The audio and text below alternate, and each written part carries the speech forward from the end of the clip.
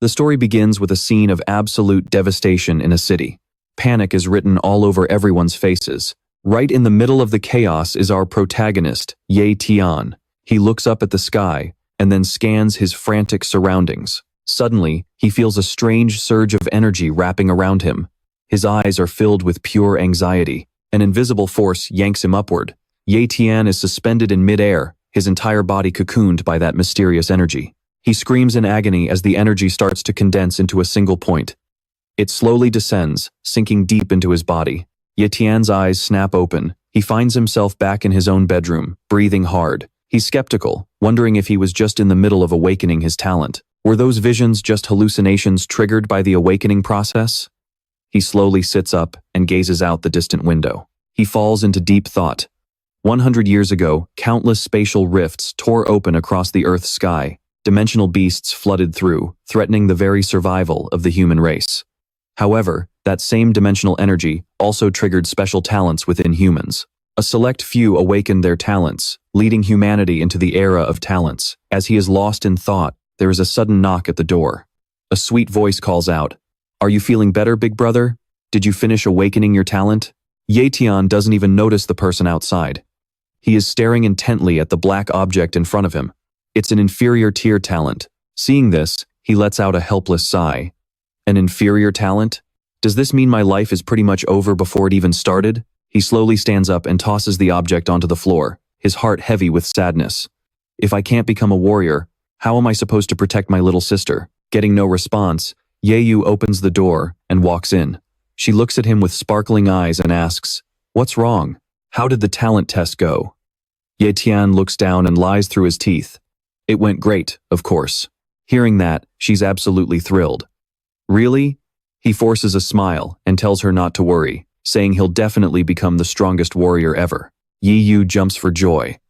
"I knew my big brother was the best." Then, she skips away happily. "Let's go. I made your favorite dish to celebrate your results." Suddenly, a system interface flashes in front of Tian's eyes. He stares blankly as Yeyu stands there with her hands on her hips, urging him on. "Come on, hurry up. Why are you being so slow?" But what he's actually looking at is Yeyu's system information panel. Her cultivation talent is ordinary tier, and she has an elementary tier ice talent that hasn't awakened yet. He just stands there, eyes wide with shock. Then, the system displays his own information. Cultivation talent. Inferior tier. Tian is frozen in place. Suddenly, Yeyu grabs his hand and starts pulling him along. "Let's go already. The food is getting cold." The moment she touches his hand, Tian feels a surge of energy. The system panel updates with a new notification. He's stunned. Copy? What does that even mean? Right then, the system gives him a choice. Do you want to copy this talent? Tian is completely floored. I can actually copy other people's talents? That means a useless guy like me still has a fighting chance. A moment later, they're sitting at the dining table. "I made the braised pork you love most." "Oh, thanks, sis." They start eating. "Here, have some more." But Tian's mind is racing with a million thoughts. Copying talents? This power is incredible, but I can't just use my sister as a guinea pig. I have to choose. No, for now, right? Her base talent is way better than mine. That ice talent is extremely rare. Once it awakens, she'll be able to crush any opponent. He continues to eat while lost in his own world. "Mom, Dad, wherever you are, you can finally rest in peace." The scene shifts to the next day in the city center. A young man in a black coat stands in the middle of the street, looking into the distance. It's Tian. He tells himself, "Let's try copying a talent and see what happens." As soon as the thought crosses his mind, a wave of energy radiates outward. It turns out he can only check other people's talents within a 3-meter range. That's a bit of a limitation. He walks around trying to collect data from passers-by, but all he finds are ordinary tier talents. He thinks to himself, frustrated, "These talents are all garbage. I need to copy at least a medium tier talent to make this worth it. Now that I've awakened my talent, even if it is inferior tier, I can finally go check out the academy. However, if I copy someone else's talent, my own stats might change. That's why I can't enroll in academies that require a talent retest." A while later, Tian arrives at the 5th Academy of the Linhai base. Looking inside, he whispers to himself, "This is the place. There's bound to be plenty of people here with medium-tier talents. With this copying ability, I'm definitely going to surpass all of them in the future." 10 days later, at training field number 3, a loud voice rings out. If you want to become a warrior, you first have to become a martial apprentice. And if you want to be an apprentice, you first have to master the tempering methods. Inside the classroom, the instructor sits in a cultivation pose and continues. Now, follow me and learn the tempering method. Pay close attention. Once you can condense a vortex of energy in your chest, you've succeeded. Someone else responded loudly, loud and clear. Tian and Trong Bao were meditating, sweat dripping down their faces. Many students were scattered around, looking exhausted, with some even collapsed on the floor. Trong Bao panicked. Teacher, someone fainted over here. The teacher stood up, hands in his pockets. Forget about those losers. Only those who can condense a chi vortex have any hope of becoming a martial artist. Tian thought to himself, why is this happening? I can't condense it at all. Is my talent really that pathetic? The teacher stood with his arms crossed, watching the students drop like flies. Eventually, only Tian was still sitting tall. All right, that's enough for today. You guys are the worst class I've ever taught, the teacher snapped. I hope you all look up to Tran Dong, have some ambition and stop being so useless. Tian opened his eyes, a sharp look in them. Trong Bao and Tian walked across the campus. He curiously asked Trong Bao, so, who is this Tran Dong guy anyway? Trong Bao replied excitedly, that guy is a legend. He's already become a martial apprentice. Now, he's the personal disciple of the academy head. Tian was surprised. Then his talent must be insane, right? Trong Bao held up a piece of paper. Guess what this is? Tian asked blankly. An autograph? On the paper was a signature. Trong Bao held the paper with a smug grin. Once he becomes as powerful as the academy head, this autograph will be worth months of living expenses. Tian stood there, speechless. Suddenly, the crowd erupted. Look, it's Tran Dong. Tran Dong is here. The commotion caught their attention. Tran Dong walked over, waving warmly to everyone. The girls nearby were going wild. Please sign this for me. Can I get an autograph? Trong Bao sprinted toward Tran Dong, shouting at the top of his lungs. Tran Dong, please sign mine too. Tian smirked. So, that's Tran Dong? This is basically a fan meet and greet. Tran Dong, I'm such a huge fan. Tran Dong raised his hand and said humbly, thank you, I appreciate all the support. A status window popped up. Human, Tran Dong, cultivation talent, mid-tier. Tian clenched his fists and rushed toward Tran Dong. I should go say hello too. Suddenly, Tran Dong smirked and spoke up. All right. Everyone, please settle down for a moment. I'm here today on behalf of the teacher to give you all some encouragement. No more autographs, please. It would be embarrassing if word got out. Trong Bao and Tian were still charging ahead. Tian suggested, then how about a handshake? Trong Bao excitedly added, yeah, exactly. A handshake works too. Keep working hard. Tran Dong shook Trong Bao's hand. Everyone started lining up. Good luck, thank you. Keep it up, thanks, senior. Tran Dong reached out. Hey, it's your turn. Tian stood frozen, staring at Tran Dong. He instinctively smirked, then extended his hand. As their hands met, a flash of light appeared between them. Good luck, thanks. And it was done. Tran Dong walked away as the crowd kept cheering. Goodbye, Tran Dong. See ya. Tian stood there, lost in thought. It started pouring rain. Deep in a dense forest, a status window appeared. Mid-tier cultivation talent copied successfully. Do you wish to merge? Choose yes or no. Tian sat in a stone cave, questioning himself. I wonder if this fusion will be a blessing or a curse. He rested his chin on his hand, thinking back to that vision. He remembered himself screaming while floating in mid-air. He chewed his finger, wondering, what does that even mean? Whatever, forget it. Tian looked at the system panel, merge. Staying in the same position, glowing particles surged through his body. Suddenly, he clutched his chest in agony. Arg! The pain made the veins on his arms bulge. He let out a piercing scream before collapsing to the ground, his fists tightly clenched. What is happening to me? Tian's fingers clawed at the ground as the talent merged. He writhed in pain, gritting his teeth. How can it hurt this much? Lightning struck the sky. Tian sat in the dark cave, gasping as smoke billowed from his mouth. The status window updated. Human, Tian. Cultivation talent, mid-tier, he said with satisfaction. My talent has changed. This total transformation was absolutely worth the agony. In front of Tian, the status window showed human, Tran Dong, mid-tier cultivation talent, Talent copy cooldown, 30 days. He asked curiously. A cooldown? Does that mean I can copy another talent in 30 days? This skill is seriously broken. Suddenly, a thought struck him. Right. I need to try the training method the teacher taught us. He pressed 2 fingers together, and a glowing vortex appeared before his eyes, making them widen in shock. Is this it? Tian was stunned, thinking to himself, I didn't expect the training method to be this easy once I had mid-tier talent. He stood up and walked out of the cave. Forget being just a martial artist.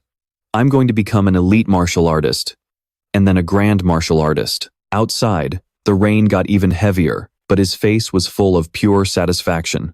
1 month later, under a brilliant full moon, dark clouds began to roll in. Suddenly, a shadow darted across the sky, a terrifying monster hovering in the air. It had glowing red eyes and long, jagged teeth, stalking its prey from above. On the street below, a little girl asked innocently, Daddy, what are we having for dinner tonight? Her father replied gently, Whatever you want, sweetie. Just then Tian walked past them, holding a lantern in his hand. Even though I've become a martial apprentice, I'm still a long way from being a true martial artist, he thought. Nearby, the father and daughter laughed. I want beef stew, she cheered. You got it. I'll cook it as soon as we get home, princess. Tian remained lost in thought. Tran Dong is getting private lessons from the dean, so he'll definitely pull ahead of me soon. Shink! A sickening slash echoed as blood sprayed everywhere. The lantern thudded to the ground. The beast had lunged straight for the little girl's father. Hearing the noise, Tian spun around. Before him, the father lay in a pool of blood, with the monster looming over him. The little girl screamed in terror. Daddy! The beast stood there, baring its razor-sharp fangs and claws. He witnessed the entire horrific scene. Tian stood there, paralyzed by the shock. Nearby civilians who saw the savage beast began to panic. A monster! Someone screamed as people scattered in every direction. The beast is here! Run! It's killing people! Tian's eyes widened in disbelief. He stared at the creature as it began to feast on the man. Realization hitting him, that's a ferocious beast. Its eyes glowed a murderous red, its fangs dripping with fresh blood. It let out a low growl, exhaling a chilling, icy breath. In a flash, the monster leaped, aiming to tear the little girl apart. Tian lunged forward desperately, grabbing the child and diving out of the way. It's too fast. I can't outrun it. Suddenly, Tian looked up, his eyes filling with shock. A figure plummeted from the sky, sword in hand, wearing a tattered and worn-out red cloak. With a single powerful swing, his blade cracked the pavement, forcing the beast to retreat with a frustrated shriek. The monster skidded back, its claws digging into the ground to stop. It landed and glared at the newcomer with pure hatred. The man spoke with a voice full of authority. Sorry I'm late. With a smirk, he looked the monster in the eye. Tian asked in confusion, Who are you? The man lifted his sword and introduced himself. Everyone calls me Captain Feng Lang. He then glanced back at the boy and commanded, Leave this silver moon eagle to me. You protect the kid. Tian stood his ground, arm outstretched to shield the girl. Got it. Captain Feng Lang charged toward the beast, shouting, Come here, you filthy animal. The blade struck the beast, but it blocked the blow with its razor-sharp claws. Tian quickly covered the girl's eyes and whispered gently, Don't look. Captain Feng Lang unleashed a barrage of attacks, gritting his teeth as he muttered, You're a tough one, aren't you? Then, with a roar, he used all his strength to heave his sword upward, launching the beast high into the air. He immediately lunged after it, his sword swinging relentlessly. Not bad for a silver moon eagle. Your speed is impressive. Captain Feng Lang looked up and glared. But don't forget, I brought backup. As soon as he spoke, a group of warriors descended from the sky, surrounding the spot where the beast was about to land. The monster looked up, its sharp red eyes scanning the incoming hunters. Seeing their blades pointed right at it, it darted away, trying to find an opening. Someone yelled, Captain! The beast was charging straight for him. In an instant, he leveled his sword at the creature and shouted, Right where I want you. His teammates closed in, trapping the beast in a tight circle. Slash! The sword pierced straight through, sending blood spraying into the air. The monster was taken down in one clean, decisive strike. But as one of the teammates pulled his sword out, he asked suspiciously, Is it really dead? To their horror, the monster's limbs began to twitch. Captain Feng Lang's eyes widened. The beast suddenly let out a deafening roar as its fur turned blood red, surging with power to break free from the blade. Captain Feng Lang panicked and shouted a warning to his team. It's a bloodline eruption. Everyone, watch out. The sheer pressure from the Silver Moon Eagle sent him flying backward. His men gripped their swords tightly, asking, "Captain, are you okay?" He backed up and replied, "I'm fine." Suddenly, the beast turned and bolted. Tian shouted, "It's getting away!" In the blink of an eye, the monster had vanished from sight. Captain Feng Lang calmed them down. "Don't worry." A smug grin crawled across his face. "It's not getting far." Suddenly, a streak of red light appeared in the distance. A female archer stood there, her bow drawn back to full tension, ready to fire. She shouted, "I've been waiting for you." The moment she released the arrow, it whistled through the air toward the beast. The monster saw the arrow coming and tried to dodge, but it was far too late. Its eyes widened as the projectile closed the gap. The arrow slammed into its body, and the beast collapsed onto the ground, dead. Captain Feng Lang looked at the fallen creature and laughed. "Trying to take us on? You're way out of your league." The team turned to the archer and praised her. "A perfect shot as always." She smiled and replied, "You bet it was." Tian stared in utter shock, realizing that was the beast's hidden talent. Just then, a status window for the monster flickered into existence before his eyes. Silver Moon Mink, 2nd tier bloodline talent, basic speed talent. The status window popped up right in front of Tian's eyes. A Silver Moon Mink with a 2nd tier bloodline and basic speed. He stared in wide-eyed shock, wondering to himself, is this the talent of a monster? Suddenly, the creature's arm twitched. Tian's eyes went wide with surprise. The people around him had no idea anything was wrong, casually chatting away. "Those speed types are a real pain, but we finally took it down." The guy next to him excitedly suggested they go grab a drink. Just then, the beast struggled to its feet, and Captain Feng Lang let out a yell. "Hey, everyone watch out." Hearing him scream, everyone turned around in a panic. "It is still alive. Scatter, now." In an instant, everyone scrambled back to put some distance between themselves and the beast. The monster let out a long, vicious roar, threatening them all. Captain Feng Lang's team asked in a state of pure panic, "These monsters are terrifying. I cannot believe its life force is this strong." "What do we do, Captain?" Seeing everyone in a frenzy, he spoke up to calm them down. "Take it easy. It is incredibly weak right now. Just leave it to me." Then he turned to Tian and warned him, "Hey kid, this is no place to hang around. Get out of here, fast."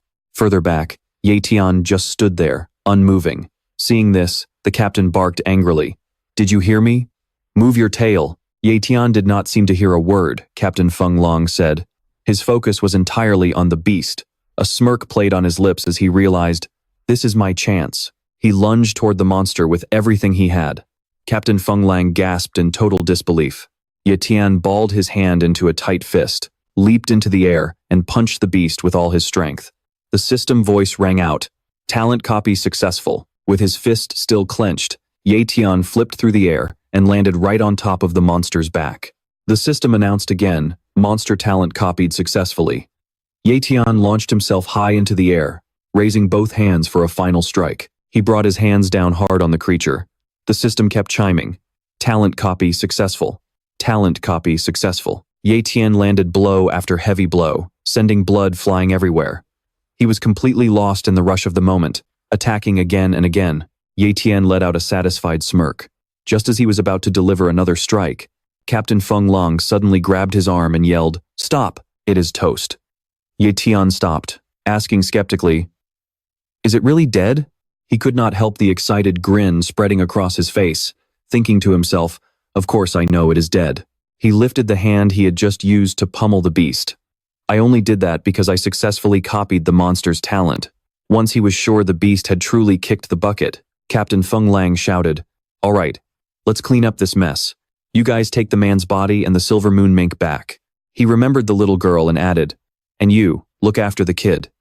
The woman holding the bow replied, "You got it, Captain." After finishing the cleanup, Captain Feng Lang turned to say goodbye. "Take care of yourself, young man. Once you become a warrior, come join my Feng Lang team." Tian was still buzzing with excitement after stealing the monster's talent. Its blood was still splattered all over him. Hearing the captain's farewell, he simply replied, "Will do." Early the next morning, Tian ducked into a public restroom to wash the blood off his face. If Yu saw him like this, she would definitely freak out. He leaned over the sink, scrubbing away the dark red stains. His eyes were deep in thought, his mind racing with a million things. Tian finally reached his apartment, opened the door, and trudged inside. Walking through the living room, he saw Yu fast asleep on the sofa. She mumbled his name in her sleep. Tian gave a soft smile and sighed. On the table sat 2 bowls of rice and side dishes that had long since gone cold. Today was the first time I saw a monster with my own eyes. He walked toward his room and grabbed a blanket. As he gently tucked Yu in, he thought to himself, that thing was 1,000 times scarier than any of the stories I have ever heard. Looking at her peaceful face, his resolve hardened. To protect her, I have to become a warrior as fast as possible. After stepping into his own room, Tian grabbed a piece of cloth, getting himself ready. Sitting on his bed, he pulled up the status window to check. He wondered if a monster's talent could actually merge with a human body. Tian knit his brows together, staring intensely at the monster's status window, lost in thought. This might be even more painful than the last fusion. It might even be life-threatening. The status window displayed the Silver Moon Mink, 2nd-tier bloodline talent, basic speed talent. But to get stronger, to protect the people I care about, I have to be willing to risk it all. Tian stuffed the cloth into his mouth and bit down hard, bracing for the agony to come. Speed talent activated. Beginning copy. Tian gnashed his teeth against the fabric, his eyes rolling back as the veins on his face bulged. He collapsed, clawing at the floorboards. The only thing he could feel was pure agony. It hurts so much, it feels like every bone in my body is being crushed to dust. Tian writhed on the floor, his legs trembling before twisting into horrific shapes. He let out a wordless scream as his entire body began to mutate, and then, suddenly, his legs snapped right off. He stammered in his head, It's broken. Tian stared in utter disbelief, questioning everything. Did the talent copy fail? His face contorted in pain. Damn it! The next morning at Tian's house. He was lying in the middle of the floor when he suddenly bolted upright, eyes wide, gasping for air as sweat poured off him, like he'd just stepped out of a shower. Tian looked at his hands, wondering what on earth had happened. He looked from his hands to his feet, muttering about his legs. Tian stood up and threw a kick, and a streak of red light followed the movement of his leg. He was taken aback. Oh, my body feels incredibly light. Then his eyes widened as a status window popped up labeled, Human. Tian, mid-tier cultivation talent, elementary speed talent. Tian thought to himself, the talent copy actually worked. The scene shifts to the 5th Academy, a small forest area, with an aerial view overlooking the entire grounds. A red streak of light flashed across the screen, following Tian as he sprinted through the trees. He tore through the forest, running and leaping high into the air with a bright smile on his face. Tian was full of life, laughing out loud as he slid down a cliff face to the ground. After landing with a heavy thud, a single leaf fluttered down, and his eyes instantly sharpened. He lunged forward while the leaf was still hovering in midair. Tian reached out and caught it before it could even touch the ground. The moment the leaf hit his palm, Tian crushed it into dust. He smirked confidently and said, the speed of that silver moon vulture is seriously impressive.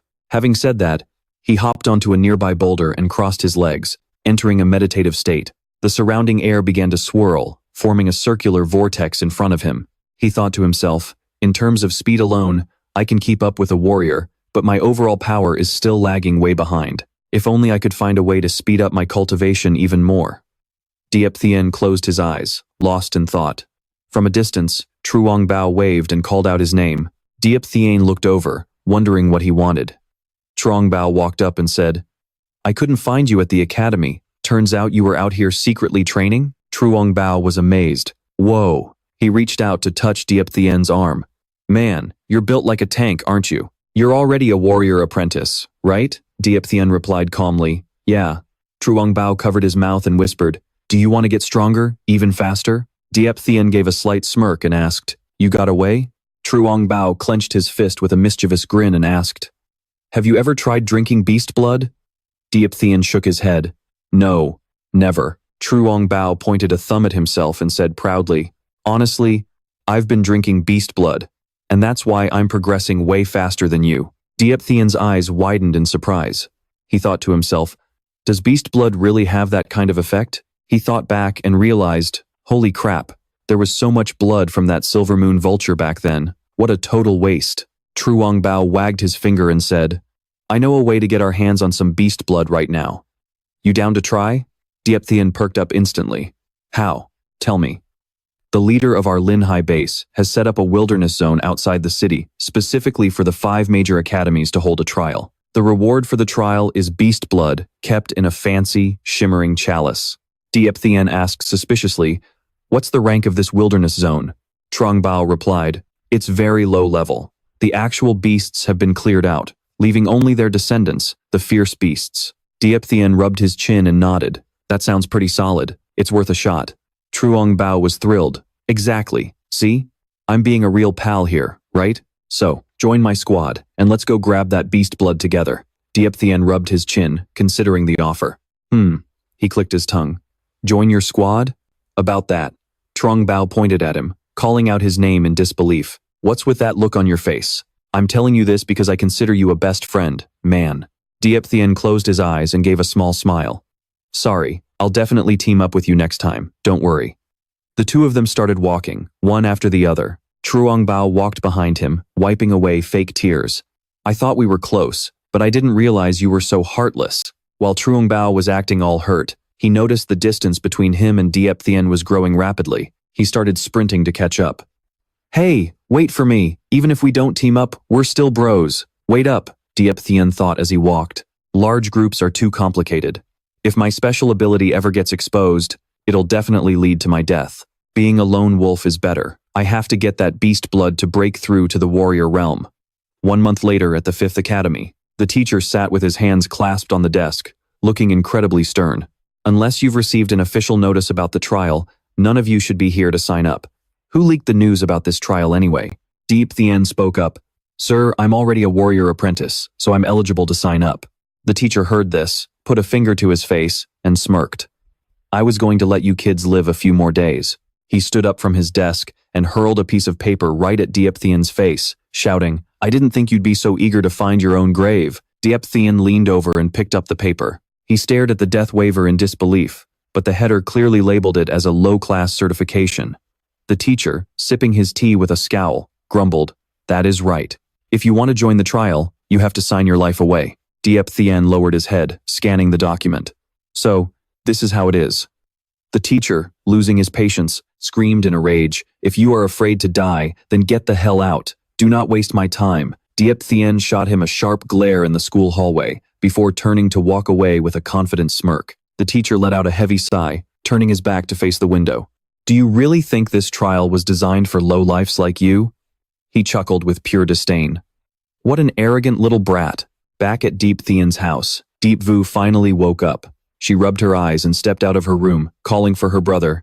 "Hey, it is time to wake up." She spotted a fresh breakfast waiting on the table and ran over, beaming. "Wow, what is the occasion? My big brother actually cooked today." There was a note on the table from Tian, explaining that the academy was holding an event and he would be back in 3 days. Vu started to worry.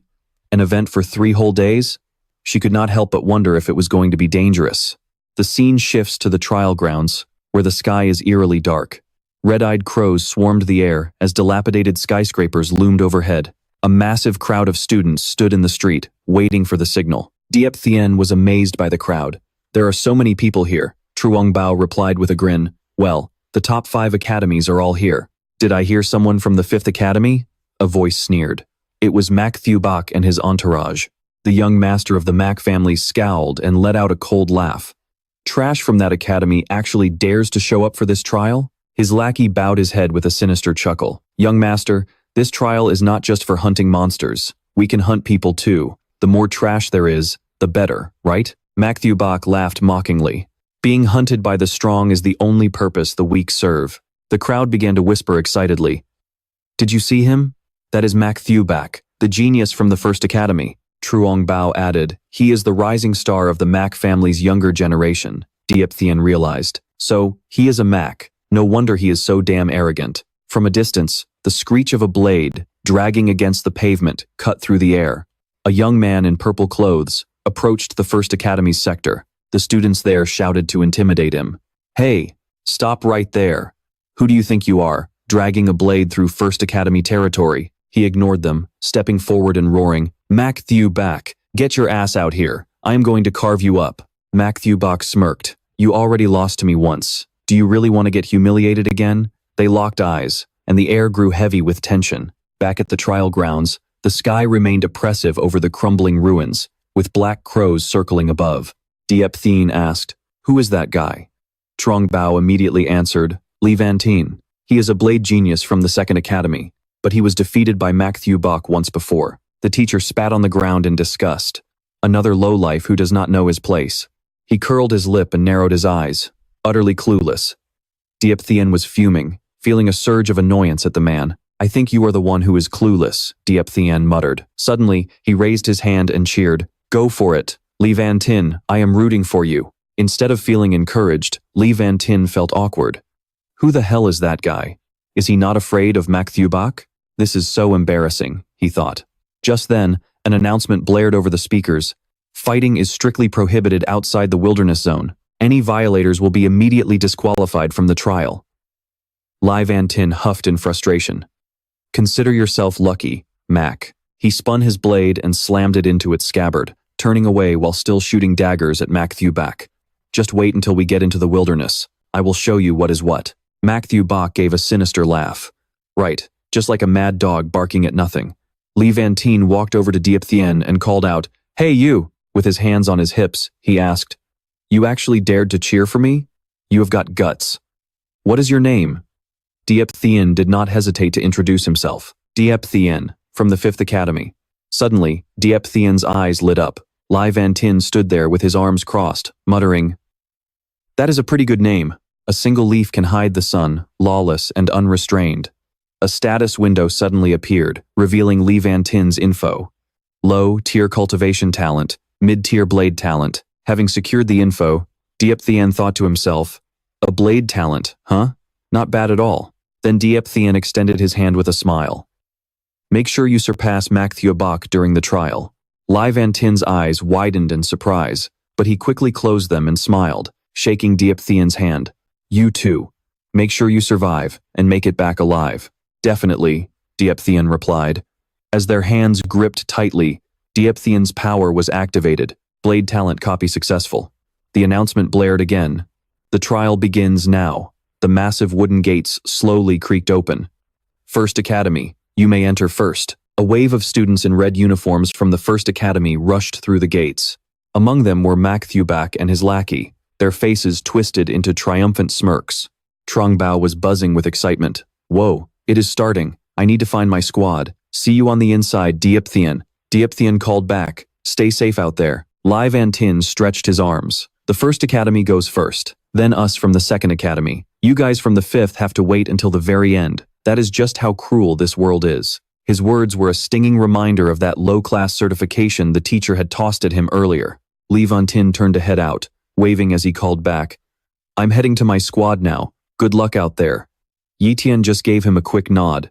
He scanned the area and spotted something weird, then bolted straight for it, cutting through the forest until he reached a secluded spot deep inside. Tian dropped his gear, thinking this place was hidden enough for what he needed to do. He pulled up his status window. A notification popped up. "Blade talent copied successfully. Do you want to merge?" Heck yeah, he did. Tian felt the agony of the transformation hit him, his veins bulging out from his hands. His mind was racing through the pain. God, it hurt so bad. But after 2 previous talent copies, he was starting to get used to it. He collapsed to the ground, crawling in pain as the veins on his face tightened. His eyes were wide, but he kept his teeth clenched tight. His iron will kept him pushing forward as he gave himself a pep talk. "I have to get stronger. Much stronger." A beam of light shot from the forest straight into the sky. Tian slowly opened his eyes and gripped his sword hilt. With a look of pure determination, Tian swung his blade. Whoosh, whoosh. He leaped through the air, slicing through the surrounding trees until they were nothing but jagged pieces. The status window flickered back to life. Human confirmed. Tian, mid-tier cultivation talent, low-tier speed talent, and mid-tier blade talent. He threw his backpack back on and started moving. The announcement blared over the speakers.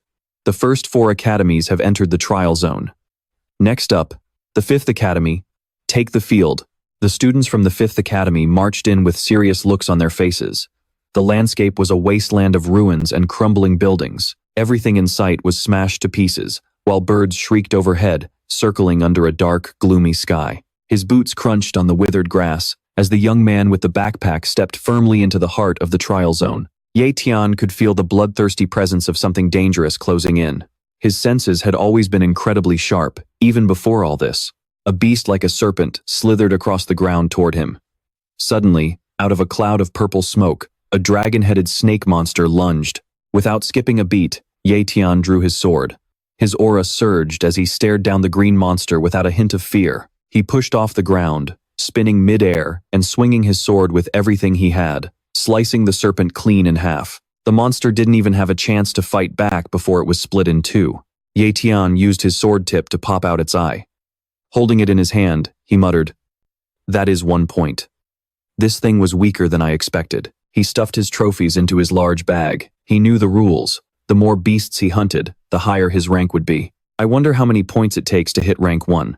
He recalled the details. Ranks 10 to 4 required 1 vial of low-tier beast blood. Rank 3 needed 3 vials of low-tier beast blood and $50,000. Rank 2 required 1 vial of low-tier beast blood and $100,000. And rank 1, 3 vials of low-tier beast blood and $100,000.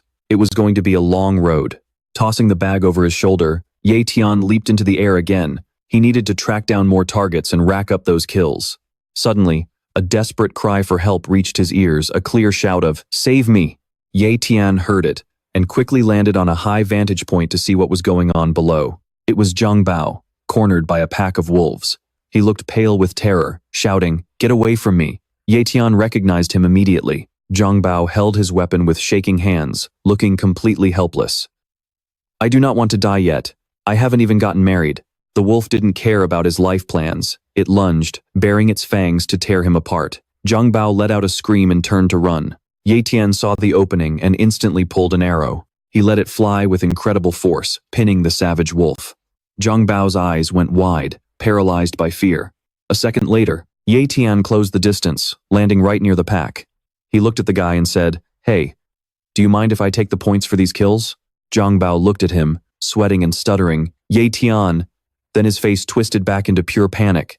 "Tian, get out of here. You are no match for Fang wolves." Tian ignored the warning and instantly triggered his speed talent. His entire body was suddenly wrapped in a surge of red energy. He moved so fast he was just a blur of red lightning dancing between the wolves. Everywhere the lightning struck, a Fang wolf went down. Then, he triggered his next talent, blade talent. Slash. The energy around him shifted, and a terrifying amount of power surged into his sword. It looked like his eyes had changed color as he unleashed a strike that wiped out every single wolf in an instant. Trong Bao watched with his jaw dropped. Man, that was incredible. Tian used his knife to pry out the wolf fangs, then turned to Trong Bao. "I am taking the fangs. You cool with that?" Trong Bao stammered back. "No, yeah, it is fine. They are all yours." Tian nodded, packed the teeth away, and stood up with his gear. He looked at Trong Bao and asked, "Are you going to keep fighting or what?" Trong Bao slumped to the ground and sighed. "Nah, I am done. I quit." Looking completely drained and dejected, he continued, "This trial is way too dangerous. I'm just lucky to be alive, man. All my teammates are seriously messed up. I have to get them out of here fast if I want to keep them breathing." Bodies were scattered everywhere around them. Just like Trong Bao said, they were all in bad shape, and some looked like they already had 1 foot in the grave. Tian sighed and nodded. "Looks like that is the only way." With that, he turned to leave. But Trong Bao suddenly jumped up and called out to him, "Wait, Tian." His face was dead serious as he gave a warning. "There is a pseudo-vicious beast deep in the wasteland. You have to be careful." Tian looked back and asked, "A pseudo-vicious beast?" Monster rankings go from beasts, then pseudo-vicious beasts, and finally, the top-tier vicious beasts. Trong Bao lowered his head and frowned. "I heard the students from the first academy are jumping a spotted snake over 10 meters long. Word is it has already reached the pseudo-vicious rank." He stopped there, looking up with a heavy expression. "And it is worth 500 points. Tian suddenly grinned, his eyes glowing with a crimson light. Looking totally wild and dangerous, he asked, 500 points? He spun around, grabbed Trong Bao by the shoulder, and barked an order. "Tell me where it is." Trong Bao pointed in one direction and replied, "It is currently to the southeast." Looking where Trong Bao pointed, a thick, crimson energy was pulsing heavily in the air.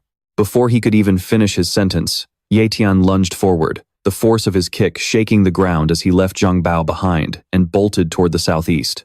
Pink lightning crackled around his body, showing off his insane speed. With murder in his eyes, he muttered to himself, 500 points. If I get those, I am definitely taking first place in this trial. Trong Bao shouted after him, worried. Be careful, Ye Tian. Above them, the sky was choked with dark clouds, overlooking the ruined landscape below. A streak of purple-pink lightning tore through the air that was the trail Ye Tian left behind as he moved. He landed lightly on a building, scanned the area, then kicked off again before planting his feet firmly on the ground. Ye Tian saw bodies and weapons scattered everywhere. He noticed the dead were all wearing uniforms from the First Academy. Not far away, a massive explosion rocked the area, sending flames shooting into the sky.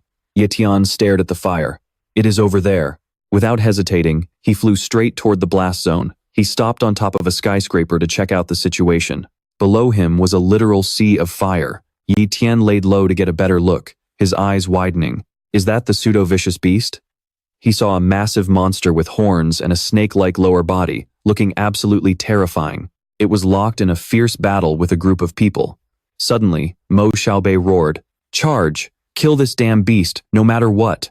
At his command, his men charged like moths to a flame, throwing themselves at the monster. Mo Xiaobei yelled at the top of his lungs, "Those 500 points belong to me." Someone swung a blade at the beast, but it did not even leave a scratch. Its hide was as hard as rock. A blond man fell but managed to yell, "Young master, its strength is starting to fade. Now is our chance to finish it off." The monster continued to roar amidst the blazing red flames. Mo Xiaobei lunged forward, shouting, "Fine, leave the rest to me." Raising his blade high, he charged at the beast. The human looked tiny compared to the massive creature. He landed a hit, and purple fluid sprayed everywhere. Mo Xiaobei had successfully stabbed the monster. He let out a twisted, joyful grin while the beast howled in pain. He thought to himself, "I did it." But his celebration was cut short when the beast suddenly swatted him away like a fly. Mo Xiaobei screamed as he slammed into the ground. The impact left a huge crater in a nearby ruined wall. He stood back up, still grinning like a lunatic with madness in his eyes. "Those 500 points are mine." The giant beast thrashed in the air, smashing the surrounding buildings to pieces as the fire continued to rage. Standing nearby, Ye Tian wondered, "Is it dead?" He clenched his fist, frustrated. "Damn it, I am too late." He could not accept it, his brow furrowed, and his eyes wavering. Meanwhile, Mo Xiaobei lackeys were already celebrating. "Congrats, young master, on getting those 500 points." He laughed. "Ha ha ha, first place in this trial definitely belongs to me." He was laughing his head off, but then the beast that was supposed to be dead suddenly snapped its eyes open. Its body turned from red to a deep purple. It lunged up with a deafening roar, sending the crowd flying as they screamed in terror. "What? It is still alive?" Mo Xiaobei grit his teeth and thought, "It is a bloodline eruption." He screamed a warning to his crew, "This is not a pseudo-vicious beast. It is a real vicious beast." The men looked at each other, hesitating. "A vicious beast? Should we still go after it?" Mo Xiaobei replied with a vicious look. "Of course we are going after it. That thing is worth 1,000 points. 1,000 points? The group repeats in shock. He barks another order, "Move those legs. We can't let anyone else snatch it." His followers scramble to keep up. Mak Thieu Bak mutters to himself, his face tight with tension. This beast is already weakened from his earlier attacks. He can't let anyone else lay eyes on it right now. Otherwise, all that hard work goes down the drain. Perched on the roof of an abandoned building, Ye Tian says excitedly, "I can't believe it's actually a monster worth 1,000 points." Pink lightning flickers around him as he says arrogantly, "Sorry folks, but you're just not fast enough to beat me." Ye Tian drops a hand to the ground, crouching low as he triggers his skill. Speed talent. Max velocity. His eyes glow a fierce red, the pink lightning crackling more intensely.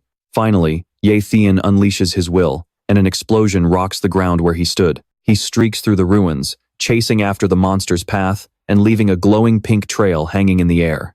Then Ye Tian touches down. There isn't a soul in sight. "Perfect," he says. "The guys from the First Academy haven't made it here yet." He spots a long streak of purple liquid on the ground. He leans down and swipes a bit of it. He figures it's slime secreted by that monster. Bringing his hand to his nose, he catches the scent, pinpointing the creature's exact location. He looks toward a crumbling building and thinks, "Hiding in there? Looks like those 1,000 points are about to be mine. Tian takes in the chaotic scene before him, a foul stench filling the entire space. The smell of this spotted snake is overwhelming, he thinks. Without a second thought, Tian pushes deeper inside, tracking the scent to find its source. It's gotta be close. Suddenly, his eyes go wide in shock. Right there in front of him is a massive, towering beast. The beast is tilted back, its mouth full of jagged teeth and its slimy tongue hanging out, catching a single drop of water falling from a rock. What is it drinking? Tian wonders. It definitely isn't just ordinary water. Staying alert, he unsheathes his sword. Tian takes a combat stance, a confident smirk on his face as his fighting spirit blazes. I'll grab those 1,000 points first and worry about the rest later. With that, he blurs into motion, charging at the pseudo-beast with insane speed. Sensing Tian's bloodlust, the pseudo-beast spins around instantly. It swings its massive claws at the charging Tian. It's fast. Tian is stunned by the creature's speed. He slams on the brakes just in time, barely dodging the powerful strike. Using the momentum from the attack, he flips backwards several times. As he evades, his hands are already moving in a blur. Switching from his sword to a bow, he draws back with everything he's got and fires 3 powerful arrows mid-air. 2 of those arrows sink deep into its eyes, sending the pseudo-beast into a frantic, agonizing scream. Tian follows the arc of his shot, sticking a perfect landing. The sword he had tossed earlier spins through the air and lands right back in its master's hand. The moment his grip tightens on the hilt, Tian launches another assault on the monster. Just like before, he uses his blinding speed to close in, fluidly dodging its desperate counterattacks. He drives his blade deep into its back, making the beast howl in pain. Tian grips the sword with both hands. The blade sinks even deeper. Then, summoning every ounce of his strength, he lets out a thunderous roar. He cleaves the pseudo-beast in half amidst its final death rattle. He swings his sword up, spraying the monster's blood everywhere. Tian leaps off the carcass as the massive body loses its strength and crashes heavily onto the ground. Tian exhales, unable to hide the excitement on his face as he smiles in admiration. Monsters really are something else. If Matthew Back and his crew hadn't weakened it first, I wouldn't have stood a chance. Tian looks back up at the high rock ledge where the beast was drinking earlier. He still can't help but wonder what that stuff actually is, but he makes a decision quickly. Pulling out a glass bottle, he mutters, "Beasts have good instincts. They're probably better at spotting the good stuff than I am. This has to be some kind of treasure. I'll collect it first and figure it out later." Tian holds the bottle up to catch the dripping liquid. Then, he yanks his sword out of the beast's corpse and walks over to its head. He uses the tip of his blade to gouge out the monster's eyeball. Holding the glowing red eye, Tian feels a surge of pride and joy. A monster eyeball worth 1,000 points. Next, he plunges the blade into the creature's heart. Monster heart blood is incredibly rare. As he speaks, Tian holds up another glass vial to catch the flowing blood. Once he's finished, Tian stands up and heads back to the bottle that's been catching the water from the ledge. "Oh, I've already caught this much?" Tian shakes the glass bottle in his hand, a satisfied smile on his face. He glances up at the high rock one more time, thinking, "I don't know what this is yet, but it must be a one-of-a-kind treasure. But I can't leave this behind for Mo Xiaobei." Thinking this, Tian swings his sword again, slicing the rock in 2. Afterward, Tian checks his loot and quickly packs up his gear.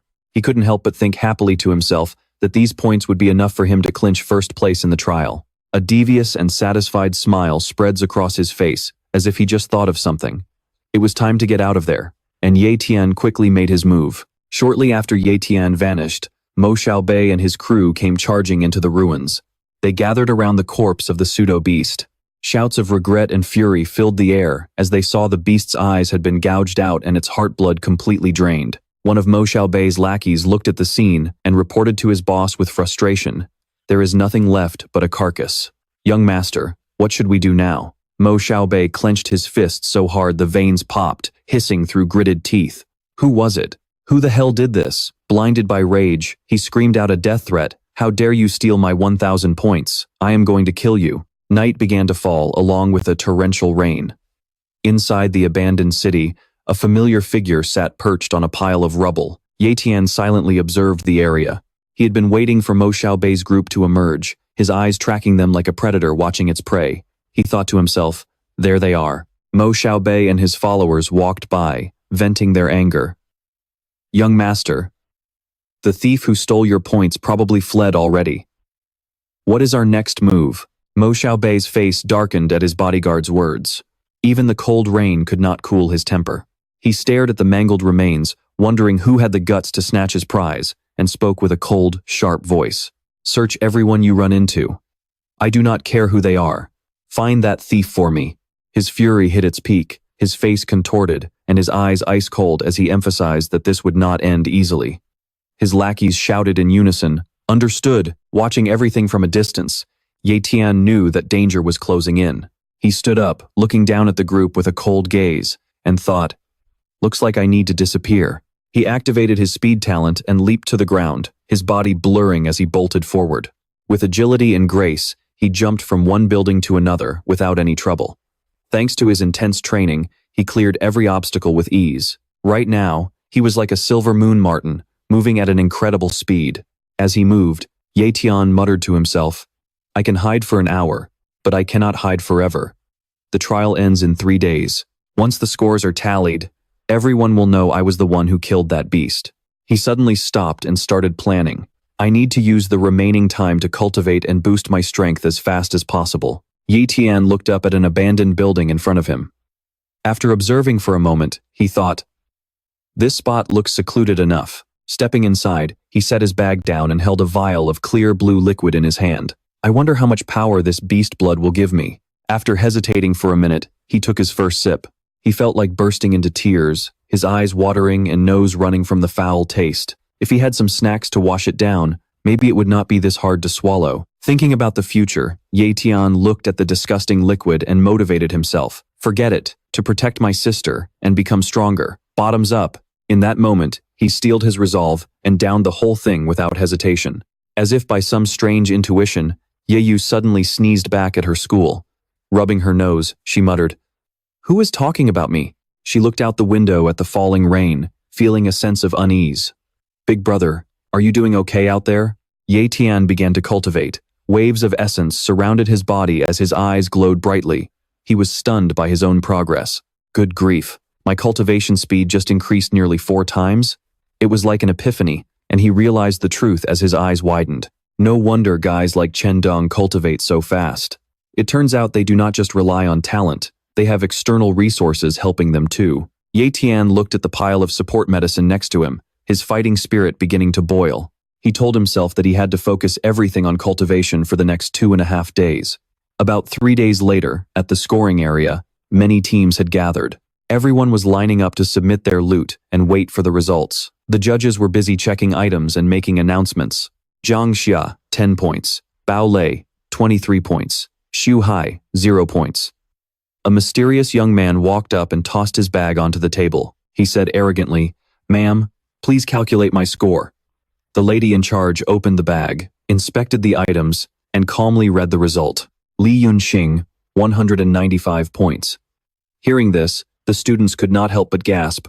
Wow, that is impressive. Mo Xiaobei and his bodyguard marched in with an aggressive aura. He said mockingly, only 195 points? What is there to be so surprised about? Bag in hand, he walked straight up to the guy, his attitude dripping with provocation. Lai Tin Van, I never expected you to be this pathetic. He looked down at him like he was nothing more than a stray dog, his voice dripping with mockery and a condescending smirk. You really think those measly points are enough to challenge me? Li Tin Van's eyes turned sharp as his blood began to boil. Glaring at this arrogant, entitled brat, the rage inside him flared up. He gritted his teeth and spat out the name, Mac Thubak. Completely unfazed, Mac Thubak casually strolled up to the judges, dumped a pile of loot onto the table, and spoke with total arrogance. Count these for me. The official was stunned when she saw the sheer amount of items he had collected. She announced loudly, Mac Thubak, 427 points. Everyone around them gasped in shock, breaking into a cold sweat. One student stammered, 427 points? That is freaking insane. As expected of Mac Thubak, a girl standing nearby sighed in pure admiration. The gap is just too big. I only managed to get 30 points. Li Tin Van couldn't accept the score and barked out, you shameless bastard. You definitely stole those points from everyone else. Mac Thubak just chuckled, admitting it without a hint of shame. Haha, I stole them using my own strength. So what? You got a problem with that? Seeing that shameless display made Li Tinvan's blood pressure skyrocket.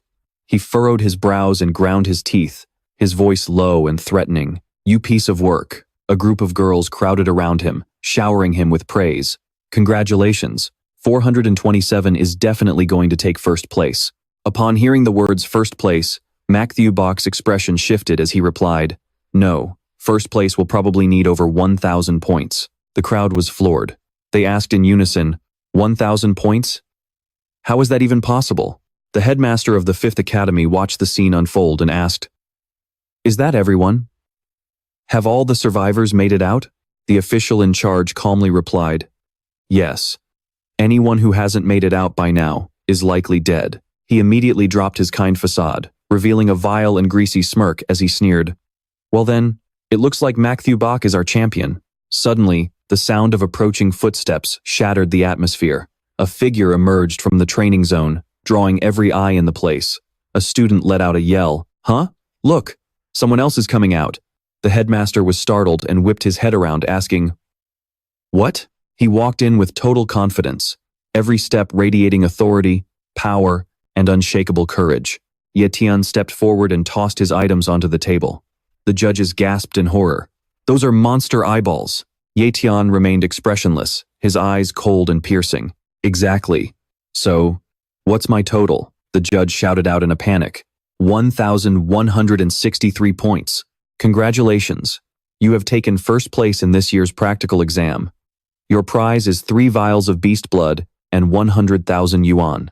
Tian held his bag in one hand and accepted the reward with the other, his face handsome yet icy cold. His friend nearby couldn't stop cheering. "Great job, Tian." Meanwhile, Li Tinvan looked on skeptically, rubbing his chin in thought. How could that kid pull that off? Matthew Bach gritted his teeth in fury. So, the thief has finally shown his face. Ha, a nobody from that lowly 5th Academy. He clenched his fists and barked at his subordinates. "Go, check his background and find out everything there is to know about him." His men bowed and scurried off. The crowd continued to buzz with excitement over the results. Tian really proved himself. "Our 5th Academy has finally brought home the gold." Someone else chimed in. "I never saw this coming. How did he get so strong?" The teacher, however, had a look of pure disdain. Trong Bao stood beside him, looking confused. "Sir, why do you look so upset? Didn't Tian just bring us huge honor?" The teacher's expression was grim. "That brat just went and insulted the most powerful family around the Mac family. I'm afraid you'll be picking up your friend's corpse before the day is over." Trong Bao frowned, looking at Tian while the judges were taking photos. Li Tinvan and Matthew Bach stood in line. The photographer called out, "Look over here, everyone smile." The crowd erupted in cheers. The practical exam has officially come to an end. Congratulations to our top 3 participants for their well-deserved rewards. Up on the podium, Matthew Bach glared at Tian with pure hatred. "You've got some nerve stealing what belongs to me." "Excuse me?" Tian shot back with a look of pure contempt. "I was thinking the exact same thing about you." Li Tinvan stepped up to back him up. "Hey, young Master Mac, did you already forget what you told me earlier?" Matthew Bach narrowed his eyes, his face twisting in anger as he glared at him. "When did I ever talk to you? What are you babbling about?" Li Tinvan shot back. "Just like you said, Tian took those points using his own strength. Is there a problem?" His voice was filled with nothing but mockery and disdain. "Haha, his strength? Between him and me, who do you think is actually stronger?" Matthew Bach's lip curled into a sneer, his eyes narrowing dangerously as if he wanted to tear his opponent apart right then and there. At that moment, Tian turned around. A surge of blue energy swirled around him, his eyes glowing red as he calmly faced the threat. "We can have a match to find out the answer. If you have the time, young Master Mac, I would be more than happy to settle this." In response, Matthew Bach unleashed a fierce red aura, a twisted, excited grin spreading across his face. "Oh, now this is going to be fun." Facing Mo Xiaobo, his face grew serious and his brows furrowed as he lost himself in thought. "Once you're targeted by a guy like that, there's no running away. The only way out is to get so strong that he won't even dare to challenge me anymore." As time ticked by and evening settled over the quiet city, Tian opened his door and called out, "Ye Vu, I'm home." Right then, Ye Vu rushed out of the house with a huge smile and threw her arms around her brother. Then she looked up at him, her face filled with worry, and asked, "What took you so long? Where have you been?" She pulled away and started circling him, checking him over. "You're not hurt, are you? Stay still and let me take a look." Tian helplessly rubbed the back of his neck and said, "Of course not. I'm perfectly fine." He took a few steps, turned back to her, and said with a grin, "I brought some gifts for you." Yevu stared at him, her eyes lighting up. "Oh, what is it?" Then, they both sat down on the floor. Tian emptied a pile of shiny loot from his backpack onto the floor. Seeing it, Yevu couldn't help but gasp. "Oh my god, that's a ton of money." Yevu picked up one of the items and looked at her brother sincerely, saying, "You finally have enough money to get married now." Tian looked at her in total disbelief and snapped, "What the hell are you talking about? This money is for you, it is for your tuition and daily expenses." Yevu looked at him, stunned, and asked, "For real? Does that mean we can finally eat meat every single day?" Then she picked up a beast vacuum with a blank expression and gave it a shake. "Hey, what is this thing?" Tian leaned back on one hand and answered calmly, "I am not sure either. So I bought this illustrated treasure guide." She asked curiously, "A treasure guide? I want to see it too." Tian opened the book and flipped through the pages, his eyes flashing red as he spotted something incredible. His eyes widened. "Wait, this is it. The Terra Elixir."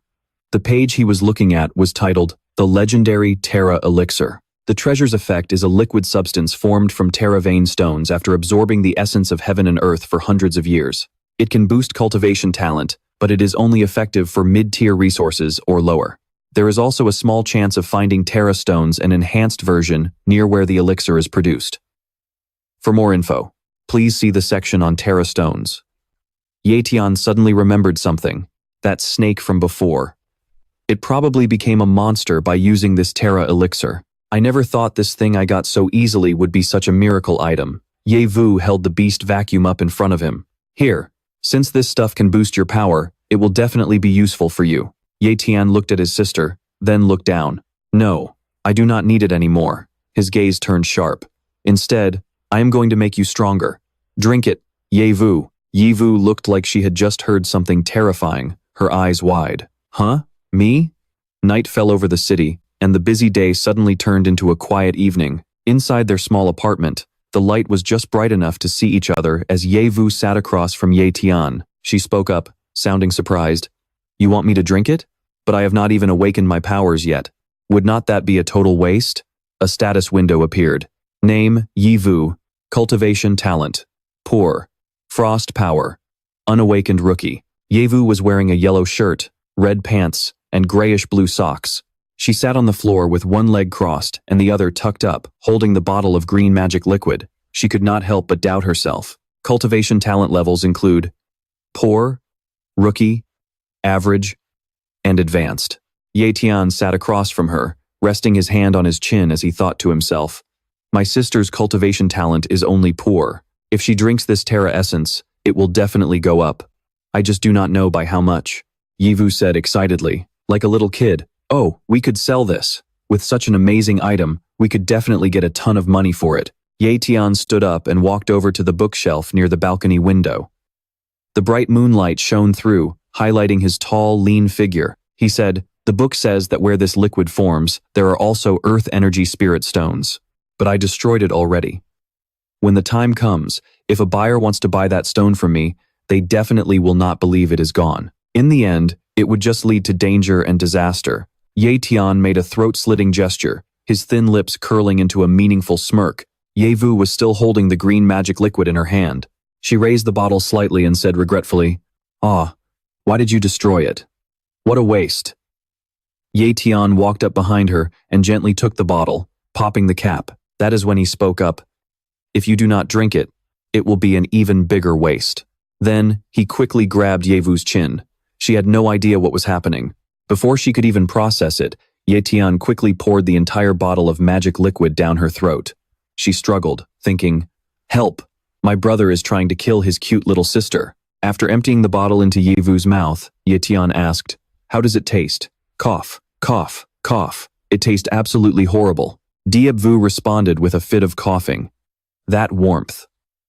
It felt incredible. Once she stopped choking, she felt a surge of energy radiating through her, heating up her entire body. It felt like she was being filled with raw power. Tian's sharp red eyes widened in total shock. "What is going on?" Her cultivation talent is still ranked as poor. Was that book lying to me?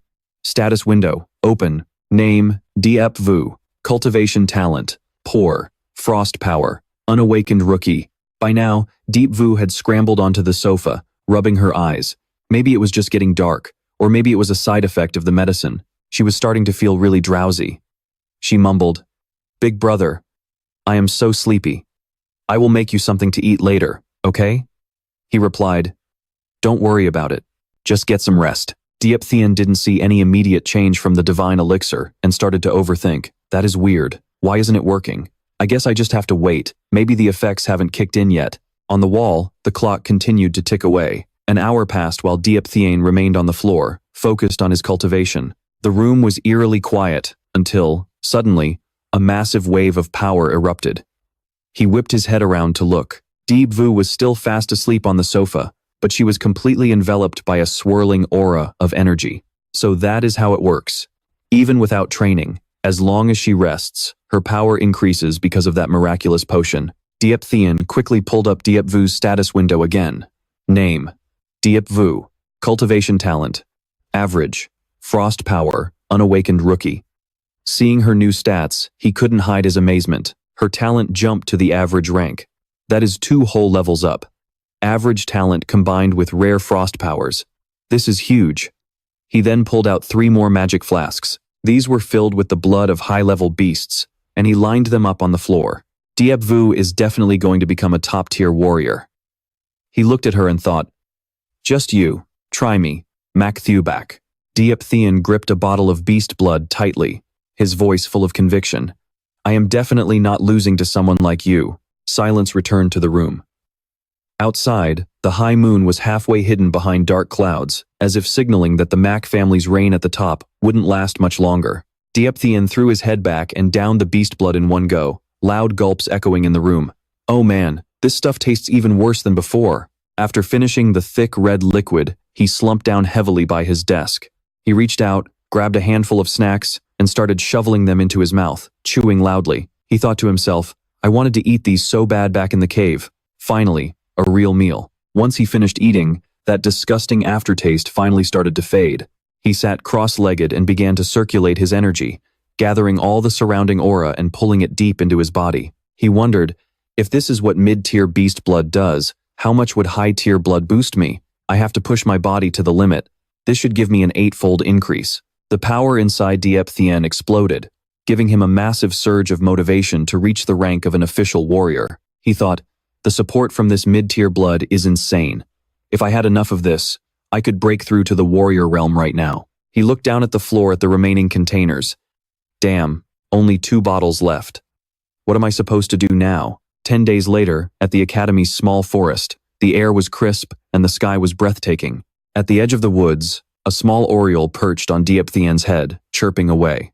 Diep Tian sat cross-legged in a meditative pose, taking long, deep breaths, looking completely at peace. Gasp. A loud, heavy panting sound came from Trong Bao. He came sprinting over in a total panic. What do we do? What do we do? Diep Tian, listen. Diep Tian calmly asked, What is it? Trong Bao wheezed out. It is Mac Thubak. Trong Bao was struggling to breathe and talk at the same time, which only made Diep Tian more curious. He stood up abruptly and asked, Did he show up? No. Trong Bao collapsed onto the ground, rushing to finish his sentence. He is planning to break through to the warrior realm by locking himself in his room for meditation. He is definitely plotting something. He wants to become a warrior before you do so. He can make you pay. Damn it, why are you sitting back down? This is serious business. Trong Bao kept rambling, but Diep Tian felt let down. He just went into seclusion, and here I thought he actually came here to challenge me. Diep Tian sat back down, feeling bored. Looking at Mac Thubak's talent, he does have an average cultivation rank, which is enough to reach the warrior realm. It will probably take him about a month, Diep Tian thought to himself. If he actually becomes a warrior, won't he just crush you like a bug? Trong Bao said worriedly. Diep Tian replied nonchalantly, He is training, but so am I. I am not afraid of him. Trong Bao snapped in frustration. He comes from a noble family with massive resources. What do you have? You only had 3 bottles of mid-tier beast blood, and you have already used every single one of them. Relax, I already finished them off. Tian answered as if he didn't have a care in the world. Trong Bao slumped onto the grass, defeated. It looks like you are a dead man. Don't worry, I will handle your funeral. And I will take care of your sister for you too. A thought crossed Tian's mind. Right now, I only have low-tier beast blood and heart blood left. Once I use those up, I should be able to reach the rank of high-level apprentice. But even if I am just a hair away from becoming a warrior, I still won't be able to make that final breakthrough. But with my strength, speed, talent, and sword skills, I finally have what it takes to stand against real warriors. Tian's gaze turned cold and determined. Back at the clan estate, a flock of crows circled chaotically in the sky. Dark clouds rolled in, swallowing the light, and casting an ominous shadow over everything. Inside a certain room, the door started to crack. After a loud bang, the door shattered into pieces, and a tall, muscular figure stepped out. A blonde subordinate dropped to one knee and said, "Congratulations, young Master Mo, on reaching the warrior realm. Long live the young master." Mo Xiaobei stood there while two maids groomed him, one adjusting his clothes while the other knelt, awaiting his orders. The main doors swung open as laughter filled the air. Xiaobei had finally finished his secluded meditation and made his appearance. Mo Xiaobei's father spoke up. A portly, bald man walked over, his voice bubbling with excitement. "It looks like you've reached the warrior realm. Just as expected from my son." Mo Na was Mo Xiaobei's father. He was a pillar of the Mo family, one of the elite mid-level warriors among the clan's 10 great elders. Wearing a black cloak with red fur trim, he stepped toward Mo Xiaobei and praised him. "You did well, Xiaobei." Mo Xiaobei let out a smirk, looked at his father, and said, "Don't worry, Dad. I won't bring shame to the Mo family." Mo Na said, "Of course not. Even the ancestor mentioned he wants to reward you personally." He replied, "My deepest thanks to the ancestor." Encouraged by his father's support, Mo Xiaobei dropped to one knee in gratitude. Mo Na laughed loudly. "Ha, stand up, son." Then Mo Na turned around and told a subordinate to check the kitchen and see if the meal was ready. "Right away, master," the subordinate replied. Mo Xiaobei waved his hand and said, "Wait, I have some personal business to handle first." He walked over to Mo Na. The man advised, "Xiaobei, remember to come back and eat later. I've prepared all your favorites." "Thank you, father." Mo Xiaobei bowed and immediately turned to leave. Once Mo Na was gone, Mo Xiaobei's expression turned even colder. He asked the blonde guy, "Have you finished investigating what I asked for?" The blonde subordinate behind him didn't dare look up, saying respectfully, "Young master, I finished the investigation a long time ago. That brat has no parents and no background. We can mess with him as much as we want." The subordinate's eyes turned vicious. "Oh, so he's just trash with no backing? And here I thought he had some powerful force behind him." Mo Xiaobei walked out nonchalantly and replied, "In that case, just find someone to kill him." Mo Xiaobei stepped out the door and lounged in a chair on the balcony. The blonde guy followed and continued, "Regarding the murder, young master, being inside this base isn't like being out in the wilderness. If we kill someone randomly, even with the Mo family's power, it'll still cause some headaches." Mo Xiaobei held a golden wine glass while two servants poured for him. Who said anything about using the Mo family name to kill him? Find a shadow assassin. When they kill, they don't leave a single trace for anyone to find. The young master took a sip of wine. "But hiring a shadow assassin costs at least 1 million. Is it really worth it for some poor brat?" the subordinate questioned. Seeing this, Mo Xiaobei snapped, "A servant is a servant. Your head is full of nothing but low-class thoughts. In a massive coastal base like this, only a few families survive. The rest are nothing but slaves. Do you know why? Because if a genius is discovered among those beggars, they have to be taken out immediately." Mo Xiaobei spoke while crushing the wine glass in his hand right in front of his subordinate's face. "That's why the academy can't be allowed to nurture any geniuses. The weak must die, and only the strong have the right to live. That is the law of this world." The subordinate began to feel a wave of terror from those words. On the other hand, the young master found this whole killing business quite thrilling. Meanwhile, in the academy's small forest, the sharp ring of a sword echoed. The one training was Tian. After finishing his drills, he looked at the gloomy sky and muttered, "It's about to rain. Time to head home," he told himself.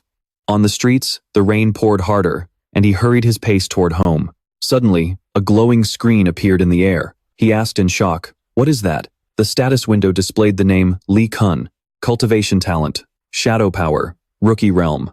Just as he finished reading, a dark shadow lunged at him with lightning speed. Tian quickly swung his blade to block the strike, but the massive force still pushed him back. He quickly regained his footing, eyes narrowing with caution as he asked, "Who are you?" "You're a dead man." The figure finally revealed his true form. It was Li Kun, a professional shadow assassin. The sky grew darker, and the rain turned into a downpour. On the street, two shadows stood face to face, locked in a standoff. The young man was Tian, gripping his training sword. Facing the mysterious assassin, he asked calmly, "Who are you?" Instead of answering the question, he just glared and asked, "Are you really trying to kill me?" Li Ton's eyes turned cold as he slowly drew his short sword. He was an assassin sent by Mak Thieu-bak to finish Tian off once and for all. Tian's mind raced. Wait a second, was this guy really sent by Mak Thieu-bak? But Mak Thieu-bak is already a full-fledged warrior. He could have just challenged me to a fair duel, so why use such cowardly tactics? Before he could finish the thought, Li Ton lunged forward, soaring into the air and swinging his ghost sword directly at Tian's head. Tian quickly raised his blade to block the strike, but in the blink of an eye, Li Ton vanished into thin air. Tian felt a surge of anxiety, his heart racing as he scanned the area for his opponent. It looked like this shadow talent was some kind of invisibility power. Before he could process the situation, Tian felt a sudden chill down his spine. He spun around just as Li Ton swung his sword again, but this time Tian was faster, leaping high up onto the rooftop of the adjacent building. Looking down, he saw Li Ton's face twisted in rage. The assassin thought to himself, "Damn it, he is just a lowly martial apprentice. So how the hell is he this fast?" Standing on the rooftop, Tian called out, "I guess it is my turn now, right?" He then dived down like an eagle swooping onto its prey, closing the gap between him and Li Ton in a flash. But with a sudden whoosh, Li Ton disappeared again. This time, Tian just smirked. He thought to himself, "Invisibility might be a death sentence for most people, but against me, it is completely useless." With that, Tian vaulted into the air and delivered a lethal strike toward the invisible Li Ton, sending blood spraying across the ground. Stunned by the blow, Li Ton crashed hard onto the pavement. With a look of pure terror, he gasped, "How is this possible? Even an elite warrior should not be able to see through my talent." He clutched his bleeding shoulder and demanded, "How did you do it?" Tian stepped closer, looking down at Li Ton's haggard face. He replied, "You want to know? Then tell me. Who sent you?" Li Ton remained stubborn, refusing to talk. He stealthily reached for his ghost sword again and spat out, "Umph. I will tell you when you are taking your last breath." He grabbed his sword and roared, "Shadow Blade!" Sensing the danger, Tian instinctively leapt high into the air. After a brief, intense chase, Tian ended the fight by plunging his sword straight through Li Ton's heart. The assassin's face was a mask of agony. Tian asked one more time, "I am asking again, who sent you?" Li Ton's voice grew faint and raspy. "Heh, you are the strongest martial apprentice I have ever met. You are something else." "Fine, I will tell you. It was Mak Thieu-bak." After saying those words, Li Ton took his final breath and went limp. Tian slowly pulled his sword out, his eyes burning with fury as he whispered, "Mak Thieu-bak." Then, Tian sat down beside Li Ton's body and reached out his hand to drain the remaining internal energy from the corpse. Once he finished absorbing Li Ton's spiritual energy, the energy channels across Tian's body glowed with a vibrant green light. A status window appeared. Human, Tian. Mid-tier cultivation talent, basic speed talent, basic swordsmanship talent, and basic shadow talent. Shadow talent successfully acquired. Suddenly, the sky opened up and rain began to pour amidst rolling thunder. Li Ton lay there on his back, eyes wide and coughing up blood, slumped deep into a crater in the ground. And just like that, Li Ton was gone. Tian began gathering the surrounding soil and rocks to build a simple grave for him. As the rain got heavier, he sat there with his hand on the mound. Crows circled in the sky while the storm continued to rage. The wind howled through the downpour. A single leaf drifted slowly to the ground. Tian knelt and watched it. A human being should not just wither away like a fallen leaf. His gaze remained steady, despite the wind and rain. Tian reached out to pick up the leaf, his palms soaked by the storm. "I, Tian, will make something of my life." He crushed the leaf in his fist, rain splashing everywhere. "I have to live like a real man." He stood tall, towering over the world around him. Tian straightened his back, glared into the distance, and laughed. "I will be the rain and the wind, but I will never be a fallen leaf." Back at home, the hot shower was running. Tian stood under the spray, washing away the blood and grime. Once finished, he wrapped a towel around himself and stepped out. He reached for a fresh set of clothes. After changing, Tian walked into the living room. Feeling refreshed, he sat on the sofa and let out a big yawn. Wow, that feels so much better. He looked at the items on the table, the meager belongings he had taken from Li Tone. Tian picked up one of the swords, noting that both appeared to be high-quality weapons. My old sword was already full of chips and cracks, but these two do not have a single scratch on them. He picked up one of the cards from the table. A 1 million gold card and a 100,000 silver card, totaling 3,500,000. He chuckled to himself as he tucked all the cards into his wallet. Matthew back. You spent all this money to buy my life, so I'm going to make sure I put it to good use. Tian then picked up something that looked like a manual.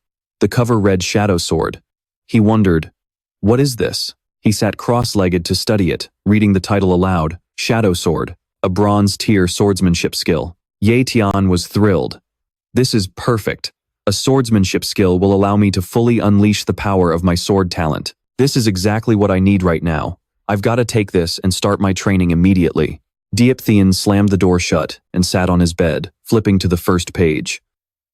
Outside, the rain was pouring down, and lightning cracked across the sky. Suddenly, Tian's eyes snapped wide.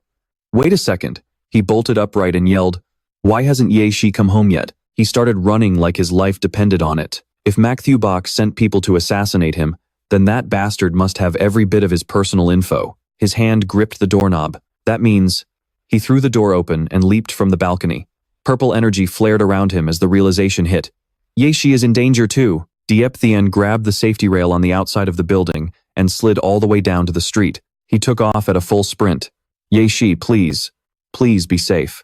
The rain continued to pour. Umbrellas crowded the streets near the middle school in the lower city district. Tian leaped across the rooftops before dropping down to the ground. Even in the heavy rain, the streets were packed. Tian scanned the crowd desperately. Ye, where are you? He stood in the middle of the street, breathing hard.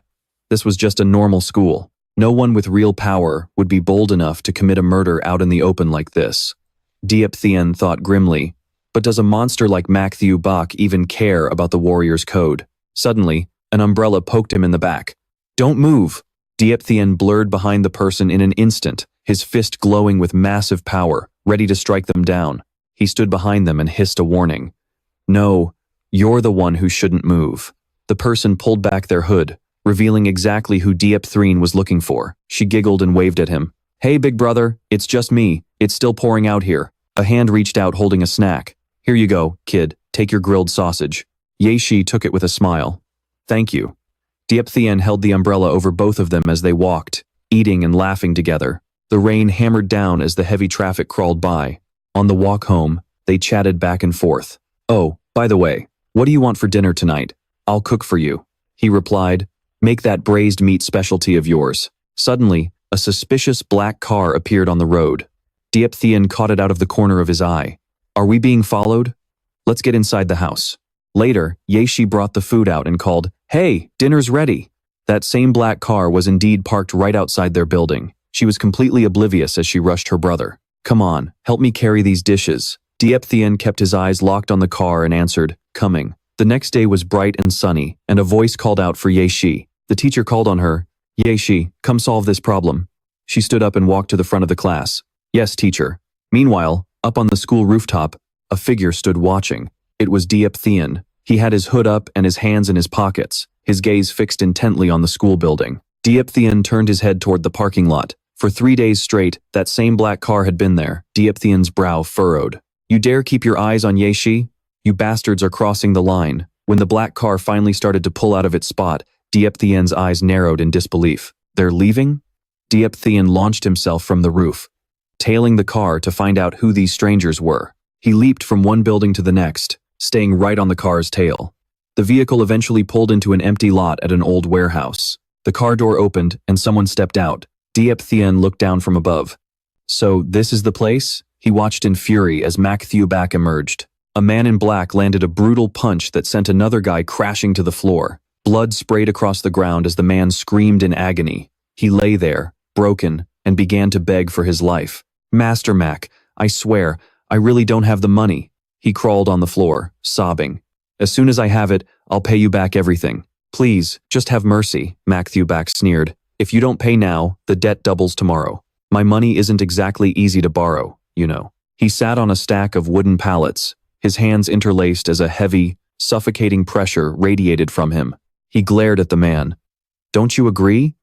The man stayed on his knees. Your interest rates are just too high. I can't afford it. I have parents and children to take care of. Please, let me go. Just then, one of Mac Thewback's goons called out from the door. Master, I'm back. Tian stayed hidden above, watching them closely. Mac Thewback asked the newcomer, Any word from the shadow assassin? The subordinate whispered in a low voice.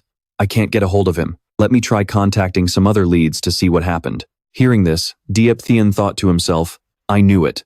That assassin was definitely sent by Mac Thewback to take me out. Mac Thewback walked over to the debtor. Do you think the money from a family like mine is easy to steal? He swung his leg and delivered a savage kick to the man's chest. The subordinate who had just arrived started sweating bullets. No, sir, I would never think that. I am completely loyal to you. Another goon checked the debtor and muttered, Master, he stopped breathing. Mac Thewback casually told them to dump the body, then turned back to his subordinate. Oh, right. What about Tian's sister? Have you figured out how to handle her yet? The subordinate bowed his head. I was planning to hand her over to a friend who just got out of prison. Mac Thewback stepped closer. The subordinate's voice trembled as he continued. But clearly, other people can't be trusted to get the job done right. I'll handle this one myself. Mac Thewback stood right in front of him. The subordinate clenched his fists in fear. Please, don't worry, master. Mac Thewback let out a dark laugh as a massive surge of energy erupted from him. Without warning, he unleashed a devastating strike toward his own man. He hits him so hard he coughs up blood. The subordinate collapses to his knees, trembling on the ground. Young master, why? Why would you do this to me? Mac Thewback raises his blood-stained hand and laughs. Consider this, your reward for such a half-assed job. Tian summons the blade he took from Tan. It's a soul weapon. Gripping it tight, he lunges straight down at Mac Thewback. The villain turns his head just as a white flash streaks across the air, and blood sprays everywhere. Tian glides past him with a triumphant smirk, while Mac Thewback's severed hand hits the floor. His subordinates lose it, screaming in a blind panic. Ah, the young master. Someone just killed the young master. The lackey who was just punished snaps out of it. Shadow talent, hiding in plain sight. Are you, Tian? Tian continues to walk forward, calm and composed. A powerful aura radiates from him. The lackey stammers in confusion. Tan, is that you? Tian's blood-splattered face twists into a slight grin. The lackey's voice cracks in fear. How is this possible? How do you have the shadow talent? He continues. I looked into you. You were just a worthless loser with low-tier talent. How could you take down the young master in a single strike? Tian closes his eyes and tilts his head back, while the lackey's desperate questions continue to ring out. Where's Tan? Answer me, you bastard. Tian lets out a sharp breath and lunges forward. Tian swings his blade at the loud-mouthed lackey. As the hilt descends, the man stands frozen, screaming, You can't do this. You can't kill me. A single slash rips through him. He keels over, coughing up blood as his eyes roll back in his head. Tian delivers the final blow, and the body hits the ground with a thud. He pulls a handkerchief from his pocket and calmly wipes the blood from his blade. Once finished, Tian tosses the cloth onto the pile of corpses. There's a single letter visible on the fabric as he uses his power to store both swords away. Pulling his hood up, Tian casts one last cold glance at the bodies. I'm not some little lamb for you to slaughter. If you want someone to blame, blame yourselves for picking the wrong target. With that, Tian vanishes into the shadows. An hour later, 3 cars screech to a halt at the scene. A man's hand clenches so tight, his veins bulge. Who did this? Tell me who. Mac No roars in fury. Who was it? Who the hell killed my son? A subordinate approaches, holding the handkerchief Tian left behind. 10th Elder. We found this at the scene. He hands it over to Mac No. The killer might be a shadow assassin. Mac No stares at the cloth. They hired a shadow assassin? Such cold-blooded cruelty. A man steps forward, his presence overwhelming. Elder Mac. It's Mac Truong Thon, an elite warrior, grand warrior, and a true master. Mac No is stunned. Ancestor, he drops to his knees, sobbing. Ancestor, my son is dead. Our family's greatest genius is gone. Mak Truong Thon closes his eyes. I know, get up and speak, but Mak No stays on the ground, continuing his lament. Ancestor. Tuebok had just broken through to the warrior realm. He'd just finished celebrating the achievement with you. He was supposed to become a grand warrior. He was the one who was going to restore the Mak family's glory. He looks at Mak Thu, Bak's mangled corpse. And now, he's met such a gruesome end. Mak Truong Thon has to admit, it was a massive loss. The boy was the future of our family. If a second grand warrior had emerged, our status in the Lam Hai base would have skyrocketed. Mak No weeps, his voice trembling. My son cannot have died for nothing.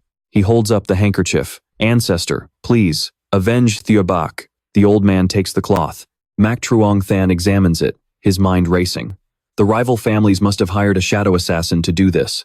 He holds the handkerchief up against the sunlight. Besides the letter in the center, there's a hidden symbol in the corner, a circle with a blade through it. Mak Truong Than's face turns grim. Iron Fang. The handkerchief is dropped to the ground. The Iron Fang base? Tian asks Trong Bao. That's right, the Iron Fang base is way more powerful than our Lam Hai base, Trong Bao explains as they walk. Trong Bao continues. The Mak family ancestor suspects someone in Lam Hai is secretly working with Iron Fang. They think they're killing off our young elites to take over the base. I heard Mak Tuebok was decapitated right after he reached the warrior realm. Trong Bao's face contorts with every gruesome detail, while Tian just listens in silence. Perfect. It looks like no one's figured out it was me. He breathes a sigh of relief, keeping his thoughts to himself.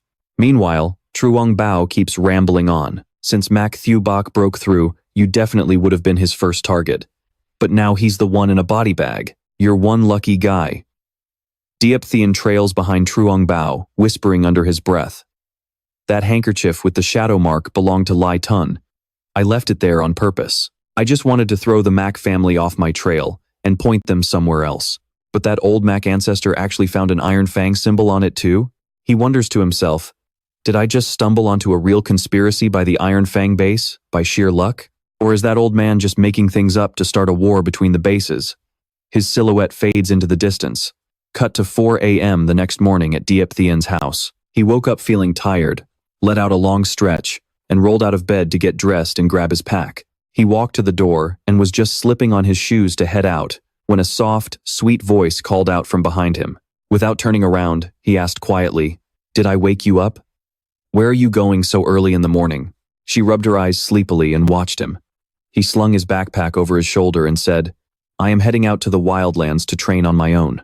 I have to make the most of my time and level up my strength." She looked at him and asked, "But you have only been home for a few days. Now you are leaving again, and all by yourself?" Her voice was filled with a hint of longing. "Can you please stay, or at least find some friends to go with you? Don't worry, Deep Vu will be right here waiting for you." Throughout the entire conversation, he hadn't looked back at her even once.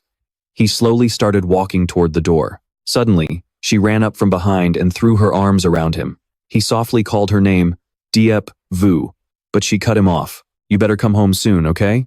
He replied in a low voice, "I will." Later, he arrived at his destination. The land around him was desolate and barren, while pink sparks of electricity crackled through the air. He stood up, scanned the area, and began talking to himself. "I heard there are high-level beasts around here, but with my current strength, I should only sneak around and hunt low-level ones on the outer rim. I can't afford to alert the high-level monsters. This is my chance to finally break through to the martial artist realm." Just as he was thinking, the ground began to shake with a massive thud. He wondered, what is going on? Is this an earthquake? Before he could finish his sentence, a massive beast appeared before him. His eyes widened at the sight. No, that is a beast. It is an ironclad bull. Its bloodline talent is low grade, but its defensive talent is second tier. This beast was enormous, a muscular bull with razor-sharp hooves. Its entire body was a deep shade of red. He looked at it and smirked with interest. An ironclad bull with second-tier defense, huh? As he was sizing it up, he noticed it charging toward him at lightning speed. "Has it already spotted me?" He spoke as the bull grew more aggressive, closing the distance. Perfect timing. As soon as he said that, he dropped his backpack. He braced himself for the clash. The beast lunged forward, its eyes shifting from pink to a blood red. Not one to be outdone, He leapt high into the air as pink electricity surged all around him. While airborne, massive sparks erupted from his hands as he summoned two glowing blades. He used every ounce of his strength to spin. He struck hard at the beast, but its defensive power was so immense that he couldn't even make a scratch. This defense is insane, he thought. A golden orb of energy completely shielded the bull, leaving him powerless. Then, the beast let out a thunderous roar, sending everything nearby flying into the air, including him. He was thrown back and slammed hard into a nearby rock formation. He managed to groan out. Now, that is what I call a top-tier talent. The beast had no intention of letting him go. It roared again and charged at him like a predator closing in on its prey. But he just stood there, his lips curling into a smirk. That rookie-level defensive talent will be mine in no time. After saying that, his power seemed to surge as he dashed toward the monster. Everywhere he ran, sparks of electricity followed. He zipped upward from below, landing several slashes on the beast's body before vaulting high over its head. No matter what kind of creature it is, the weakness is always the same. The beast looked up and let out a roar. Immediately, he gripped his sword and drove it down toward the bull's eyes with all his might. But just like before, a golden shield flared up around the beast to protect it. He gritted his teeth. I can't break through it. He put everything he had into shattering the orb. But the beast was so strong that his repeated attacks did nothing. He leapt back into the air and rained down blow after blow. But the shield showed no signs of breaking. After several desperate strikes, his sword reached its limit and shattered into tiny fragments right before his eyes. How can a mere rookie-level defensive talent be this powerful? He froze for a few seconds, staring at his broken blade. The shattered pieces floated around him. In those few moments of mourning his weapon, he failed to notice the danger. The beast was already winding up a massive punch. By the time he realized it, the fist had already slammed into him. The impact sent him plummeting from the sky to the ground. He wiped the blood from the corner of his mouth and sighed. What a waste. This ironclad bull might be weaker than a silver moon wolf, but it is definitely tougher than a savage scale snake. A system notification popped up, showing a cooldown of 16 days to copy its power. He stood up and looked at his sword with regret. Its size is just too huge. I just need to find its blind spot and strike from the shadows. Suddenly, he tossed the broken sword aside. His eyes burned with a new sense of confidence as he stared down the beast. I finally have a shot at winning this. Fueled by pure determination, he instantly activates his shadow powers. Blue lightning crackles around his body as he blurs, reappearing right behind the massive beast in the blink of an eye. He smirks to himself, thinking how useful this shadow power is. The monster hasn't even realized he's already moved in for the kill, but even with his elite sword skills, he can't seem to make a dent in this thing's defense. He stands below the creature, looking up at its massive frame. With an expressionless face, he wonders where the weakness could be. This defensive talent is flawless, which is starting to become a real pain.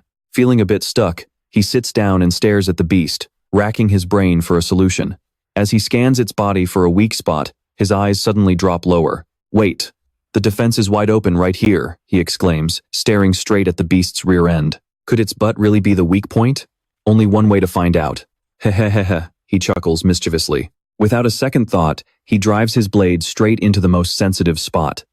Blood sprays everywhere as the blade pierces through. The beast lets out a scream of pure agony. Finally, he manages to take it down.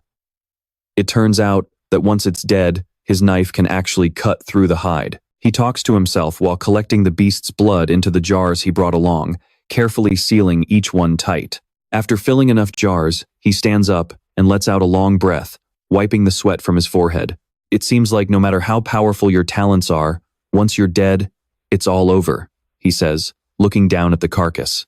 After staring at the beast for a moment, he decides that, since he's already here, he might as well take every valuable part it has to offer. This hide should be worth a fortune, right? I'm taking the eyes, the vitals, everything. But the real jackpot is definitely this pair of horns. With one clean strike, the horns are severed. He continues systematically harvesting every useful part from the beast's body. Once he finishes packing everything into his backpack, he sets off to continue his journey. Achoo! Man, I need to find a quiet place to start my cultivation. Carrying his spoils of war, he feels energized and ready to move forward. A short while later, he finds a cave that's spacious enough for him to train in peace. He decides to stop and rest there, laying out all his items to do a final count. Fresh monster blood, and the peanuts my little sister packed for me. My breakthrough to the martial artist realm depends on you guys. He looks at the blood and snacks and begins his meal.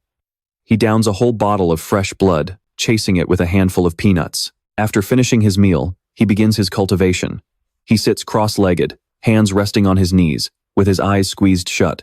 A glowing white orb appears, floating in front of his chest. The orb emits pulses of blue light that envelop his entire body, and just like that, he stays there immersed in his training until today. It is now the 12th day. The peanuts and the monster blood are all gone. His hair has grown much longer now. He exhales sharply as his eyes begin to glow, sending sparks of blue electricity dancing around him. He lets out a powerful roar. Rah! His body begins to undergo a violent transformation. 4 sharp fangs emerge, and dark veins bulge across his skin. His power explodes, shattering the cave walls with a massive blast. Not far from there, 2 girls are standing nearby. They are Yue Ling and Xiao Yu. One of them turns to her companion and says, "Lady Yue Ling, look, someone is actually breaking through to the martial artist realm in this middle of nowhere." The girl with the long black hair and a cold, expressionless face hidden behind a black veil is Yue Ling. The other girl, with short blonde hair and a red veil, is Xiao Yu. She is Yue Ling's personal maid. The 2 of them stand there, staring toward the source of the explosion. Yue Ling tilts her head slightly, a small smirk playing on her lips as she whispers, "Interesting." Meanwhile, Tian is feeling the brand new power surging through his veins. This rush of strength feels incredible. He stands up, showing off a much more toned and muscular physique. As blue lightning flickers across his skin, he exclaims, "This is it, the martial artist realm." After spending a moment exploring his new strength, he realizes it's finally time to head back home. He fixes his clothes and grabs his backpack, getting ready for the return trip. As he looks at the empty blood jars, he thinks to himself, "The armored ox, more than 20 days have passed. The cooldown should be over by now." As he picks up his bag, he thinks about going back to copy that defensive talent first. The lightning around him intensifies as he rushes back to the spot where he killed the armored ox earlier. Everything is quiet, and the golden glow of the sunset blankets the entire area. He reaches the site, but only a dry skeleton remains. He gently places his hand on the beast's bones.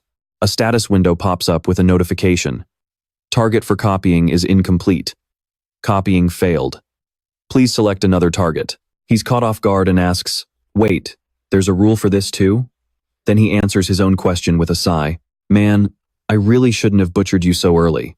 He lets out a heavy sigh of regret before heading back toward where the 2 women are standing. The 2 women stood there, eyes glued to his every move. Jade turned to her mistress, whispering in disbelief, "There is no way a guy like him actually took down this monster, right?" Yue Ling kept her gaze fixed on him as she replied to Jade. "He only just broke through to the martial artist realm, and this beast has clearly been dead for quite some time." Jade rubbed her chin, nodding suspiciously. "That makes sense. When this thing died, he was still just a measly apprentice. There is no way he could have killed it. A mere apprentice who dares to enter the mountains just to scavenge for scraps. This guy has some serious guts." While the 2 of them were busy gossiping, he spotted a lake nearby. He approached the water and started stripping off his clothes, getting ready to jump in and wash off the grime. He looked at the water and muttered, "I have been in the mountains for 10 days. I need a good scrub before I head home." Then, he started doing some stretches before diving in. The 2 girls watching from afar were caught off guard and looked at each other in total shock. "Mistress, he is being a total creep. Do not say a word. Let us just get out of here." Red-faced and embarrassed, they immediately hurried away. At the same moment, he dove into the lake, enjoying a long-awaited soak after spending so many days in a dark, filthy cave. Afterward, he headed back to the Linhai base, straight to the martial arts market. By now, he had arrived back at the Linhai base.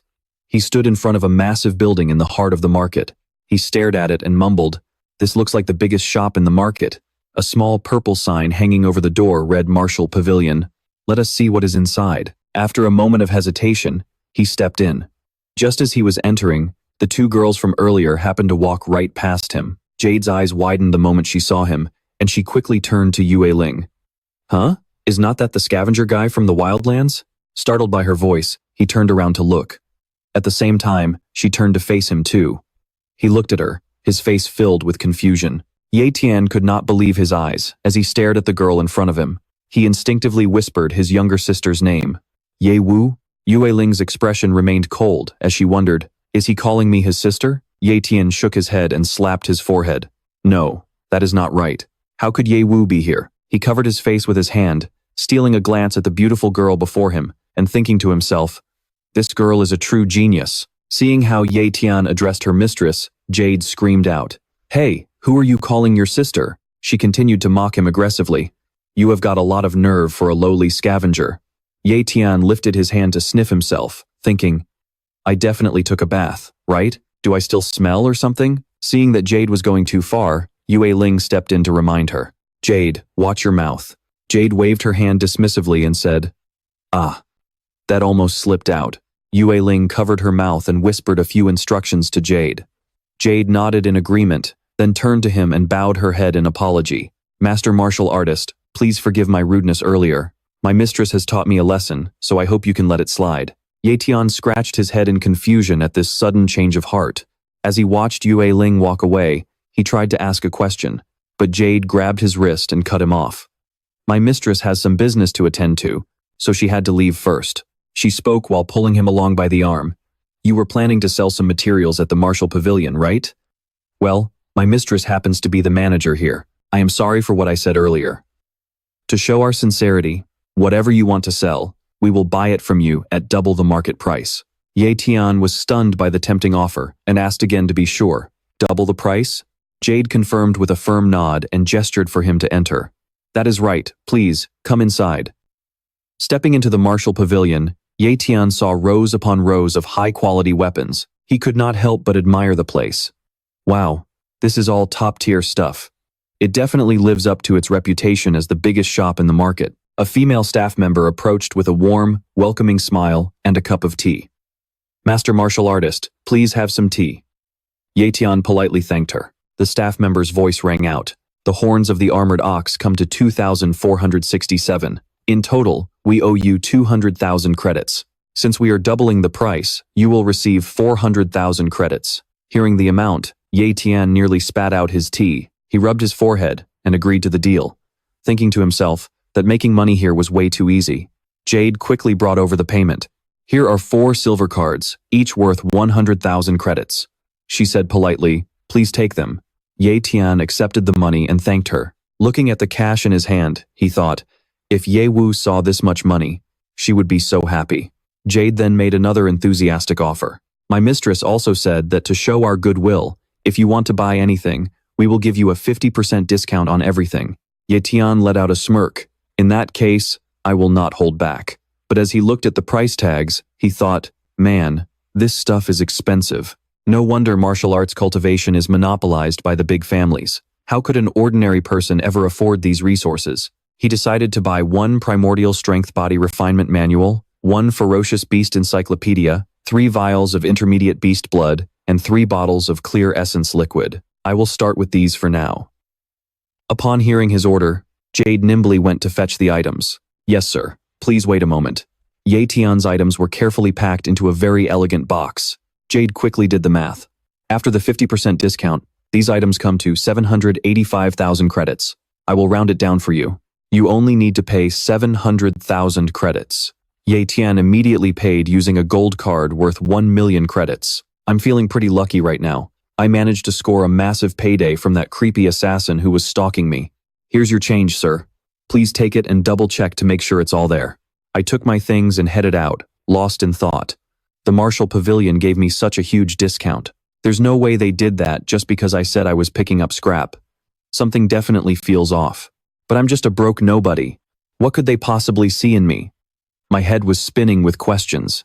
Is there nothing else you want to say? If not, I'm really leaving now. My hand was right on the doorknob when Xiao Yu's voice rang out. Wait, Master Warrior, please, stay a moment. Just as I expected. It wasn't going to be that simple. I turned back and asked, is something else wrong? Xiao Yu pointed upstairs with a bright smile. Our lady, the manager of this pavilion, wants to meet you. Is it convenient for you, sir? Ye Tian smirked with interest. Lead the way. The door opened to find Yue Ling casually sipping tea. She spoke up. Please, Master Warrior, come in. Seeing the woman in front of me, I froze. I thought to myself, she looks so much like her. It's uncanny. Yue Ling reached out for a handshake. Let me introduce myself.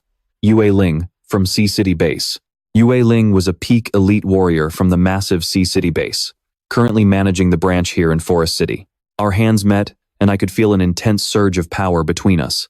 A notification popped up. High-level cultivation talent copied successfully. I introduced myself, Tian, from Forest City Base. The sky was clear outside the second-floor window of the pavilion. Yue Ling played the perfect host. Have a seat. Thanks, I replied politely. She calmly poured the tea and spoke with a steady voice. Anyone who can step onto the second floor of this Marshall Pavilion is considered a VIP. I crossed my arms and tilted my head. I come from nothing. I've got zero ties to those fancy noble families. So what makes me so important? Yue Ling kept pouring tea with grace. You're right. Your value lies exactly in your commoner background. It's because you aren't tied to those noble clans. I silently noted how incredibly calm she was. She wasn't cheerful or bubbly like Yeyu. Xiao Yu leaned down and placed a cup on the table. Please, enjoy your tea. Yue Ling got straight to the point and pulled out a badge. I'll be blunt with you. The reason I invited you for tea is because I want to personally invite you to join our Marshall Pavilion. I suddenly imagined Yue Ling pouting and begging, Big brother, please join the pavilion. I leaned my head on my hand, feeling conflicted. God, I've never been able to say no to a face like that. I asked, I don't quite get it. Sea City is a massive base with unfathomable power. A place like that shouldn't be short on talent, right? I looked at her skeptically. I took a sip of tea and added, Besides, I'm just a low-level warrior. Yue Ling stood up and stretched. The reason a major base stays a major base isn't because it has enough talent, but because it's always looking for more. Her explanation was actually pretty convincing. I crossed my arms, comparing her to others in my head. I didn't expect someone so young to be so persuasive. She really is from a major base. My ditzy little sister could never say something like that. So, are you still hesitating? Xiao Yu leaned in and asked, What's left to think about? This is a huge opportunity. She crossed her arms proudly. Even the elite kids from the noble families are dying to climb this high. That's Sea City Base we're talking about. My lady doesn't even give those kids the time of day. I knew she was right. This really was a golden ticket. But joining any organization meant being tied down. If anyone found out about my special ability, I'd be dead and buried in no time. So until I can handle that risk, I have to stay independent. Yue Ling sat on the edge of the table, arms crossed. You're hesitant? I'd really like to know why. I was struggling. God, it's so hard to say no to that face. She really wanted to know why I was refusing. Please, tell me. I clenched my fist. I can't really explain it, I said quietly. Take the rumors about the Iron Fang base invasion, for example. Because of the chaos within the noble families, I finally got some peace again. I don't want to become like them, and I definitely don't want to serve people like that. Suddenly, a ball rolls right to the guard's feet. The little kid asks innocently, Excuse me, sir, could you kick the ball back to us? The guard stares down at the ball.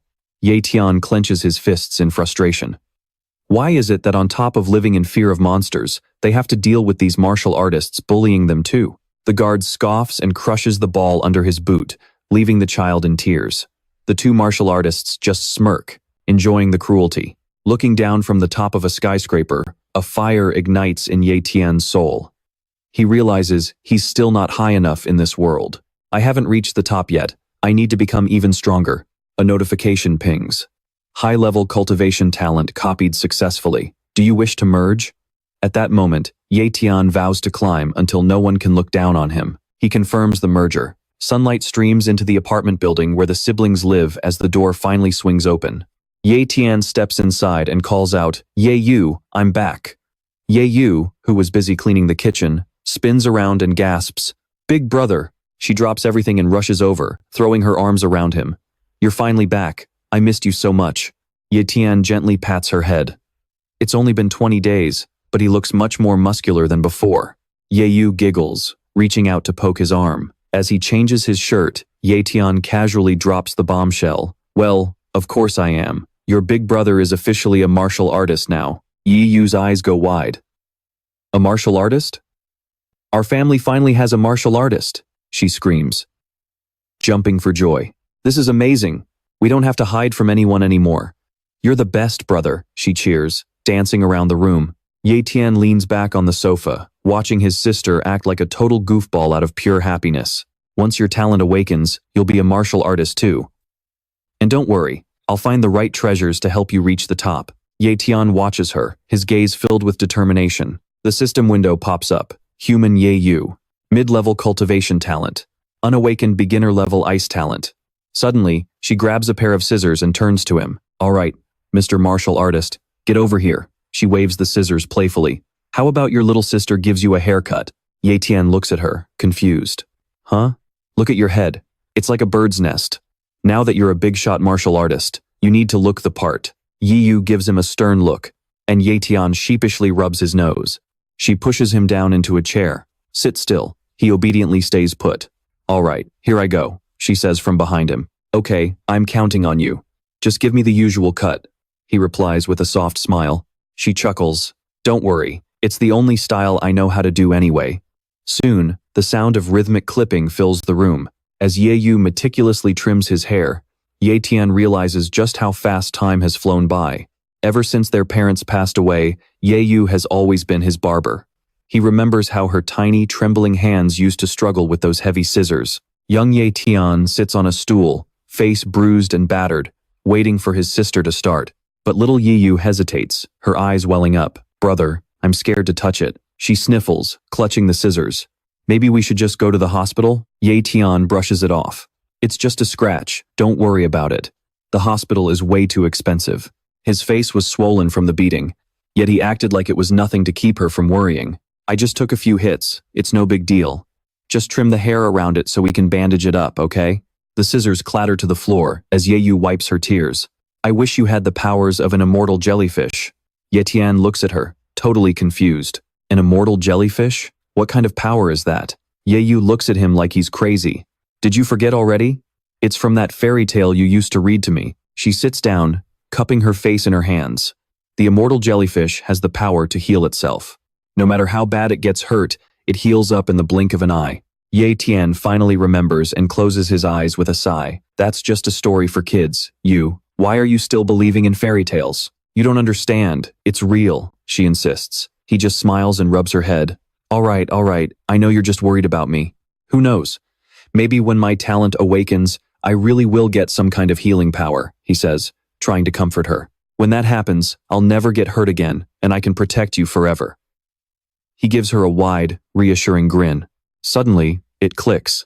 That's it, the immortal jellyfish. Tian bolts upright, making Yu yell, Hey, stop moving or I'm gonna mess up your hair. Where are you going? I'm not even done yet, she shouts as he rushes off. Tian frantically pulls out a book, the treasure encyclopedia he bought recently. He flips through the pages, muttering, Immortal jellyfish. Immortal jellyfish. His eyes light up. Found it. He picks up the book to get a closer look. Immortal jellyfish. An aquatic monster with healing talent. Usually found in the Lake of Death. Yu walks up behind him, looking suspicious. What are you whispering? Why do I feel like you're up to something weird again? Tian stares at the info in the book, his mind racing. If I can copy that healing talent, I'll never have to fear getting injured again. Vu stood behind him, looking down with a curious gaze. An immortal jellyfish? Isn't that just something from a fairy tale? She crossed her arms and threw his own words back at him. I thought you said stories like that were only for gullible kids. Tian closed the book, denying her claim. No, he smiled, glancing up at her. Some of those stories are actually very real. Vu didn't pay it much mind and just stared at him with wide eyes. All right, sit back down so I can finish your haircut. Once he was cleaned up, Tian took the book and started pacing back and forth, searching for a cultivation method. Just how powerful is this body-tempering technique that only a true warrior can master? He stared intensely at the book, reading every single word. An early-stage warrior tempers the skin, a mid-stage warrior tempers the muscles, and a late-stage warrior tempers the bones. Without wasting a second, he immediately got to work to see what he could do. Inside the room, a sphere of glowing white light began to gather, shining brilliantly. It was not even a contest. His previous speed of absorbing origin energy was like a snail's crawl compared to this. He couldn't help but marvel as he trained. Tian reached out and grabbed a vial of blood. He thought to himself, let's see what happens when I add the effects of mid-level beast blood. He popped the cap and started chugging. The blood flowed quickly down his throat. Once he finished, Tian was practically overflowing with spiritual energy. He was stunned. His speed had just shot up by 3 times. This is insane. Tian's eyes went wide, his pupils shrinking in disbelief. I need to focus on training at home for now. Once the cooldown is over, I'll head straight for the Lake of Death. He reminded himself as the system interface appeared, displaying a countdown for the talent copy cooldown. 30 days. I need to find that immortal jellyfish and steal its healing talent. He frowned for a moment, then a smirk played on his lips. The Martial Arts Pavilion was a massive, old-fashioned 2-story building. A hand pushed the heavy doors open. The spacious hall inside was filled with a massive display of various weapons. Bows and arrows hung on the walls, while a long table was covered in helmets and armor. A few customers were scattered around, carefully picking out their gear. Seeing someone walk in, Tian turned around with a bright smile. Welcome. But the moment she realized it was Tian, her past impression of him flashed through her mind. It's him, that scavenger guy, Tian thought to herself. Still, she didn't let her thoughts show on her face and waved at him cheerfully. Sir Warrior, you've returned. She stood in front of Tian and pointed a finger at him, her voice rising with suspicion. You're definitely here to see my boss again, aren't you? Tian calmly denied it. No, I'm here to buy something. He looked down at Tian with a completely stoic expression. Tian looked him up and down, secretly impressed. Clothes really do make the man. He actually looks pretty handsome now. But she quickly snapped back into her professional persona and gestured for him to follow. My apologies. If you're looking for merchandise, please step this way. Tian didn't follow her to browse. He only cared about what he came for. Do you have a map of the Lake of Death here? He asked. Tian nodded quickly. Of course we do. She immediately went behind the counter and started rummaging through some drawers while continuing to chat with him. Just a moment, let me find it for you. Here it is. She quickly pulled out a small map and laid it on the table. Tian picked up the map and examined it, smiling as he thought about his plans. Perfect. This is the one. I'm definitely going to snag some top-tier talents there. He immediately asked about the price. How much?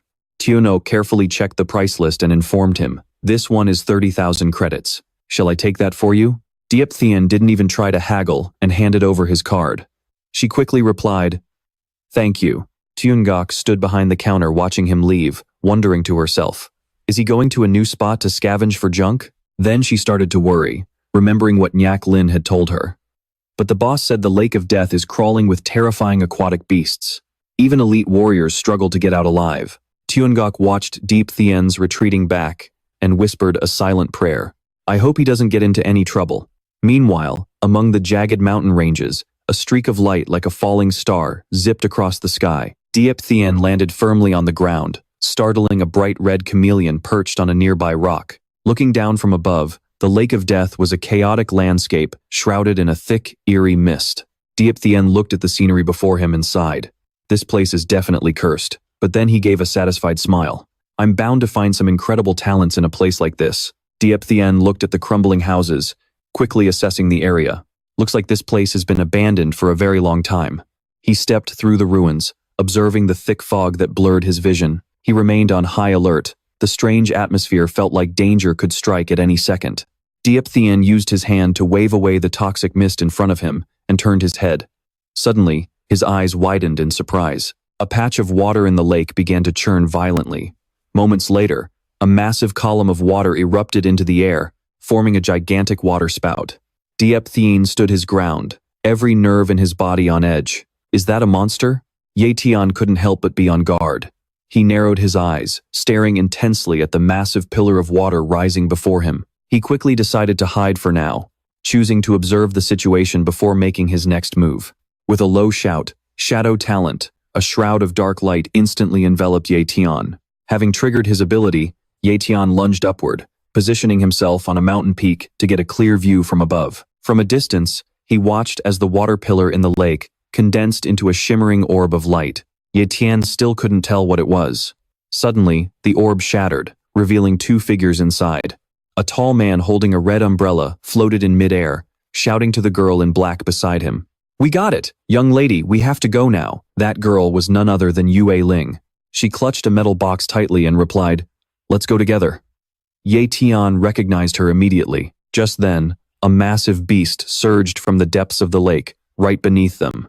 It lunged at Yue Ling and her companion, its cavernous mouth wide open and filled with jagged fangs. The old man cried out in a panic, "We're out of time." He then quickly threw himself to the side. The two of them narrowly escaped the monster's deadly bite, landing safely on the ground by the lake. They turned back to face the predator that had just attacked. As soon as they saw it, they gasped in horror. It's a top-tier beast. In the center of the lake stood a gargantuan creature, resembling a ferocious dragon. It had a massive mouth full of razor-sharp teeth, glowing gold eyes, and a row of jagged spikes running down its back. Enraged by its missed meal, the beast let out a deafening roar that shook the entire lake. The lake of death began to churn violently. A top-tier beast? Even Tian was stunned by its overwhelming presence. He kept his eyes glued to the giant creature. Realizing the situation was dire, the old man shoved Yue Ling back to protect her. "I'll hold it off, get out of here." Startled by the sudden push, Yue Ling let out a sharp cry. She looked at the old man with worry, refusing to leave him behind, but then several pairs of glowing yellow eyes appeared in the shadows. Sensing the impending danger, her body froze in fear, though she still refused to let go of the box they had just found. "Ah!" Yue Ling screamed and began to run for her life as a pack of stone monsters started chasing her. The old man glanced back in terror. "Damn it, they're coming from behind too." Within moments, the beast was closing in on her. Tian couldn't just stand by and watch any longer. He stood up and muttered to himself, "What a total pain." Then, he sprinted toward Yue Ling. He thought, "Looks like I have no choice but to step in." The monster lunged at her again, its mouth wide open. The force of the beast created a powerful gust of wind, but she managed to dodge its snapping jaws at the last second. The old man yelled out, "Watch out, young lady." The girl and the monster were now locked in a mid-air confrontation. She closed her eyes and pressed her fingers together, focusing intensely. Secret art. A faint red glow began to pulse around her. A pink, five-petaled flower mark appeared on her forehead, and a gleaming sword materialized in her hand. A surge of red energy enveloped the blade, and her hair instantly transformed into a vibrant shade of pink. Floating in the air, amidst the red aura, she commanded, "Unleash." In a flash, she vanished like a phantom. The monster's eyes widened in confusion, completely losing track of where she had gone. It frantically searched for her, but she was already high above, diving down with her sword pointed straight at it. Her gaze turned sharp and cold as she plunged toward the creature without a moment's hesitation. Slash! A brilliant streak of red and gold light tore through the air, striking the bewildered monster. The blade carved deep into the beast's body. Her eyes flashed with intensity as the monster was sent flying into the air. It crashed into the ground, the impact echoing through the entire area. Tian watched the battle unfold in silence. He wondered, what kind of secret art is that? How can she be this powerful? His expression grew grave. A bead of sweat rolled down his face as a soft blue light flickered around him. He leaped to a higher position, thinking, "This is insane.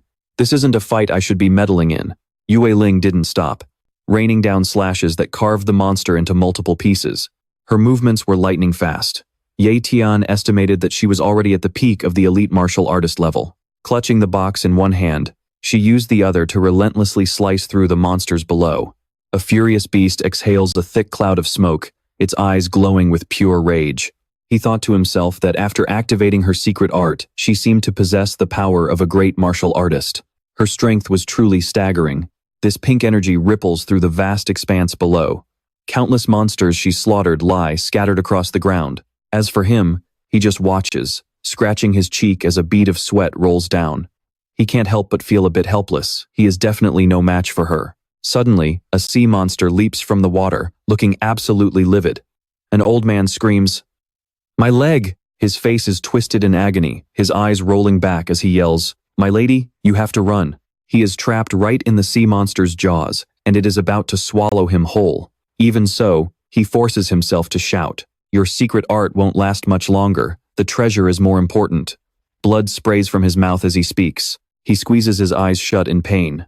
On the other side, she is still hacking through the monsters, but they just keep coming. He shouts again, "If you don't leave now, those 10 brothers who died down there gave their lives for nothing."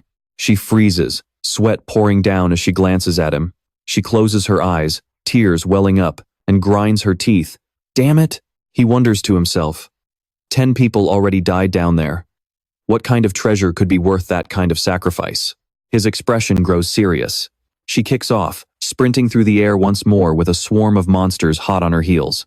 The mark on her forehead slowly fades away. She frowns, thinking, "Oh no, my secret art is timing out." Her hair whips around in the wind as her power completely drains away and she begins to plummet. The box slips from her grasp. The box tumbles across the ground and comes to a stop right at his feet. She crashes down right next to it, her small frame looking fragile. He stands there looking down with an expressionless face. Using the last of her strength, she forces her eyes open to look up at him. The beauty mark under her eye makes her gaze look even more stunning. She thinks dizzily, who is he?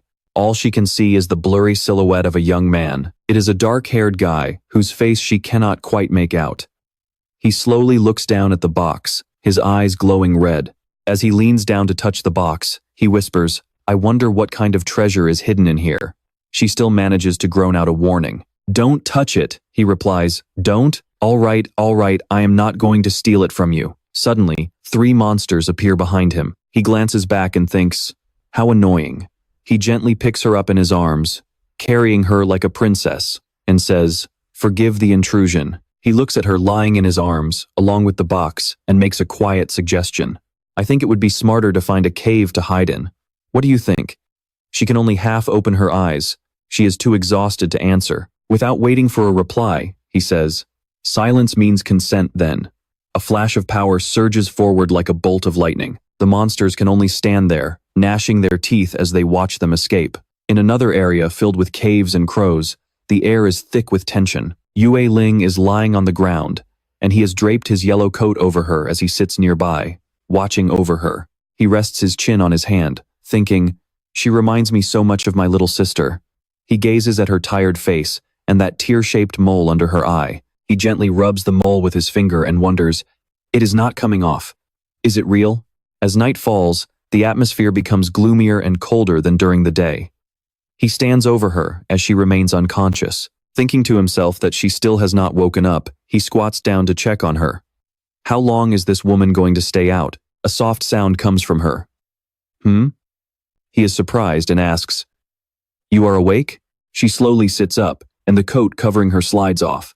She places a hand on her head and groans, "My head hurts." She looks at him through a daze, rubbing her eyes before speaking. "Ye Tian?" She stands up and brushes the dust off her clothes. Still holding his coat, she asks, "Did you save me?" He looks away and replies, "I just happened to be passing by." She uses both hands to hand the coat back to him. "Thank you for the clothes." He takes it politely and says, "Don't mention it." She watches him put the coat back on and rests her chin on her hand, thinking, he actually dared to come to Death Lake all by himself. He clearly has some skills. I definitely need to recruit someone like him into the Marshall Pavilion. Her eyes suddenly sparkle. The corners of her eyes curve up as a smirk plays on her lips. She raises her hand, and a light begins to glow from a floating crystal. The crystal emits a light so bright that he cannot help but exclaim, "That is blinding. What are you doing?" She giggles and raises a hand to cover her mouth, saying, "Look at you, I did not mean to scare you."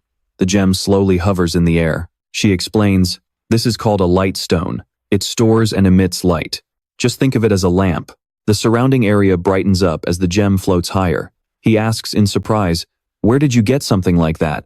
She tosses a bottle filled with pink liquid up and down in her hand. She says softly, "You seem pretty interested in this, do you not?" She slowly holds the bottle out. It is filled with a pink fluid and has a golden cap. Imagine a bottle cap with a glowing purple gem that holds the power to heal anything. She looks at me and says, "Just wait until I finish this healing potion. Then I will tell you everything you want to know." She brings the bottle to her lips and slowly drinks the liquid inside. I rest my chin on my hand, thinking deeply, my face turning serious. Could he really have some kind of space-type talent? But space talent is not listed among any of these abilities at all. She sits down on the ground, her eyes closed tight, and her hands resting on her legs. A soft green light begins to swirl around her as I sit there quietly, just watching. That mysterious light continues to envelop her. With her eyes shut, the small beauty mark near the corner of her eye seems even more striking. Suddenly, she reaches out and nudges my leg with her foot to get my attention. She crosses her arms, looking down at me with a smirk. I am all healed up, now get off the ground. I quickly scramble to my feet and reply, "Oh, right." She looks at me with those cold, piercing eyes and asks, "You wanted to know where this came from, right?" She holds up the box she had been guarding so fiercely. In one hand, she holds the box, and in the other, a small pouch. Both items are somehow hovering just above her palms. She says, "Look closely. This is a black bronze box, even though it is much larger than this tiny pouch." The items float away from her hands, and the pouch suddenly opens up. A flash of white light shoots out toward the glowing box, and in an instant, the entire box is swallowed up by the pouch. Seeing that, I can't help but shout out in surprise. I get it now. It is not a space talent at all. It is a spatial attribute treasure. She grabs her pouch and replies, "Exactly." Her eyes sparkle as she looks at me and asks, "So, what do you think? Pretty cool, right? Want me to teach you? Just join the Marshall Pavilion, and I will personally take you to our headquarters. Take me there." I reach behind my head, turning my back to her and cutting her off. "I am exhausted. Let us just get some sleep." She is stunned, her eyes wide and her mouth hanging open. I just sit back down on the ground, leaving her standing there in total shock. She clenches her fists in anger, gritting her teeth as her eyes burn with frustration. She thinks to herself, "You jerk. Just you wait. I am going to make you pay for this sooner or later." I lie down with my back turned, closing my eyes to focus on my plan. It is just a spatial pouch and some high-grade healing medicine. Once I finish copying that space talent, I won't need her handouts anymore. She huddles up and sits to the side, staring at my back. I keep my eyes closed, lost in thought. She stirred up the lake of death, so it won't be peaceful around here for a while. The next morning, the sky is clear, the sun is shining, and birds are soaring through the air. I am still lying on the ground, covered only by my yellow jacket. The warm sunlight hits my face as I sleep soundly. I finally wake up, feeling groggy as I rub my head, my hair a complete mess. I stretch my arms out and cover my mouth as I yawn. Suddenly, I realize something is different and jump up. I stand there, jacket in hand, looking around the empty area. I think, is she gone? Tian turns his head to look around. I spot a rectangular red object sitting a short distance away. I walk over to get a better look and wonder, what is this? I lean down and quickly open it up. Back inside the cave, the box reveals several red bottles and some gold cards. When I see these items, I shout out in disbelief. This is intermediate origin force. 10 bottles of high-grade beast blood and 10 gold cards worth 1 million. Did she really leave all of this for me? A small smile plays on my lips as I let out a sigh of relief. I touch one of the bottles in the box. This is enough for me to cultivate until I reach the elite martial artist rank. I open one of the bottles and drink it, the purple liquid slowly flowing down my throat. If that is the case, then it is time for a change of plans. First, I will break through to become an elite martial artist. Then I am going back down to the lake to find that headlight jellyfish. I smile at the empty bottle I just finished, with a bit of the liquid still lingering on the corner of my mouth. 4 months later, a piece of meat is sizzling over an open fire. The space is dim, surrounded by jagged rocks. 2 or 3 empty bottles are scattered on the ground. Wearing that familiar yellow jacket, blue streaks of light begin to swirl around the silhouette of a man. With his dark hair and powerful build, Tian looks much more formidable than ever before. He sits in a deep cultivation trance, a mysterious glowing orb floating before his chest. Suddenly, his eyes snap open, flashing with a cold, unreadable intensity. Dozens of lightning bolts strike a single spot in the forest, sending birds scattering in terror. The surrounding rock formations crumble under the force, kicking up a thick cloud of dust. As the smoke clears, his figure emerges from the chaos. Within Tian's palms, crackling blue lightning dance around his fingers.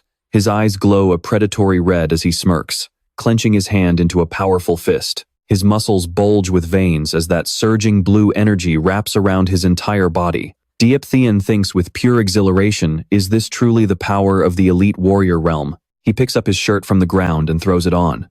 His hair has grown longer, and his strength feels leagues beyond what it was before. With a dangerous glint in his eyes and a sharp smirk, he prepares for the hunt. Outside, the rain is pouring down like a relentless deluge. Tian stands in the middle of a graveyard, drenched by the rain. After a quick count, he realizes there are 10 brand new graves here. Standing before one of them, Tian mutters to himself, "Nok Lin must have built these." With so many savage beasts around, those who fell likely didn't even leave behind a single bone. He picks up a small stone and kneels, gently placing it on the mound as a silent tribute. Even in the face of death, Naklin didn't forget to honor them. She really does have a kind heart. Suddenly, he notices something nearby, an old umbrella. He remembers them using this during their dives. Tian picks it up and pops it open to block the rain, wondering if it still even works. He's startled as the falling raindrops form a shimmering translucent veil all around him. Tian cheers in delight. It is a water-repellent shield. Realizing the miracle he just found, he exclaims that this is a top-tier treasure. Tian smirks. With this, jumping into the water will be a breeze. Suddenly, a powerful surge of pink energy dives straight into the vast ocean. Seawater splashes everywhere. He realizes that with this shield, his speed underwater has increased drastically. Activating his shadow talent, Tian surges forward with incredible speed. He pauses, noticing a blue frame in the distance. What could that be? A notification screen pops up. Species: tiger claw fish. Bloodline talent: mid-level. Tian's eyes widen as he realizes he is looking at a mid-level monster. A massive beast looms ahead, and he grits his teeth, warning himself to be careful. That was a close call. I was almost spotted. Tian decides to dive even deeper into the abyss. His feet lightly touch the floor of the murky depths. Looking at the eerie scene before him, Tian whispers that this must be the deepest part of the lake. Suddenly, a creature bright as a spotlight appears. As he gets closer, Tian confirms it is indeed a headlight jellyfish. His instincts scream danger as a massive tentacle lashes out at him from behind. Narrowly dodging the strike, Tian shouts, "What the hell was that?" He focuses his gaze to bring up the status window. Species: headlight jellyfish. Bloodline talent: primary level. Fusion talent: top tier. A gargantuan monster stands before Tian, let out a deafening screech. It is the headlight jellyfish.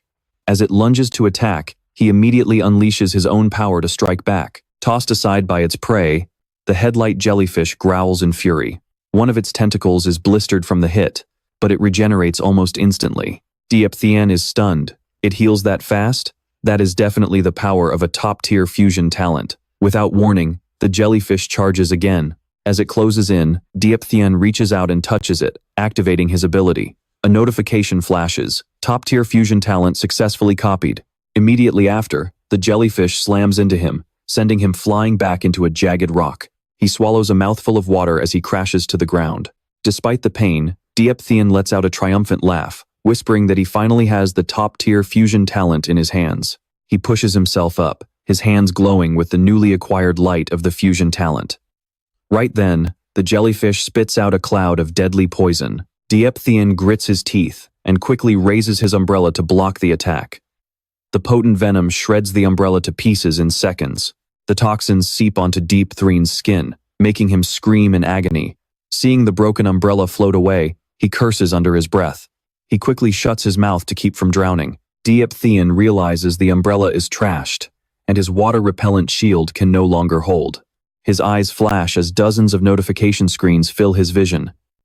He sees a swarm of creatures approaching from the distance and panics.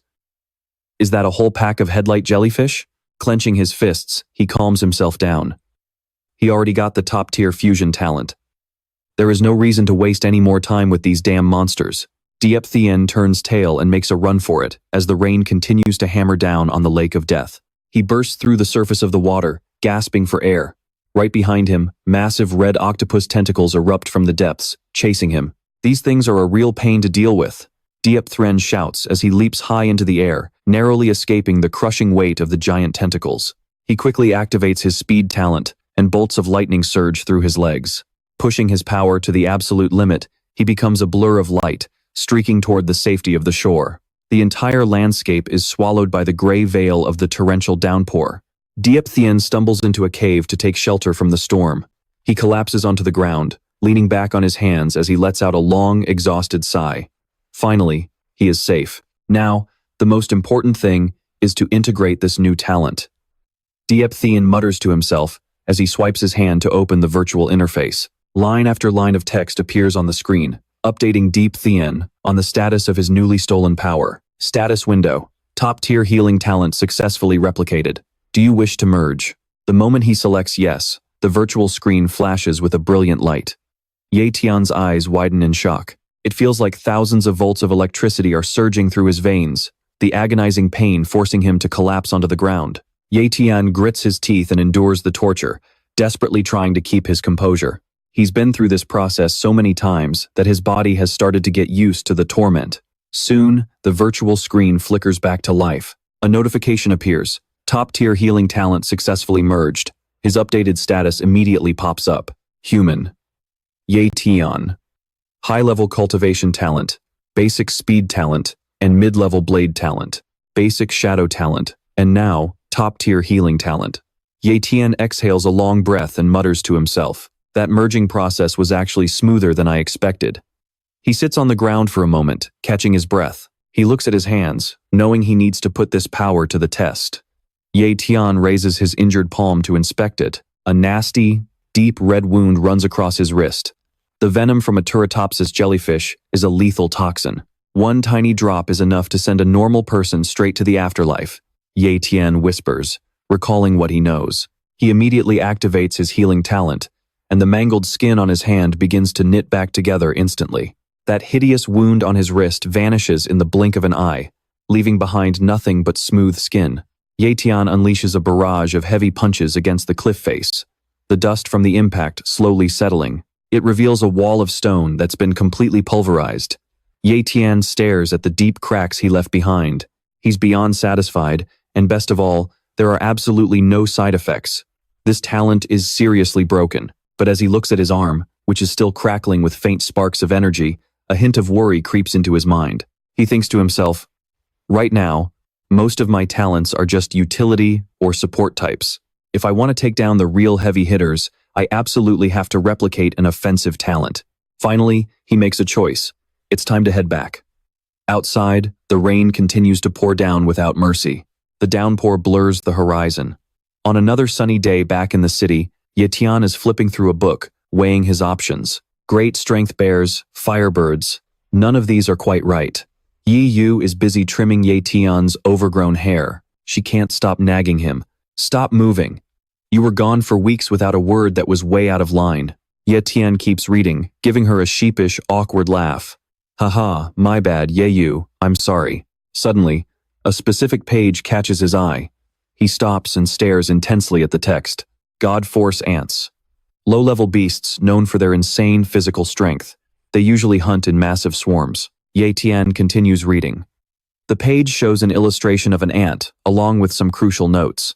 When they swarm, even a great martial artist would find it hard to escape. This is it. This is the one.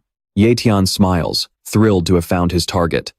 At the Marshall Pavilion, the one greeting him is still Xiao Yu. She says cheerfully, "Welcome to the Marshall Pavilion." She doesn't seem to recognize him at first. Xiao Yu turns around, busy rummaging through the storage cabinets behind the counter. When she finally turns back and realizes it's Ye Tian, she greets him with excitement. "Oh, it's you, Mr. Warrior. Long time no see. What can I get for you today?" Ye Tian hands her a weathered, yellowed piece of paper. "I need an intact God Force ant carcass." Xiao Yu takes the paper and gives him a mischievous, teasing grin. "A God Force ant? Are you planning to brew some tonic wine? It's supposedly great for your health?" Ye Tian's face goes dark, completely speechless. He wonders, do I really look that weak? But Xiao Yu doesn't notice and quickly shifts back into sales mode. "We don't have any God Force ants in stock, but I have some intel if you're interested." Ye Tian is definitely interested. "Oh, let's hear it." Xiao Yu quickly spills the news she's heard. The Linhai base is planning to open a new trade route with the Chaozhong base. Xiao Yu visualizes the distance in her head and gestures toward Ye Tian. Right between the two bases lies a massive nest of God Force ants. The Iron Fang base is about 100 kilometers from Linhai. I remember there was a death in the Mu family recently, and they suspected the Iron Fang base of some kind of infiltration.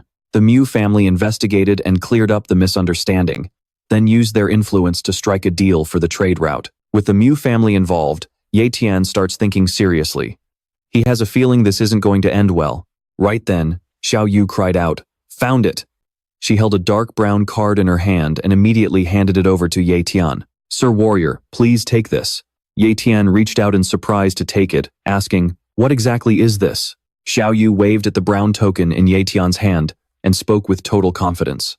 "This mission token was originally meant for our young lady, but since we're from a major base, they can forget about making us do extra work for the Chaozhong base." She then smiled at Ye Tian and continued, The two bases are planning to send out warriors to wipe out all the monsters along the trade routes. If you join this operation, there is a very high chance you can get your hands on a god-strength ant carcass. Tian looked at the card in his hand, thinking to himself, the Lin family is the absolute ruler of the Linhai base. Even the Mo family has to bow their heads to them. He flashed a calculating smile at the brown card. It was finally time to go out and see the world. The Lin family estate was built like a massive cathedral, with a giant soldier statue standing silently like a guardian. The mansion stood tall before the expectant eyes of hundreds of warriors gathering from all over. Tian arrived wearing ordinary clothes. He threw on a long hooded cloak to hide his face, with a long sword carefully wrapped and strapped to his back. Carrying a large backpack, he scanned his surroundings cautiously. I have to be careful with my every move, he thought. The warriors at the front suddenly shouted, Lin Mingzi is here. They pointed toward a figure appearing on the high platform. Standing at the base of the soldier statue was Lin Mingzi, the son of the current Lin family head and a peak elite warrior. He sported a full beard and an expensive suit, spreading his arms wide to welcome the warriors gathered in the courtyard. Everyone, welcome to this monster clearance operation. Two tall men stepped up behind him. One was Mo Changsheng, the patriarch of the Mo family, and the other was Mo Ya, Mo Xiaobei's father. Tian smirked wickedly. He whispered a cold greeting to himself. Look at that. The Mo family is all here. Up on the stage, Lin Mingzi spoke in a booming voice. As you all know, our Linhai base is too small, and our resources are limited, making it hard to satisfy everyone's cultivation needs. Opening trade with the Chaozhong base will bring benefits beyond your wildest imagination. Standing before the crowd, he continued boldly. That is why this operation is so incredibly important. Of course, clearing out monsters always comes with a certain level of danger. Lin Mingzi stood tall on the high platform. He paused for a beat before shouting with absolute confidence. But the spoils from this plan will be far more generous than any hunt you have ever been on. The crowd below erupted in cheers. The Lin family is the best. Someone in the crowd asked suspiciously, Is that Captain Zhang Feng over there? Tian was startled and turned his head to see Zhang Feng raising his hand and cheering along with the rest. Tian chuckled softly to himself, wondering if the man still remembered him. On the stage, Lin Mingzi continued his speech. To put everyone's minds at ease, he beat his chest and declared, I, Lin Mingzi, give you my personal guarantee. In this operation, absolutely everything you scavenge will belong entirely to you. He raised his hand and shouted with power. Every single thing will belong to the person who finds it. As soon as he finished, the crowd went wild. They raised their hands and roared, That is amazing! Long live the Lin family! Once the excitement died down, Lin Mingzi added, Our family has also prepared additional rewards. He put his hands in his pockets and said proudly, For those at the warrior rank, each person will receive 20 portions of mid-level monster blood, plus 2 million credits. Elite warriors will receive 3 portions of high-level monster blood plus 10 million credits. He finally closed with, Now, go and register. I wish you all a safe and successful return. The crowd raised their hands in unison, followed by a chaotic scene of everyone rushing to sign up. A guide stood to one side, directing them, Anyone for the test, please line up over here. Everyone gathered in front of a giant stone slab. 2 guides stepped out to instruct them. For the test, please place your hand on the stone to reveal your true strength. A blond man stepped up and touched the stone. Words appeared on the surface, and the guide announced, Mid-level warrior, you pass. The guide then checked the list and called out, Next. As the line moved forward, Tian watched everything from a distance. He lowered his head, lost in thought. Yue Ling was right. There was no need to work for those big families anymore. He glared toward the Mo family and swore an oath, especially that damn Mo family. Tian thought deeply. If he revealed his true strength as an elite warrior now, it would definitely cause a lot of unnecessary trouble. Under the scorching sun, Tian finally stepped up to the testing stone. With everyone's eyes on him, he thought to himself, This testing machine measures purely based on physical strength. If I hold back just a bit, I might end up in the lowest rank. The instructor shouted, Place your hand on the testing stone. Tian reached out, and as his palm touched the stone, he reminded himself to suppress his power. He frowned, thinking that placing as a late-stage martial artist would be enough. With that thought, white smoke billowed from where his palm met the stone, and letters began to form. The result, late-stage martial artist. Moen heard the result and raised an eyebrow, his gaze sharp. Humph, a late-stage martial artist, huh? The onlookers stared at Tian in awe. Impressive, a late-stage martial artist at such a young age? People huddled together, whispering, he must be a genius from some major clan, someone else added. He's so young yet has such high cultivation. As Tian walked away, some clicked their tongues in envy. What a monstrous talent. Tian lowered his head and pulled his hood down, thinking lazily, I only showed a fraction of my power, and it's already caused this much noise. Looks like I overdid it. Zhang Feng's group also watched as Tian walked off. He praised him, saying, what a young hero. Even at my age, I'm still just a late-stage martial artist. A man next to him agreed, tell me about it. Most of us are only at the mid-stage. One of Zhang Feng's teammates suddenly spoke up, Captain, isn't our squad short a member? Why don't we ask that young man really thing to join us? Zhang Feng shook his head with a self-deprecating laugh. He's a powerful late-stage martial artist. Why would he want to hang out with us? As he was speaking, his teammate exclaimed in surprise, Captain, look, he's headed right our way. Tian suddenly stopped, pulled back his hood, and looked up at Zhang Feng with a smile. It's been a long time, Captain of the Windwolf Squad. When Zhang Feng saw his face, he was stunned. He remembered the first time they met. Are you that trainee who saved that little girl from the Silver Moon Vulture? He laughed heartily, slapping Tian on the shoulder. I can't believe it. In just 1 year, you've reached the late stage. Hearing the praise, Tian replied modestly, it was just luck. He sheepishly scratched his face and suggested, so, Captain, for this mission, do you think I could join the Windwolf Squad? Zhang Feng didn't even have to think about it. He gave a thumbs up and said, you're more than welcome. Tian bowed slightly. I'll be in your care. Zhang Feng patted his shoulder. Don't be so formal. Let's work hard together. Before they could say much more, two teammates urged them to get a move on. The only female member looked back and smiled. With a late-stage powerhouse on our side, I feel a lot more at ease. Tian could only give an awkward smile. After a while, the group arrived at a desolate, crumbling city. Zhang Feng introduced the area. This is our mission zone. Led by Zhang Feng, the group moved in. He cautioned them as they walked. The map says there are only low-level beasts here, but let's prioritize safety just in case. Don't do anything reckless. Suddenly, two wolf-like beasts lunged out from nowhere, charging fast. Tian turned to Zhang Feng alertly. Captain, something's coming. They're moving fast. The squad pulled into a tight formation, back to back. A pack of beasts surrounded them.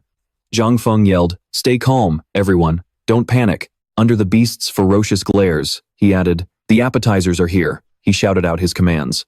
Drawing his blade, he said, I'll take the front. Tian takes the rear. The rest of you, provide support where needed, the teammates shouted in unison. Tian raised his sword with a cold smirk. Leave it to me. They were now completely surrounded by the wolf pack. In the center were Chen Dong, the captain, and 3 others. With swords, blades, and bows at the ready, they prepared to engage. The wolves' eyes glowed, their sharp fangs bared. They glared at the team with pure savagery. The captain yelled, Tian, let's go. After a quick confirmation, the 2 of them charged into the pack. They split up, taking different sides. Seeing the humans attack, the wolves lunged forward instantly. He leaped high, performed a mid-air flip, and slashed his sword down on the first wolf. He sprinted toward the next one, delivering a powerful kick to its gut that sent it flying back in pain. As the wolf struggled to get back up, he lunged at it without hesitation. He delivered a fatal stab. It let out a pained howl and collapsed on the spot. He stood over the 2 carcasses, letting out a sigh of relief. Behind him, the captain clapped. Nice work, you're the real deal, Tian. Too bad you're still 1 step behind me. Plus, I took down all 3 of them. Ha ha ha. He boasted while pointing at the trophies he had just bagged. I watched him with a sigh, thinking to myself, please, I'm just trying not to show off my true strength here. Then she gave a playful smirk. Little brother Tian, you're really something else. I'm starting to like you more and more. She smiled as she reached out toward him. Another teammate jumped into the conversation too. So young, yet such a high cultivation level. Captain, you should stop acting so proud. Embarrassed, the captain turned around and barked at the teammate who just called him out, making him look bad. You brat, can't you just let me have my moment? Do you have to expose me like that? The teammate rubbed his head and apologized. Sorry, Captain. Meanwhile, I just stood to the side, watching them bicker back and forth. Another teammate walked over and knelt before one of the wolf carcasses from earlier. He looked at the body curiously, and asked everyone, "Hey, why didn't these wolves wait for us to enter the valley before attacking?" "It is probably not that they didn't want to, they just couldn't," the captain replied. The teammate asked, "What do you mean?" With a grim look, the captain answered, "The area inside isn't their territory. There is something even more dangerous in there." The teammate looked a bit scared and asked, "Something even more dangerous? Are the 5 of us going to be okay?" The burly, bald teammate patted his shoulder to reassure him. "Relax, brother. We've got 2 late-stage martial artists and 3 middle-stage martial artists. What's there to be afraid of?" He spoke with confidence to comfort his friend, but that teammate still looked a bit worried. Suddenly, the captain spotted something and asked everyone, "Wait, look at this. What is it?" "It is a Lin family communicator." Everyone was a bit shocked. The captain continued, "Exactly, every captain is issued one. If things get hairy, we can call for backup. Everyone, stay sharp and handle it." The nervous teammate from before replied weakly, "All right." The captain then led the way forward with high spirits. When they stepped inside, the place was nothing but ruins. High-rise buildings had collapsed everywhere. As they moved forward step by step, they suddenly heard a rustling sound nearby. The captain immediately ordered everyone to halt. "Stop! Something is moving!" he shouted, panicked. Standing before them was a beast 100 times their size. It looked like a massive reptile.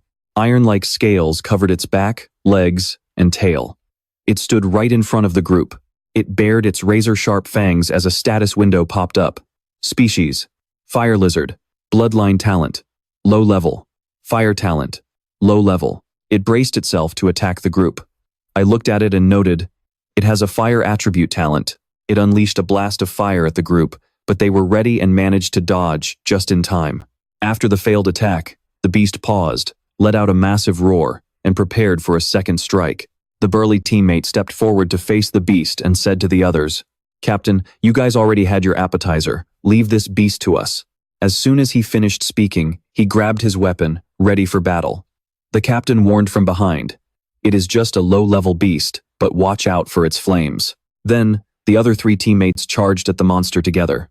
Down below, I spoke with the captain. "Will they be okay?" With sharp, cold eyes fixed on the beast, he replied, "It is just a low-level beast. Don't worry." A few minutes later, the sound of things crashing echoed through the thick smoke and dust. As the dust settled, the 3 teammates proudly shouted to the captain, "We won!" The captain praised them as he walked over. The beast was dead, lying motionless on the ground.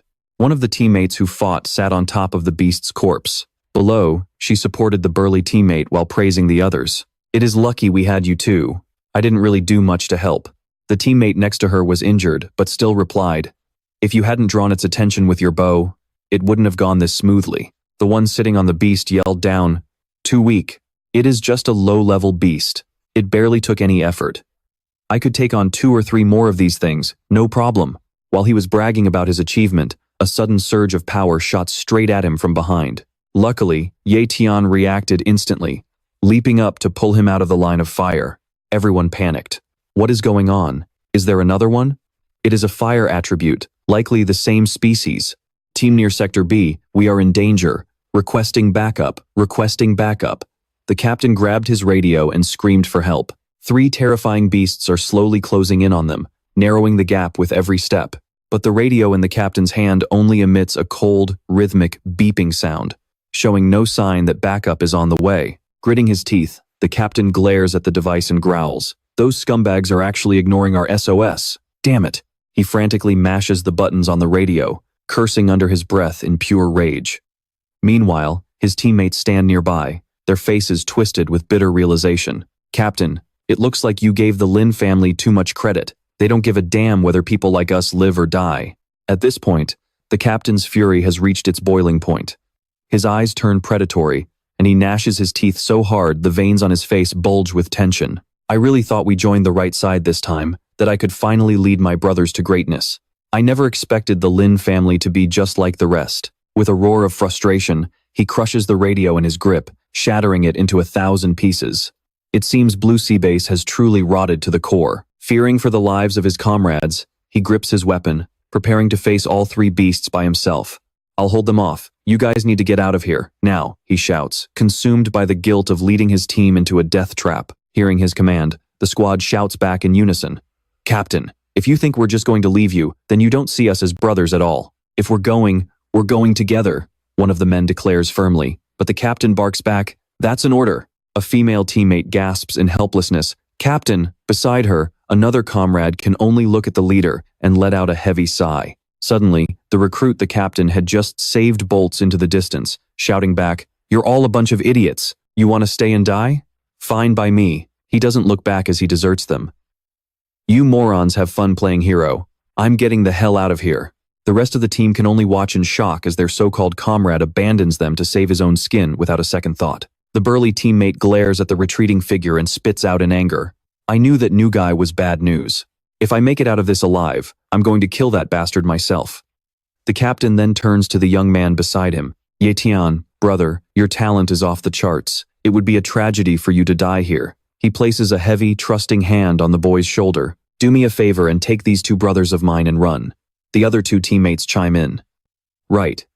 We almost forgot you're technically a rookie too. Get moving. Go on. Don't let your bright future end in this dump." They look at him with genuine concern, urging him to escape. A slight smirk plays on Tian's lips as he replies, "Well, I'm definitely going to run." Then, he starts walking toward the three beasts. "Only problem is, I'm running forward." In that instant, a massive surge of energy erupts from him, accompanied by crackling bolts of electricity. With his sword gripped tight, he closes the distance to the monsters. Seeing the raw power radiating from his body, the captain gasps in shock. That's the aura of an elite martial artist. You were hiding your true strength." The other two are just as stunned. An elite martial artist? How is that even possible? Just then, one of the beasts lunges, spitting a massive gout of flame at him. I really didn't want to show my hand this early. As the fireball screams toward him, Tian moves with a blur of speed, effortlessly slicing the flames in two. He thinks to himself, eyes locked onto the monsters with unwavering lethality as he steps up to the challenge. He leaps high into the air, surrounded by a swirling pink aura of pure energy. If I don't step in now, the Windwolf squad is going to be wiped out. Normally, with the captain's strength, he could have escaped easily on his own. At that moment, Tian swings his blade with bone-shattering force, clean-cutting the beast's head from its shoulders. He continues his train of thought, but he's willing to stay behind just so his men can escape. If I kept hiding my power now, I'd be a total piece of trash. Seeing their kin fall, the two remaining beasts coordinate a pincer attack. If I did nothing, I'd be no better than those Mo family dogs. The two monsters strike simultaneously, but Tian stands his ground with icy calm, waiting for the perfect moment to counter. As for the risks of exposing my true level, there's no time to worry about that. I have to believe in the captain's character. He won't cause me any trouble. Mid-thought, he suddenly unleashes a horizontal slash of devastating power. The force of the blow is so immense, it slices through a nearby high-rise building, causing the massive structure to groan and tilt before collapsing. A deafening crash echoes through the area. Dust clouds explode upward as debris and shards of concrete rain down everywhere. A girl watching from a distance watches the spectacle with wide eyes and exclaims, "So this is the power of an elite martial artist? That's insane." Tian surges out from the thick smoke, sword in hand, continuing his assault on the remaining two beasts. He flies toward them like a guided missile. He moves so fast that the lightning trailing behind him doesn't even have time to fade before he's already passed. He strikes with the speed of a phantom blade, circling the two beasts and landing dozens of fatal slashes across their bodies in a single heartbeat. They can't even begin to react, because his movements are simply too fast for the naked eye to track. The beasts let out one final, agonizing howl before they both collapse heavily to the ground, dead. Back at the team's position, the captain's fists are clenched so tight they're shaking. He stares in awe, thinking to himself, this kid is absolutely terrifying. His expression was dead serious, his brows furrowed deeply as he frowned. Without a doubt, he is the top genius of this Blue Sea base. Not far away, the teammate who deserted earlier let out a bone-chilling scream of terror. He was completely surrounded by that same pack of wolves from before. One by one, they lunged at him, tearing his body to shreds as his desperate screams echoed through the air. At the same time, the muscular teammate heard the commotion and shouted, "Captain, I think that guy is in serious trouble." The captain replied coldly, "Forget about him." Expecting to escape this place alive was nothing more than a pipe dream. While everyone was gossiping about the deserter, Tian grabbed his backpack and prepared to leave. He turned back and asked the captain, "Captain Fenglong, the path is cleared, so I need to head deeper in." Then he paused for a few seconds, his eyes turning a blood-red color as he continued. So, are you coming with me, or does it end here? Everyone stared at him in shock, but after a moment of thought, the captain spoke with determination. The Wind Wolf squad sticks together through thick and thin. Tian lowered his head and gave a satisfied smirk. After walking for a while, the group decided to take a break. Ow, ow, ow, that hurts. A female teammate was busy bandaging the wounds of the big guy. She grumbled while comparing him to Tian. Look at how clumsy you are. Then look at brother Tian. Tian was standing on a tall building, scouting the area, when the captain called out to him from below. Brother Tian, thank you for bringing us this far. Tian looked down at the captain, his coat fluttering in the wind. He jumped down to the captain's level and said, "No need for the formalities, Captain. This is as far as we go together. I have something I need to test out." The captain gasped. "You're planning to go even deeper?" "That's right," he replied instantly. By then, the other two teammates had come over. "Continuing forward right now isn't the smartest move. Captain, you guys should head back. I'll be fine on my own." Tian slung his backpack over his shoulder, ready to move. The captain watched him with concern. "Alone? I trust your skills, but still." "Don't worry, Captain," he reassured him before turning away. Captain Feng Long still tried to stop him. "Wait, brother Tian, let's talk about this." But Tian ignored him and kept walking. The big teammate asked, "What now, Captain? Should we follow him?" "Forget it. We'd only be a burden to him. With his strength, he doesn't need any help." As the captain spoke, Tian's silhouette faded into the distance, his eyes fixed ahead with unwavering resolve. "Before I run into even more powerful families or get into messier situations, I need to find out exactly how strong my self-healing talent really is." As he moved deeper into the ruins, the area was engulfed in flames. Suddenly, a nauseating stench hit him. "Man, that's foul. Did I stumble into a nest?" He covered his nose, just as the ground beneath him began to shake. What on earth is happening? Out of nowhere, a pair of giant hands lunged at him, barely missing his body. Luckily, his quick reflexes allowed him to dodge. Once he regained his footing, he drew his sword and charged at the massive arm. But this beast was a tough one, and the impact sent Tian flying back onto the ground. Right then, it raised a massive hand to crush him. He rolled out of the way just in time. The beast then leaped into the air, revealing its true form. This monster was gargantuan, with a blood-red body and razor-sharp spikes lining its back. A massive horn grew right from the center of its head. As it glared at him, Tian smiled with interest. "A metallic rock lizard. You're huge. Perfect. I'll use you to test my self-healing talent." He smirked. The monster's eyes glowed as it spat a massive fireball directly at him, causing a thunderous roar. A violent explosion rocked the battlefield. Smoke and fire lit up the entire sky. From a distance, the Wind Wolf squad watched the chaos. "Captain, look." "The fight has started." The captain stared at the blast zone, filled with worry. "Brother Tian." Back at the scene, Tian stood up from the rubble, his eyes gleaming with excitement. "Not bad for a lizard king. I've got an idea. Why don't we make this a bit more thrilling?" Before he could finish, the beast blasted him with a direct stream of fire. He collapsed to the ground. "Man, that's totally unfair."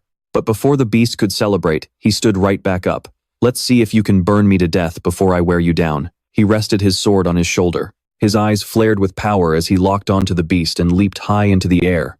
They locked eyes, and he swung his blade just as the monster unleashed another blast of fire. Another massive explosion tore through the air, and the area was once again buried in smoke and dust. Over by the captains, they're still standing there watching. The flames over there are burning like crazy now. The battle has been raging for 1 hour, with one explosion after another rocking the area where he is. Is brother Tian still alive?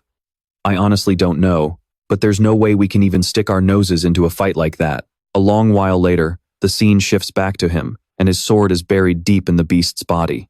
He wipes away the sweat, finally having taken the monster down. The beast lies unconscious on the ground, and he sits on top of it, staring off into the distance. "Looks like I'm the winner of this game." He lets out a long sigh as he looks down at the beast. Tian sits pensively on the carcass of the beast he just defeated. Looking at his hands, he thinks, "This self-healing talent drains way too much stamina. It feels like I've been sucked dry." Standing up, Tian examines the monster's body. This thing is a mid-tier beast. Using his finger, he slices a line across its hide, and blood starts to spill out. Right at the cut, Tian squats down, and firmly places both hands on the beast. As the blood flows, Tian drinks it in, using the beast's own blood to recover some of his energy first. Touching his middle finger to his thumb, Tian rests his hands on his thighs. He enters a meditative state. Legs crossed and hands poised. Tian closes his eyes, focusing hard. A small ball of light emerges from his chest, its radiance spreading everywhere. Back in the city, the buildings are leaning precariously after the recent tremors. Black smoke and embers fill the air. Suddenly, someone shouts, "The fighting has stopped." Looking at the thick smoke from afar, another person asks what happened. "It's over, Captain." A large teammate points ahead to a figure standing there. In the darkness, all they can see is a silhouette. The bald man yells out, "Captain, someone's coming out." That person is none other than Tian. He's shirtless, carrying his sword strap as he walks forward with an air of dominance. The people around them start cheering. "Brother Tian is back." Tian stands before the group and asks, "Captains, didn't I tell you guys to head back to the city first?" Zhang Feng looks at him, feeling a bit awkward. "Well," Zhang Feng gives a weak smile. "Look, even if we couldn't help, we just couldn't leave you behind." Then, Zhang Feng hesitates before looking at Tian again. "Your clothes are all burnt up. Are you okay?" "I have some spare clothes. Put these on first." Taking the gear from the captain, Tian quickly gets dressed. Once he's finished, she looks at him and says loudly, "The fit isn't great." "Sorry about that." Tian rubs his neck and replies, "No, it's fine. Thank you." He gives her a smile. Standing before the ruins and the beast's carcass, Tian asks Zhang Feng, "Captain, how should we handle all this loot?" Zhang Feng stammers, trying to find the words. After a moment, he says, "It's up to you, Brother Tian. This was all you're doing." Tian doesn't take all the credit for himself. He replies, "Captain, since you guys stayed, the beasts have scattered. Everyone, help me bring this loot back." Hearing Tian's suggestion, Zhang Feng stands on the carcass, still feeling a bit uneasy. The large teammate, gripping his axe, speaks excitedly to her. "I've never seen this much loot in my life. Not only did the beasts fail to kill us, but we're actually going to be worked to death just carrying all this." "Ha ha ha." From below, Tian remembers something and quickly tells Zhang Feng, "Captain, don't worry about the junk outside. Focus on processing the Lizard King inside first." Zhang Feng, who was walking ahead, turns around in surprise. "The Lizard King? Aren't you coming to help us transport the loot?" Tian gives a simple answer, "No." Seeing Tian already walking away, Zhang Feng shouts, "Then where are you going?" Tian looks back and replies, "I need to head over to the Strength Ant territory." Zhang Feng repeats in shock, "The Strength Ants?" Electricity crackles along the narrow path, surrounded by crumbling buildings. The one radiating that immense power is none other than Tian. As he runs, he recalls the information Zhang Feng gave him. "Brother Tian, I heard the most difficult mission is the Strength Ant nest." Zhang Feng had looked incredibly tense when he told Tian this. A single Strength Ant might just be a low-level beast, but they swarm the nest in overwhelming numbers. In front of Tian stands an old building, with a pillar of light and bolts of lightning surging around it. Even for a great martial artist, it's hard to escape alive if you're fighting alone. So, Brother Tian, you have to be careful. Dozens of people are gathered on both sides outside the building. Standing high above, Tian looks down with a commanding gaze. The main forces have all assembled here. Below is Mo Changqing, the ancestor of the Mo family, and right next to him is Mo En. The moment he sees Mo Changqing, Tian recognizes the Mo family. Besides their large force, there are people from other families there as well. The man leading the pack is Lin Mingzi.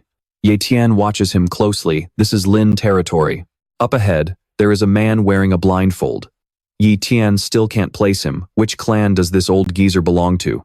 The man piquing Tian's curiosity is Elder Qing, a great warrior from the Iron Fang base. Suddenly, Elder Qing snaps his eyes open and glares upward, barking out, "Who's the rat hiding up there?" Perched atop the structure, Tian realizes he's been spotted. Seeing Elder Qing in action, he knows this old man is the real deal. Damn, this old guy is sharp. Elder Qing barks an order to two of his men, telling them to move in and seize Tian immediately. "Grab him!"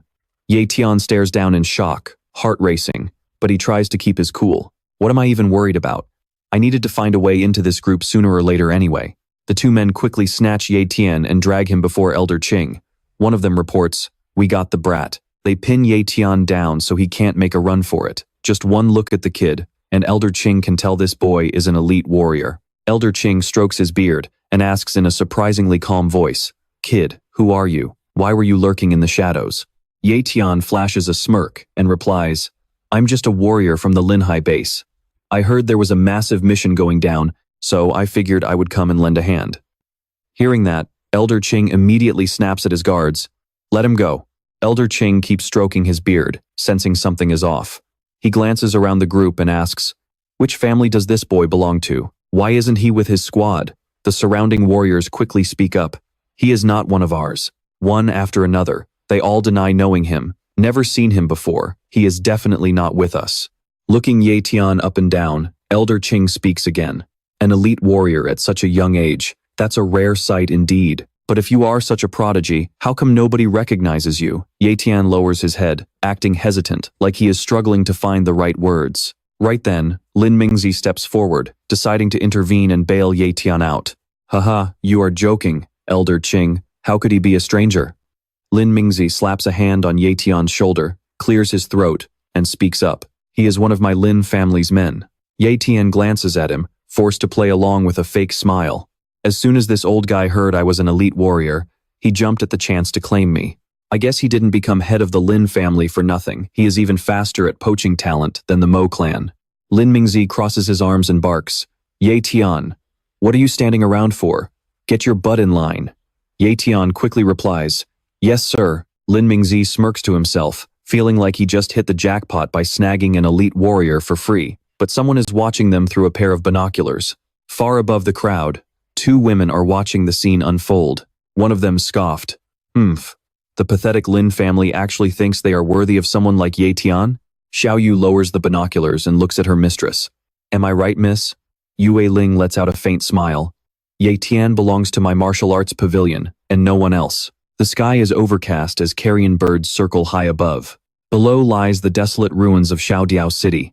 Footsteps echo as someone sprints through the wreckage. A large convoy marches down a dusty road flanked by withered grass, moving deeper into the wasteland.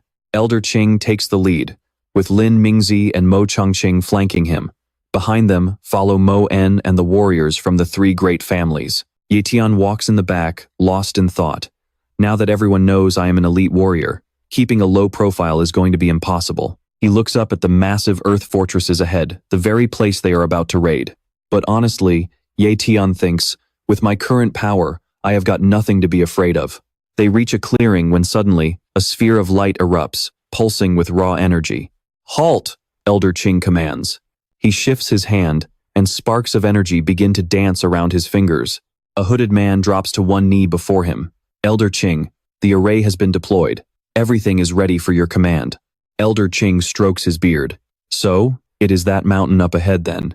Right in front of them sits a massive mound, the lair of the strength ants. Swarms of birds circle menacingly over the strength ant's nest.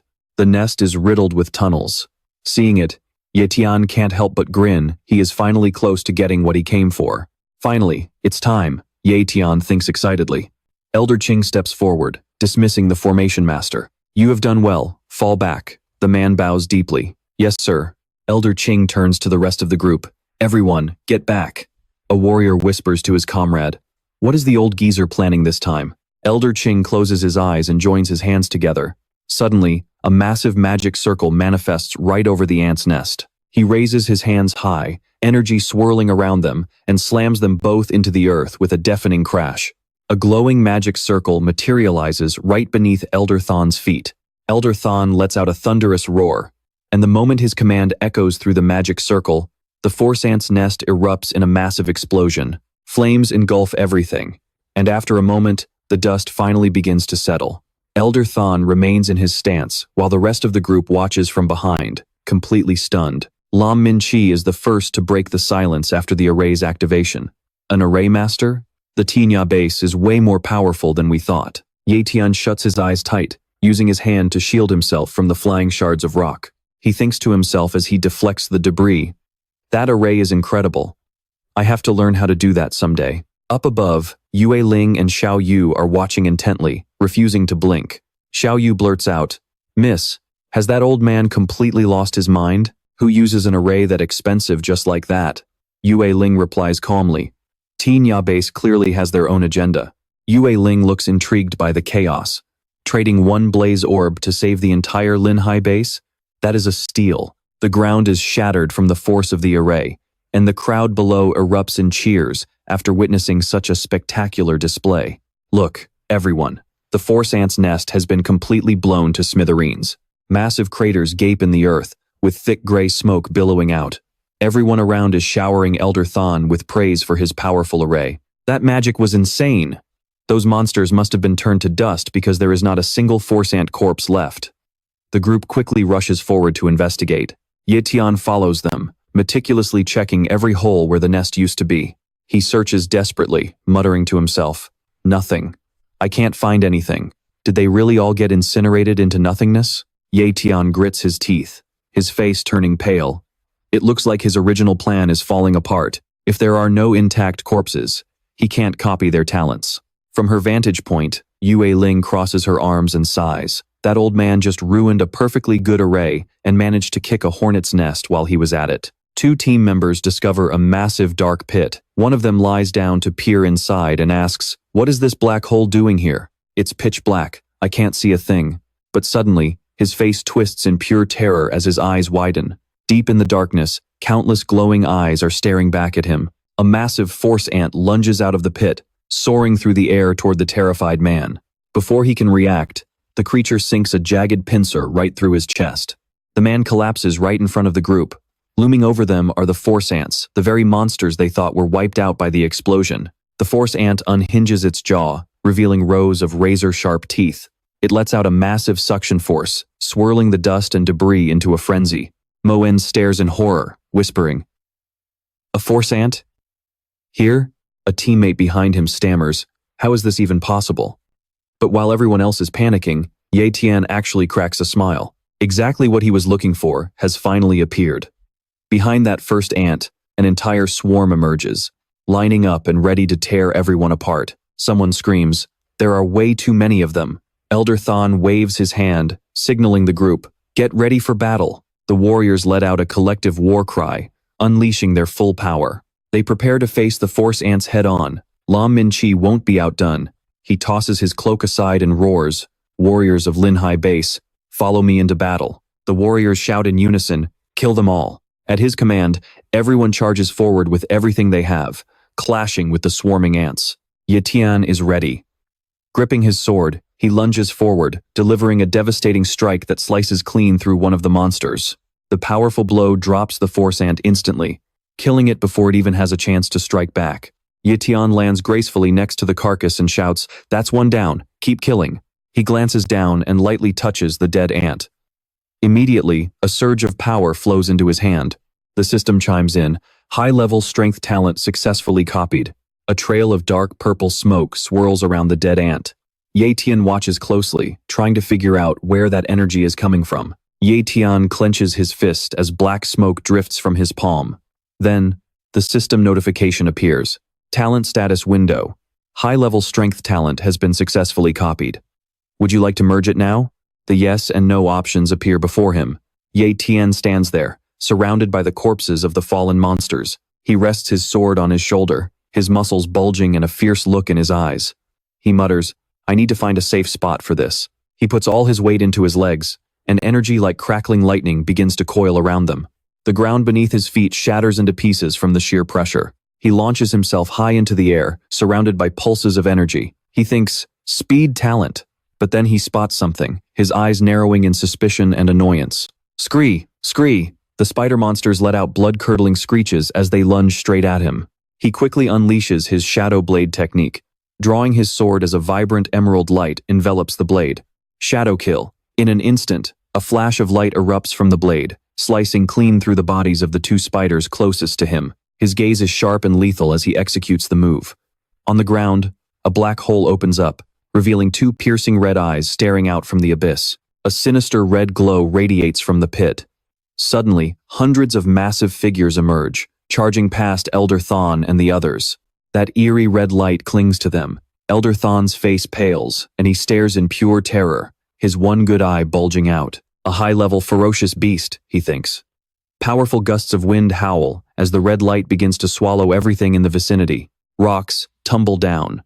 From beneath the earth, a monstrous hand reaches out, wrapped in swirling currents of dark purple energy. A massive golden leg stomps onto the ground, tipped with long, razor-sharp claws, while purple sparks continue to crackle around it. An old man with horns and long black hair speaks up, asking, "What is that?"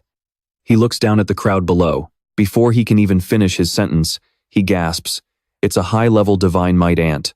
The creature is so massive that its sheer presence generates a violent gale. One of the monsters below sees it and screams, "A high-level beast is here. Fall back, now." Mak Truong Than shouts to the person next to him while sprinting away from the divine might ant. "Hurry up and follow me." Makno chases after him, yelling, "Wait for me." Lam Minchi watches his subordinates scramble for their lives while he continues to fend off the monsters himself. He spits out in anger, "These cowards sure know how to run when things get ugly." He turns to the few subordinates who stayed and barks, "We're pulling out too, move it." Hundreds of large men retreat in a frenzy, with the spider monsters and the high-level divine might ant hot on their heels. Nak Lin looks down at the fleeing crowd with pure contempt. "Humph, a bunch of useless rabble." She turns her back and starts walking. "Let's go, we need to withdraw." Her companion asks, "But what about Diepthien?" She turns back, her eyes sparkling with pride and a hint of amusement. "Don't worry, he can find his own way out." One subordinate speaks up, "Wait, don't we have a great martial warrior in our ranks? We should be able to fight a high-level beast, so why are we running?" The divine might ant has a natural talent for brute strength. Once a high-level beast's attack power is boosted by that strength talent, it's easily on par with a grandmaster. Another man snaps back, "How is a great martial warrior supposed to stand against that?" A third one adds, "Haven't you noticed? Even the great Elder Than from the Iron Tower base was the first one to tuck tail and run." A man running ahead sees the elder and curses, "Damn it, that miserable old bastard." Trailing behind them, Diepthien sees everything and thinks bitterly, "These so-called big shots are completely unreliable." The high-level divine might ant suddenly takes flight, soaring through the air to hunt down the men fleeing for their lives on the ground. A wave of red energy washes over them. 3 or 4 subordinates find themselves staring into the monster's gaping maw, seconds away from being devoured. They scream at the top of their lungs, "Save us!" But the monster's jaws snap shut, swallowing them whole in an instant. The divine might ant opens its mouth again, releasing a terrifying surge of power. This purple energy ripples out, crashing into thousands of subordinates. Their legs feel like they're being crushed by an invisible weight, as if their bones are about to shatter into 100 pieces. Their faces turn ghostly white, drained of all blood, as they tremble in agonizing pain and terror. The world starts spinning before their eyes, everything becoming a blur of reality and hallucination as their bodies go stiff. One man collapses to the ground, gasping, "The air, it's too heavy." Sweat pours down his face as he chokes out, I can't breathe." Others, still oblivious, ask stupidly, "What's going on? Why is that guy running faster and faster?" Diepthien pushes himself to run at top speed. His face is a mask of cold determination, his sword slung over his shoulder, veins popping out as he grits his teeth. He thinks furiously, "This black mist is some kind of pressure field. I have to break through it." He pushes his speed even further. The remaining survivors continue to run, completely confused by what's happening. That dark aura is right on his heels. He runs as fast as humanly possible to escape it, but he's suddenly thrown to the ground, skidding across the dirt with a heavy thud. Dust and rocks fly everywhere. He stands up and watches as the black mist before him grows larger. Exhausted, with veins bulging on his forehead, he pants heavily and grinds his teeth. That golden ant is definitely going to stick to the main group. It's time for me to split off. Elsewhere, the area is a desolate wasteland, littered with the skeletal remains of monsters. Diepthien stands there, stepping onto a massive skeleton as he surveys the area. Captain Fong Lang and his crew really are professional hunters. They strip these things down to the bone. He leaps from the ground, soaring toward a tall building nearby. He lands gracefully, the stone crumbling slightly under his feet. As the sun begins to set, the brilliant orange light frames his silhouette, creating a stunningly beautiful scene. He stands there, quietly watching the burning horizon. His eyes finally soften, finding a moment of peace. He smiled, looking at the beautiful and peaceful scene before his eyes. Then, he slumped down, tossing his heavy blade to the side. Behind him lay a massive pile of shattered stone and twisted metal. Raising his hand, a glowing blue screen flickered into existence. Status window. High-level strength talent successfully copied. Do you wish to integrate? Yes or no? Without hesitation, he thought. Fuse. His gaze turned razor sharp, his muscles tightened like coiled springs, and steam hissed from his mouth. His eyes glowed a piercing red, and his face took on a terrifying intensity. A wide, dark grin spread across his face. He knew that in the presence of those so-called big shots, absolute power was the only real leverage he had to fight back. The moon hung in the silent sky, without a single star in sight. He ripped off his shirt, which was now nothing more than a useless, tattered rag. His eyes erupted with golden light, and his entire body was suddenly enveloped in a radiant aura. It is finally time to go home. The sky was clear, and the morning sun bathed the entire city in light. A high-rise building caught the bright rays of the sun. Inside one of the rooms, a young man sat on his bed, surrounded by a simple desk and his daily belongings. Tian was deep in cultivation, and his shirt had become so small from his muscle growth that it barely reached his stomach. He realized that possessing a top-tier strength talent meant having 10 times the raw power of a normal person. With his eyes closed tight, he thought that even though he was currently just an elite warrior, taking down an early-stage great martial master would be a walk in the park. Yu ran over to him, jumping up and down and complaining. She had been waiting forever for him to come home, only for him to sit there every day without moving an inch. Holding a large spoon and puffing out her chest, she said, "You won't even talk to me. What, are you pretending to be some legendary master now?" She pouted at him and muttered, "You are so annoying, just ignoring me like that." She turned back toward the kitchen, huffing, "Fine then, don't blame me for what happens next." She grabbed a jar of pepper, her expression turning mischievous, and her teeth bared in a tiny grin.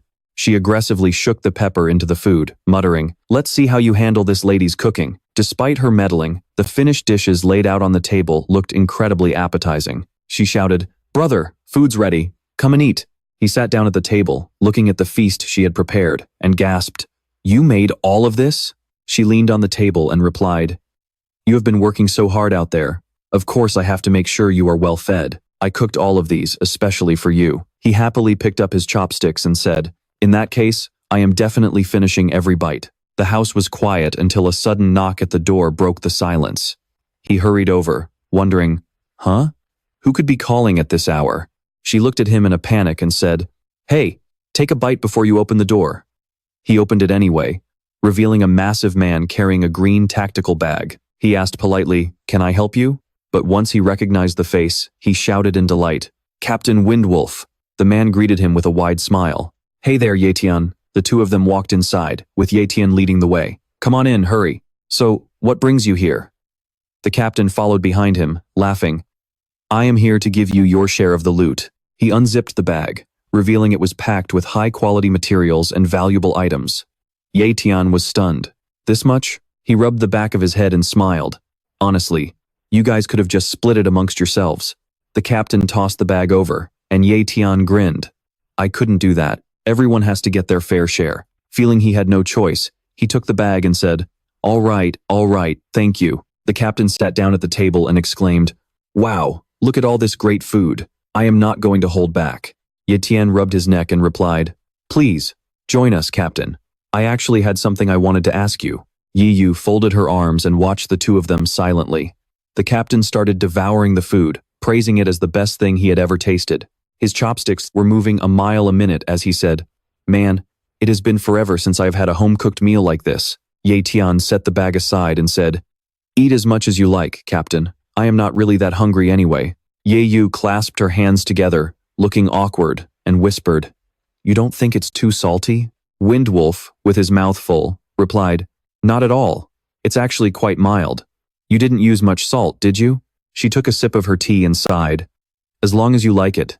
That's all that matters." Later, the two men sat on the sofa. Windwolf sipped his tea and asked, "So, Brother Tian, you said you had a question for me.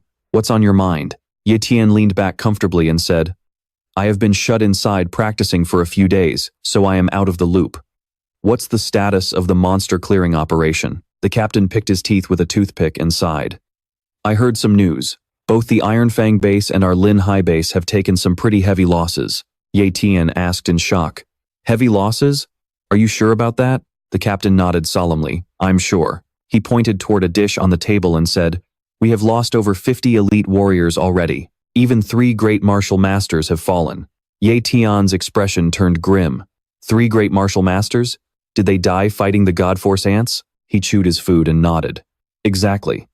After the first group was pushed back, they organized a team of great martial masters, but they were defeated too. He recalled the sight of the high-level God-Force ants and told him, eventually, the Iron Fang base went completely scorched earth.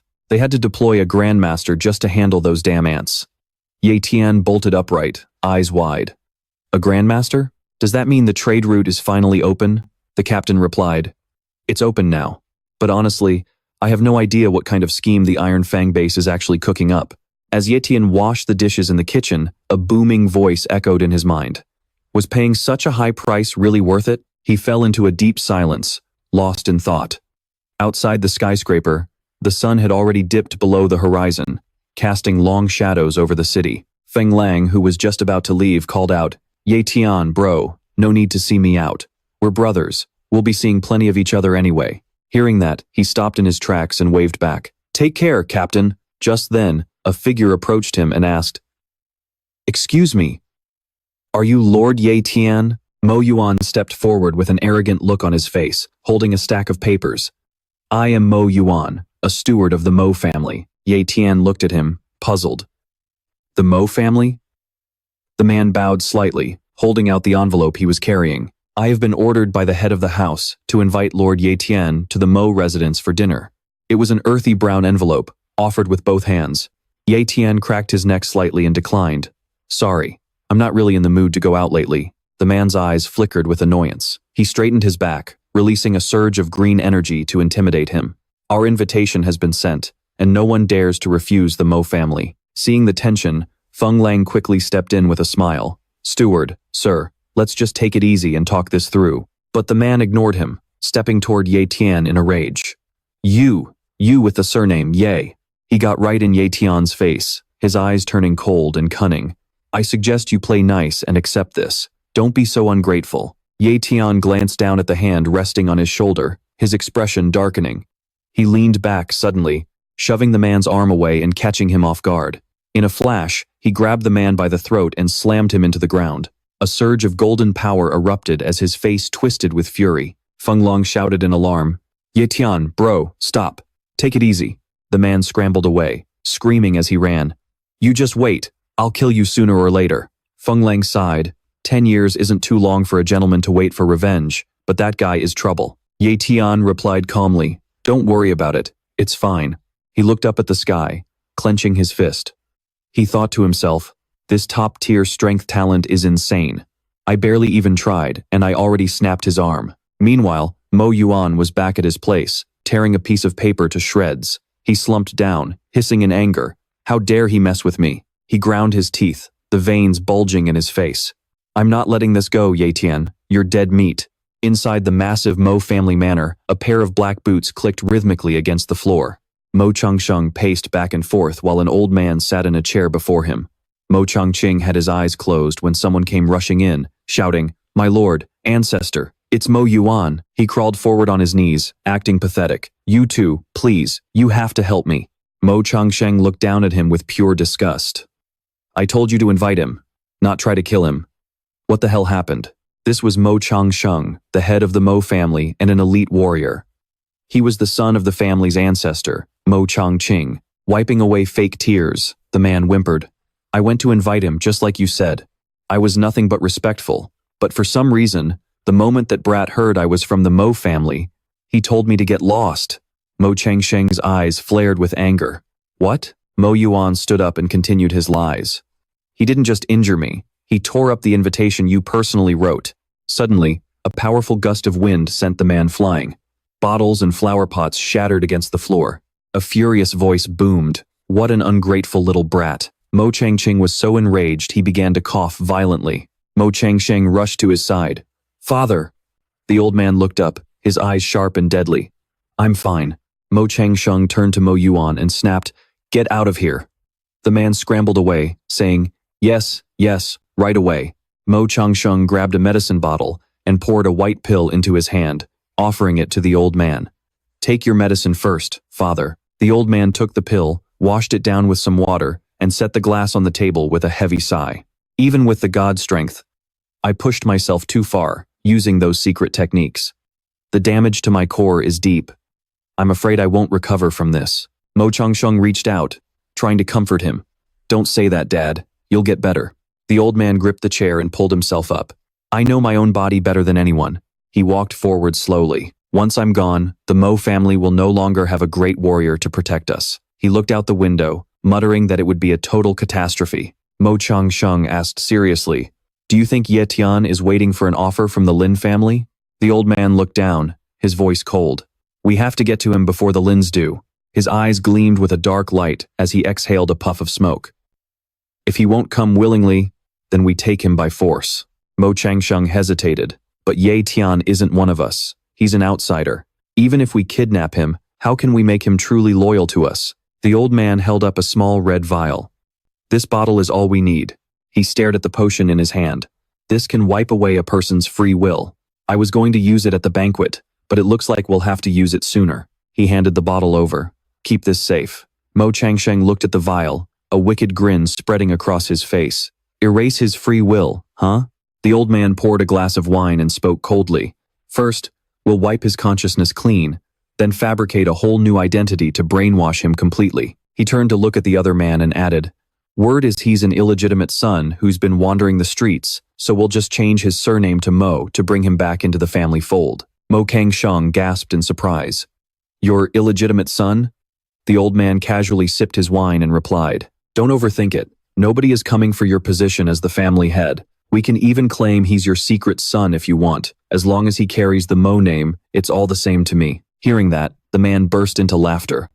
"Father, you're worrying too much. I was just afraid it might tarnish your reputation." The old man sat back in his chair and sighed. "Enough small talk." He straightened his face, exhaled a thick cloud of smoke, and said seriously, "Get it done, now." The man bowed deeply and replied, "I'll send 10 of the family's great elders to handle this together." He looked at his father with a grim expression. "There's no way we'll fail to capture a puny brat like Ye Tian in this city." As night fell, dark silhouettes darted swiftly across the tops of the high-rise buildings. These men were massive and muscular, fully cloaked as they glided through the air with murderous intent in their eyes, their footsteps landing silently on the rooftops. One of them whispered into his comms, "Reporting in, I've successfully entered Ye Tian's home." A voice crackled back through the earpiece, reminding him of the mission. Capture his sister first, then use her to force him to surrender. The intruder replied that he understood while several others surrounded the house from the outside. Out on the street, another man signaled, "We've set up the ambush outside. Any movement, and we'll report it immediately." The man inside gave a quick affirmation. He reached his hand toward the door handle, slowly cracking it open. Inside the room, someone was fast asleep, completely buried under the blankets. The intruder crept closer, seeing only a small tuft of hair peeking out from the bed. The intruder's eyes locked on and he whispered, "Target spotted." His gaze sharpened, and the veins on his face bulged as he hissed, "Move out." He lunged his massive arm toward the figure huddled under the covers, his eyes filled with a vicious malice. He ripped the blanket away and drew his sword, which was swirling with a surge of blue energy. With a cold, heartless strike, he slashed down, cutting the blanket clean in two. But his eyes widened at what he saw, a cold sweat breaking out as his veins throbbed. Suddenly, a hand appeared right in front of his face. That hand shot forward and clamped onto his throat, a brilliant golden power surging through the arm that was now bulging with tension. Ye Tian held the intruder by the neck, dangling him in midair. He let out a dangerous smirk, his eyes piercing as his voice echoed, "I've been waiting for you guys for a long time." A voice from the comms heard the commotion and barked, "Did you get Ye Wu? Respond if you hear me." Ye Tian's gaze turned even colder, staring furiously at the man in his grip. The assassin's face twisted in agonizing pain as he struggled to breathe. His eyes bulged out and he broke into a cold sweat. His earpiece fell to the floor as Ye Tian dropped him, leaving him slumped and motionless on the ground. A voice continued to shout through the earpiece, "Two elders, respond immediately." Ye Tian reached down and picked up the device. He put the earpiece on, his face an icy mask as he spoke. "I've got him. And now, I'm throwing him down to you." The man on the other end froze, barely having time to process the strange voice before asking, "Who the hell are you?" Suddenly, a massive figure was hurled through the window, amidst a shower of shattered glass. Ye Tian yelled out, "Catch!" The body of the intruder plummeted from the apartment, falling through the night air. One of the men standing on a nearby rooftop saw it and shouted at the top of his lungs. "What's going on?" A hand reached out to check the body that had just landed. As 2 or 3 others rushed over, the man whispered in shock, "He's already stopped breathing." He screamed out a warning to the rest of the squad. "Everyone, stay sharp. This kid definitely called for backup." They were all baffled. In a place as massive as the Linhai base, who besides Tian would actually dare to defy the Mo family? High up on the tallest rooftop, the assassins heard the noise and scanned the area. "Who's there?" 6 men stared into the darkness, demanding, "Who's hiding there? Show yourself." One of them muttered, "Is it just an illusion?" Suddenly, a flash of emerald green light blinded them, making their eyes pop. In an instant, the man who had just spoken had his head sliced clean off. As the head spun through the air, the others were too stunned to react. Tian smiled as he turned toward his next target and said, "Number 2. The remaining men panicked and began to scatter, screaming, "It's a shadow assassin! The kid hired a shadow assassin! Everyone split up!" Tian extended his hand, and his weapon grew more menacing than ever. "Speed talent, activate." In a heartbeat, he moved like a bolt of lightning, cutting down the fleeing men one by one. The survivors trembled, their voices shaking with terror. "What kind of insane speed is that?" Tian turned to face them, his eyes radiating a chilling, murderous aura. Like a terrifying streak of lightning, he tore through the air, followed by the sheer weight of his overwhelming power. He slashed through another man, sending him screaming as his body was hurled into the air. Another assassin jumped down from above, shouting, "So you finally showed your true form? There's an opening." He lunged down to attack, but Tian dodged the strike with effortless grace. The impact of the blow caused the ground where he had stood to explode into fragments. The assassin shot a glance at him, thinking, "He's too fast." Instantly, Tian surged forward and delivered a devastating slash, leaving the man with no time to react. He continued to tear through the remaining enemies. One tried to dodge by leaping away, but fell hard. Shadow Blade. Tian soared into the air, his power engulfing the entire area, as the rest of them fled in pure terror. He closes in, leaning down to swing his blade, and the cowards trying to run are instantly cut down. Someone below hears the strange commotion on the roof and calls out, "What's the situation up there? Report in now." He lunges down from above and hits the pavement. He's barefoot, and his feet stand firm right in the middle of the street. He drops into a low crouch, his eyes glowing crimson and his muscles bulging as a dangerous smirk plays on his lips. One of them screams, "It's Tian." The guy points a finger at him and shouts, "Get him." They charge at him like lightning, their eyes flashing with power and their bodies built like tanks. He loosens his grip on his weapon as it begins to shrink and disappear. A moment later, his hands start growing even larger. His weapon and his body have fused into one. He clenches his fists tightly, feeling an immense surge of power in his legs. He launches himself forward, eyes burning red as a terrifying expression takes over. Strength, talent. 2 of the enemies try to take him on, but he plants his feet and uses his overwhelming strength to push back against them.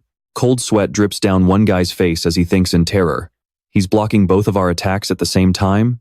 How is this even possible? He flings both of them away with a roar, puffing out his chest. They slam into the ground so hard that they leave deep craters where they land. He marches toward them. Another guy backs away slowly, trembling as he stammers, "How can this be?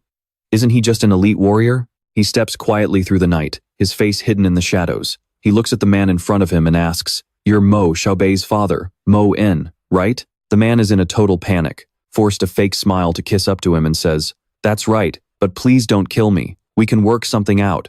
He stands there silently watching him before saying, "Let me tell you a secret. I'm the one who killed your son, Mo Xiaobei." Instead of getting angry, the man drops to his knees and says, "It's okay. He must have offended you, Lord Tian. He deserved to die for that. I have money. I'll give you as much as you want. Just please spare me. Just don't kill me." Energy flares from his hands as he lowers his head, his eyes glowing red again as he says, "I'm sorry." The man's jaw drops in pure terror, unable to say a single word. He lunges forward, grabs the man's head, and slams it into the dirt. The ground shatters into 100 pieces from the sheer force. He growls, "I like to pull weeds out by the roots." Chapter 41. The city is silent late at night, and a crescent moon still hangs high in the sky. Not far from where Tian and his sister live, the street lies cracked and broken after the battle. Ye Tian stands over Mo En's corpse, sparks of lightning still crackling around his body. Grabbing Mo En's cloak, he mutters, "Revenge shouldn't wait until morning." The fabric snaps loudly as he pulls it. He whips the cloak into the air and continues, "If you touch my family, I'll wipe out your entire bloodline." With that, Ye Tian throws on the cloak, pulls the hood over his head, and disappears into the night. His eyes are filled with pure, murderous intent. Up on the high-rise buildings, a blurry shadow streaks across the rooftops. Meanwhile, at the Mo family villa, the lights are blazing while Mo Changqing's constant coughing echoes through the halls. He's still quietly waiting for news about Ye Tian. Looking exhausted, he mutters, "Why aren't the 10 great elders back yet?" In the main hall with Mo Changqing is his son, Mo Changsheng. Sitting just a few feet away, Mo Changsheng tries to comfort his father. "Relax, Dad. There's no need to worry." He has total faith in the power of the 10 great elders. He smiles confidently and says, "When the 10 great elders move together, there's nothing in the Linhai base they can't handle." Suddenly, a sword streaks out of nowhere like a bolt of lightning, heading straight for the hall. Mo Changqing's instincts kick in, and he leaps from his seat. A split second later, and he would have been dead. The chair explodes into dust, leaving the air thick with debris and flickering sparks of lightning. Looking toward the dark figure standing on the balcony, he screams in a rage, "Who's there? Who dares cause such chaos?" The Mo family is considered one of the great clans, yet someone actually has the guts to launch a surprise attack on them. The sword vibrates in the floor from the impact, electricity still dancing along the blade. As if answering a call, it snaps out of the floor and flies backward at lightning speed. A hand reaches out and catches the blade. Ye Tian rests one foot on the railing, staring down at Mo Changqing and his son. With his sword over his shoulder and one hand in his pocket, he gives them a mocking smirk. "You guys literally sent people to kill me, and now you're asking who I am. That's just hilarious." Mo Changsheng is stunned by the situation and demands, "Are you really Ye Tian? How are you here? Where are the 10 great elders?" Ye Tian smiles and replies, "Don't worry, you'll be joining them in hell soon enough." Mo Changsheng's face darkens as he asks, "What did you just say?" Ye Tian doesn't want to waste any more time, so he doesn't even bother to answer. He lunges forward at a speed that tears through the air. As he closes in, he flips his grip and points the tip of his blade straight at Mo Changsheng.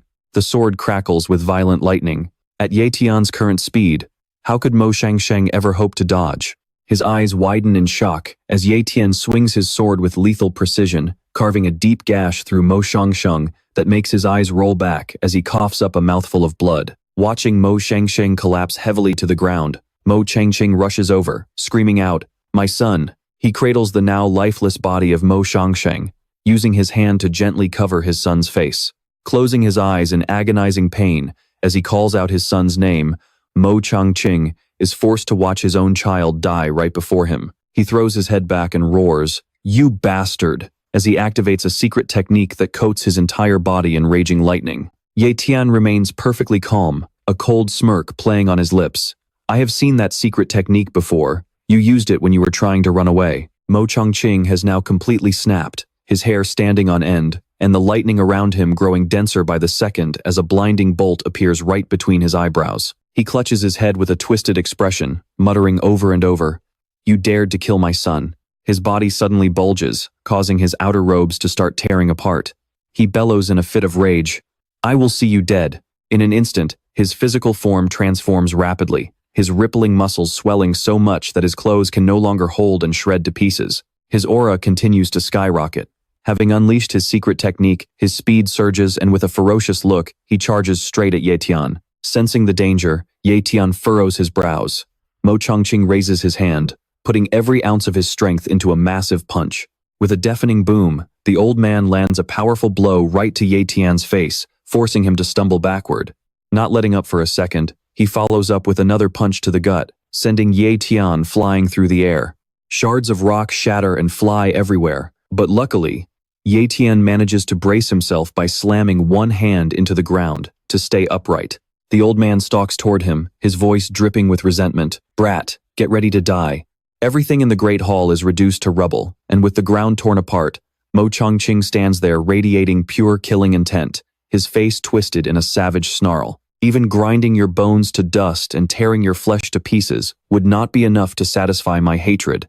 Only now do the other Mo family warriors notice the chaos in the hall, and they come rushing in from all sides, on high alert for an assassin and ready to protect the patriarch. Men pour out from every corner to surround Tian. Seeing this, Tian's eyes turn sharp as he tightens his grip on his weapon. He drops into a fighting stance, but he doesn't miss the chance to mock the Mo family. You only realize there is a threat after I have already killed your young master. Every single member of this Mo family is nothing but useless trash. Glaring at Tian, Mo Changqing barks an order, cut him down where he stands. The Mo family warriors shout in unison as both sides clash in a bloody frenzy. Tian leaps high into the air, swinging his sword in a wide arc. He triggers his shadow kill attack, the blade carrying a terrifying force that slices right through a crowd of Mo family warriors. It sends them flying before they crash back down, a single move resulting in a total massacre, with not a single soul left standing. Staring at Tian's back, Mo Changqing is filled with doubt. How is this possible? The lightning bolt on his forehead flickers wildly. He screams in fury and lunges at Tian. This animal actually has the combat power of a true warrior. With that, the two clash once more. Tian sneers, "You old dog. Let us see just how long your secret technique can hold out." Suddenly, a massive, gleaming blade appears in Mo Changqing's hand, looking incredibly sharp. Gathering lightning into the weapon, the old man bellows, "You arrogant brat!" He swings the blade violently at Tian. The blade collides with Tian's sword, creating a series of thunderous explosions.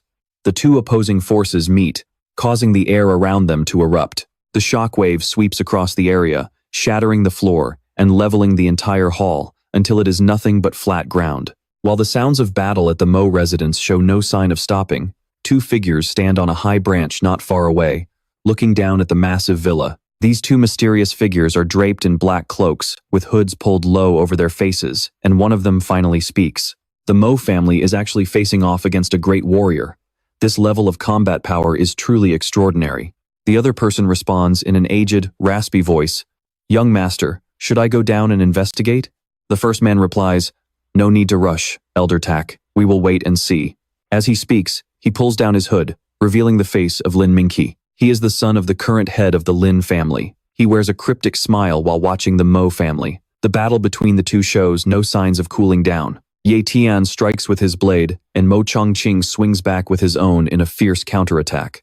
In just a few short seconds, they trade hundreds of blows with one another. Mo Changqing's expression suddenly shifts as sweat begins to pour down his face. His opponent's speed is incredible, and he is completely neutralizing every attack. Taking advantage of the momentum, Tian puts all his weight into a devastating downward slash at Mo Changqing. Mo Changqing immediately leaps back to dodge the strike, but unfortunately, he is still grazed by the blow and begins to cough up blood. Mo Changqing slams his foot into the ground, using the momentum to launch a massive overhead strike back at Tian. Tian quickly leaped into the air to dodge the strike. Mo Changqing's attack slammed into the ground, shattering the earth into a cloud of debris. Tian leaped backward to create some distance.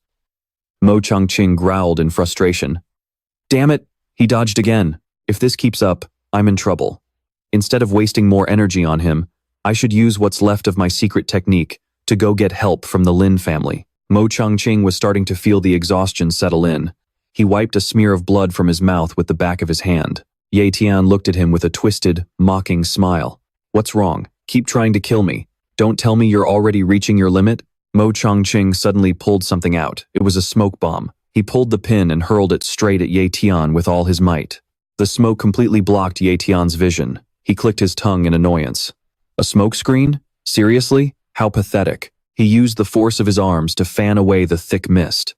By then, Mo Changqing was already frantically making a run for it. Seeing him flee, Tian roared, "Think you can run?" He threw himself forward, charging full speed toward Mo Changqing. Tian chased him down with a look of pure contempt. Sweating buckets, Mo Changqing glanced back, thinking, "This kid is a nightmare to deal with." It didn't take long for Tian to catch up to Mo Changqing.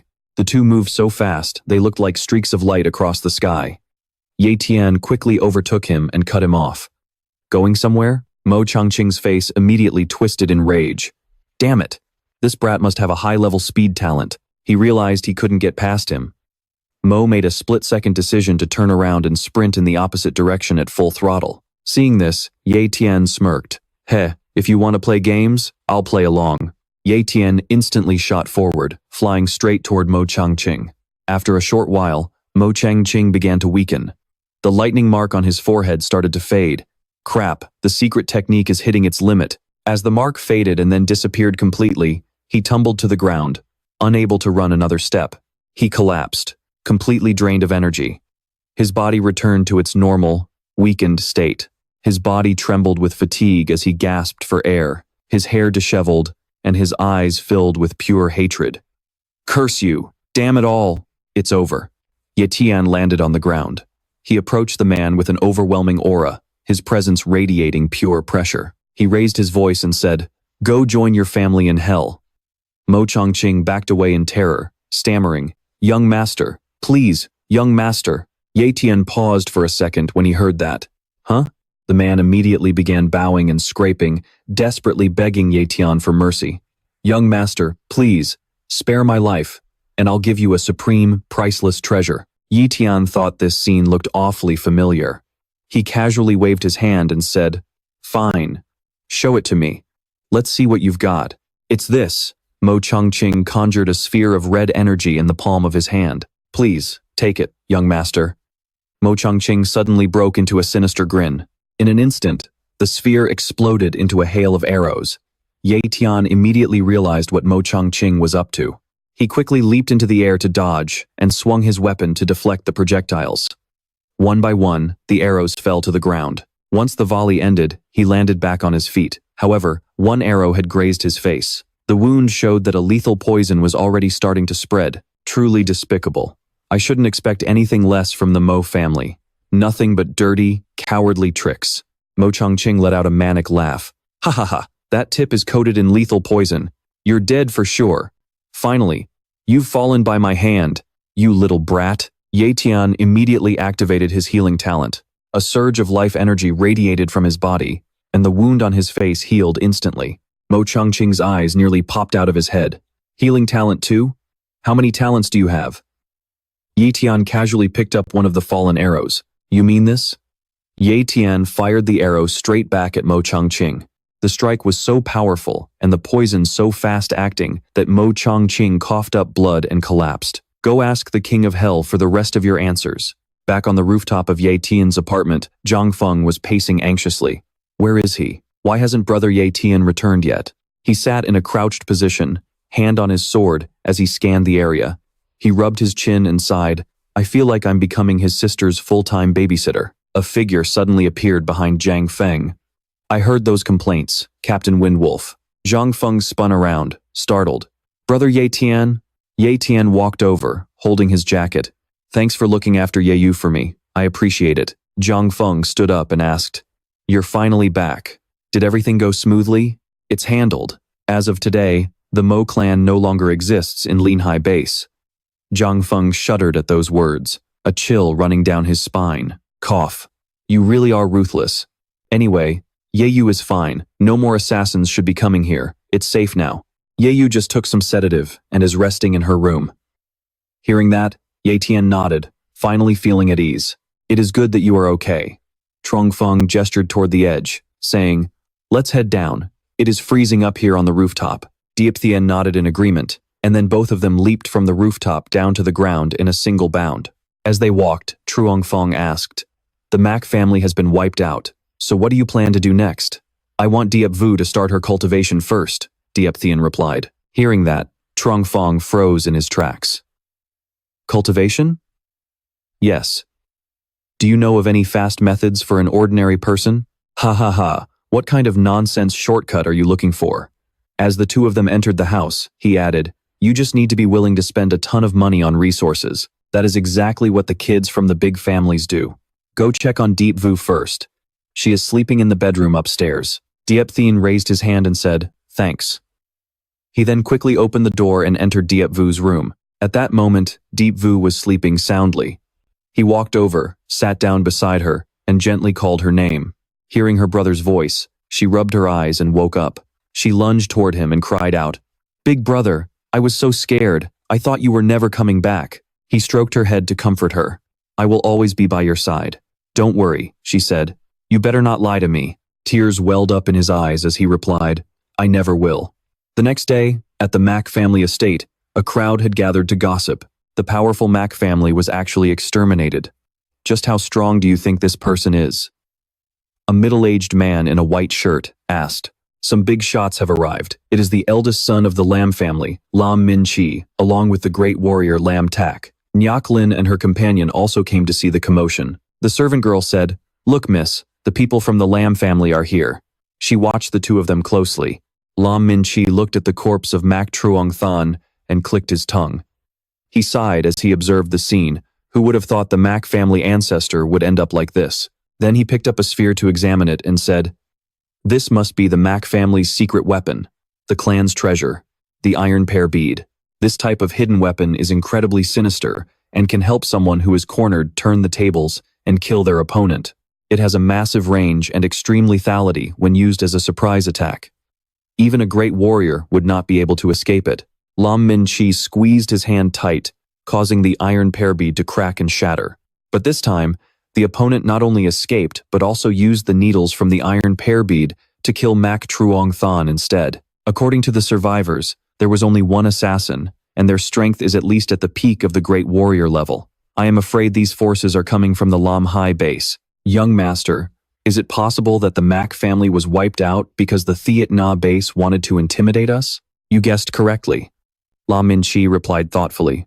When the Thiet Na base proposed a trade for the passage with us, our spies reported something interesting.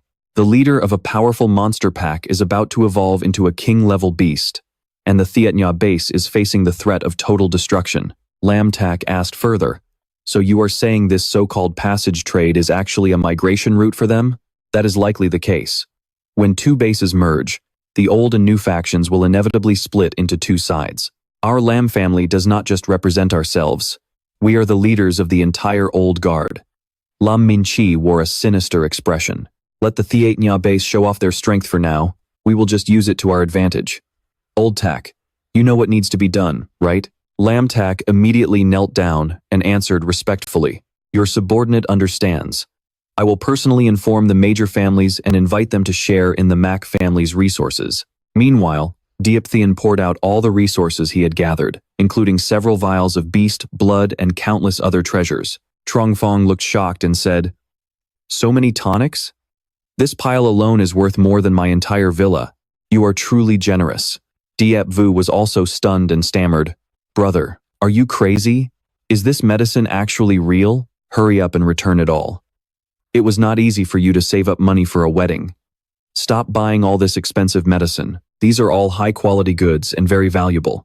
Just try one pill." After saying that, he immediately popped a pill into her mouth. She swallowed the pill, and instantly, a surge of energy radiated from her body. She screamed out, "Ah, that feels so amazing." He smiled as he looked at her. It was already getting dark. Diep Vu asked, "Do you really have to go?" "Yeah, I need to head to the Little Thian Diep forest. There is something I need there." Lately, the Thiet Na base has been sending people to live at the Lam Hai base due to the monster threat. Having 2 grandmasters was not enough. Leveling up my strength is definitely the most important thing right now. That is right. I have to get stronger. Diep Thien prepared all his gear and put on a feathered cloak. Diep Vu felt sad seeing her brother leave again so soon after he had just returned. You barely just got back, and now you are leaving all by yourself again. Can't you just stay? Don't worry. Stay home and practice the basic techniques with the captain. Remember to take your tonics on time and train hard. Then you must be careful out there. I will be waiting for you at home. Diep Thien smiled and patted Trong Fong on the shoulder. I'm leaving Yi Yu in your hands, Captain. I'm counting on you. Don't worry. A brother's sister is my own sister. I'll take good care of her. The roar of a heavy engine echoes as a group led by a blonde youth comes tearing down the road. Spotting the insignia on the windshield, Zhang Feng says, "The people from Iron Fang Base have arrived." Ye Tian asks in surprise, "They're coming in with such force?" The leader, riding his bike like a warhorse, shouts, "Lin Hai Base, here we come." His name is Sun Feng, one of the 4 young prodigies of Iron Fang Base. He's currently a mid-stage elite warrior. This is the Sun family motorcade.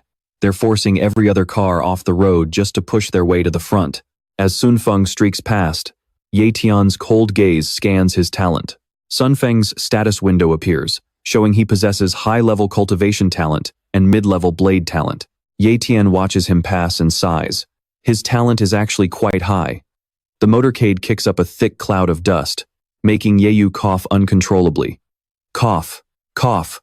What is their problem? That's just way too much. Suddenly, Tian feels a surge of anxiety. Why does he have such a bad feeling about this? Tian quickly prepares to leave and says, "All right, you two head home. I'm heading out now." Yeah.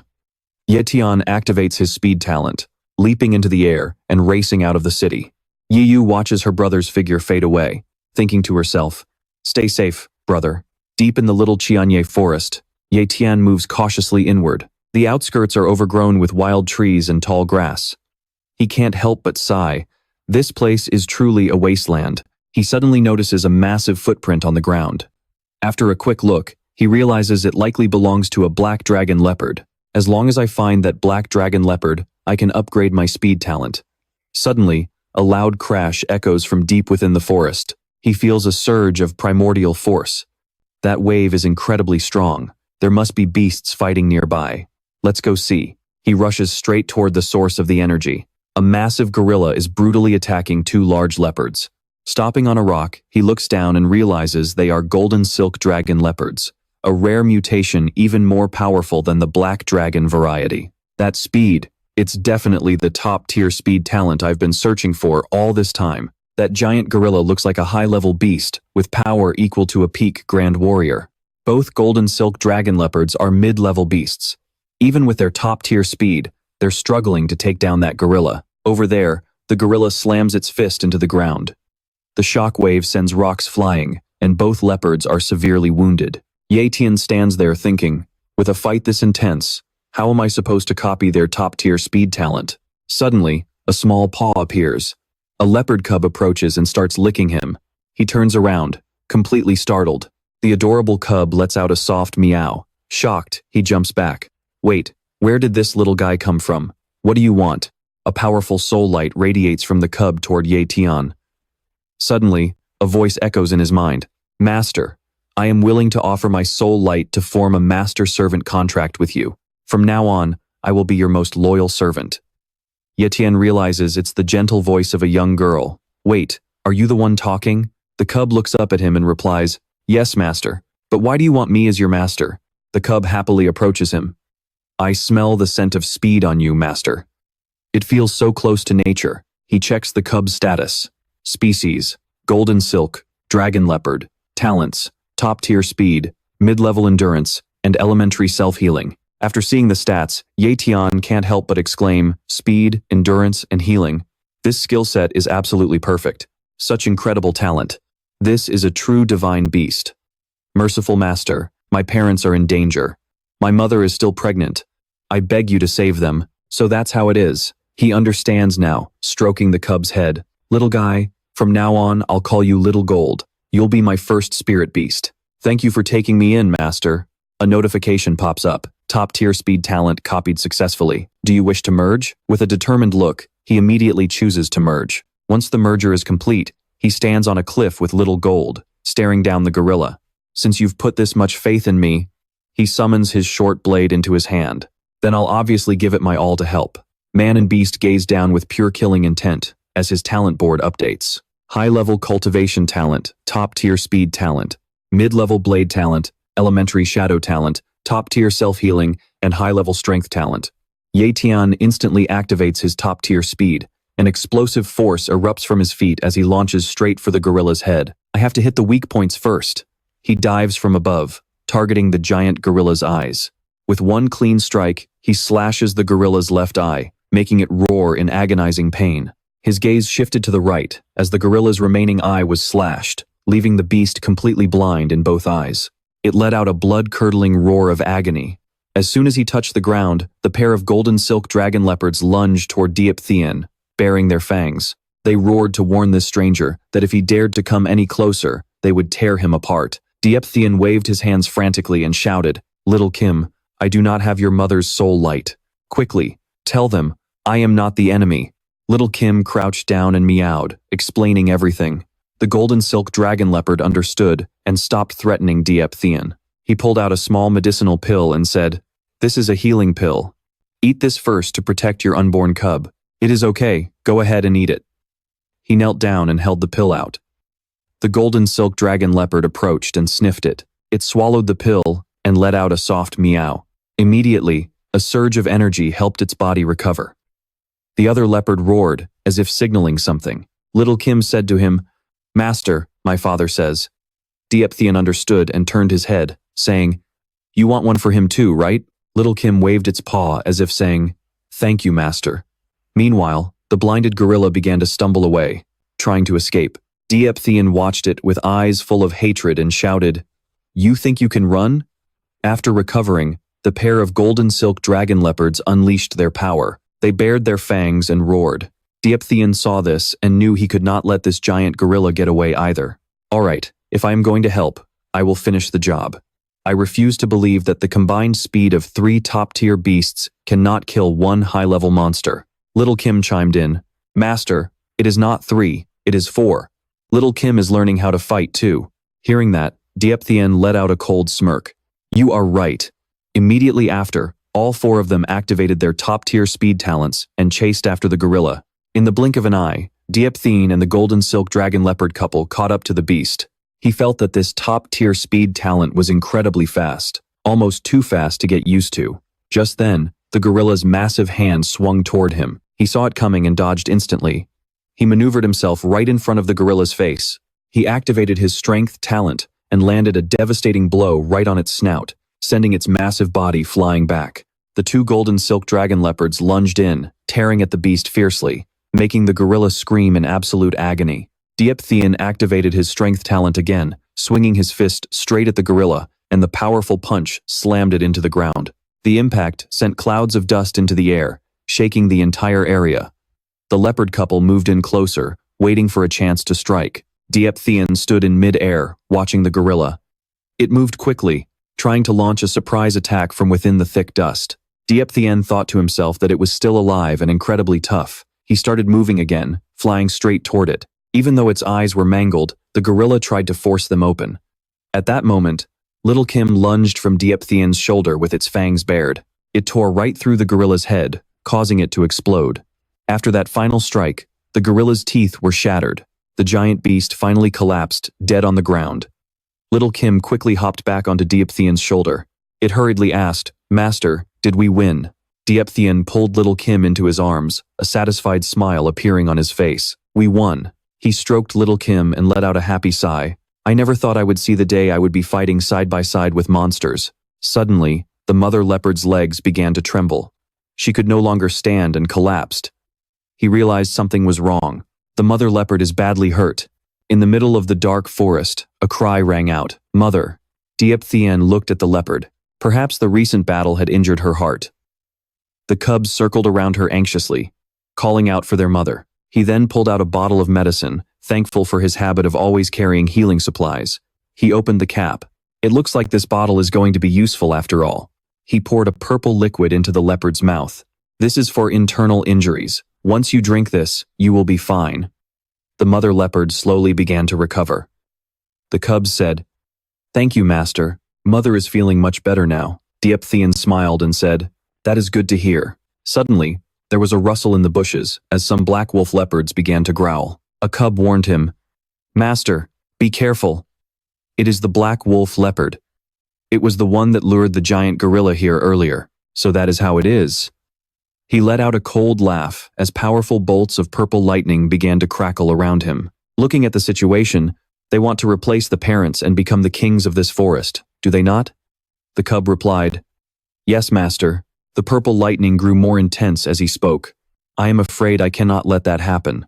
He performed a backflip and slammed his fist into the back of one black wolf leopard, making it scream in pain. The other black wolf leopards looked on in shock, their bodies trembling with fear at his overwhelming power. The wolf leopard he had just hit was dead. The others began to retreat. He picked up the cub and declared, "From now on, he is your master."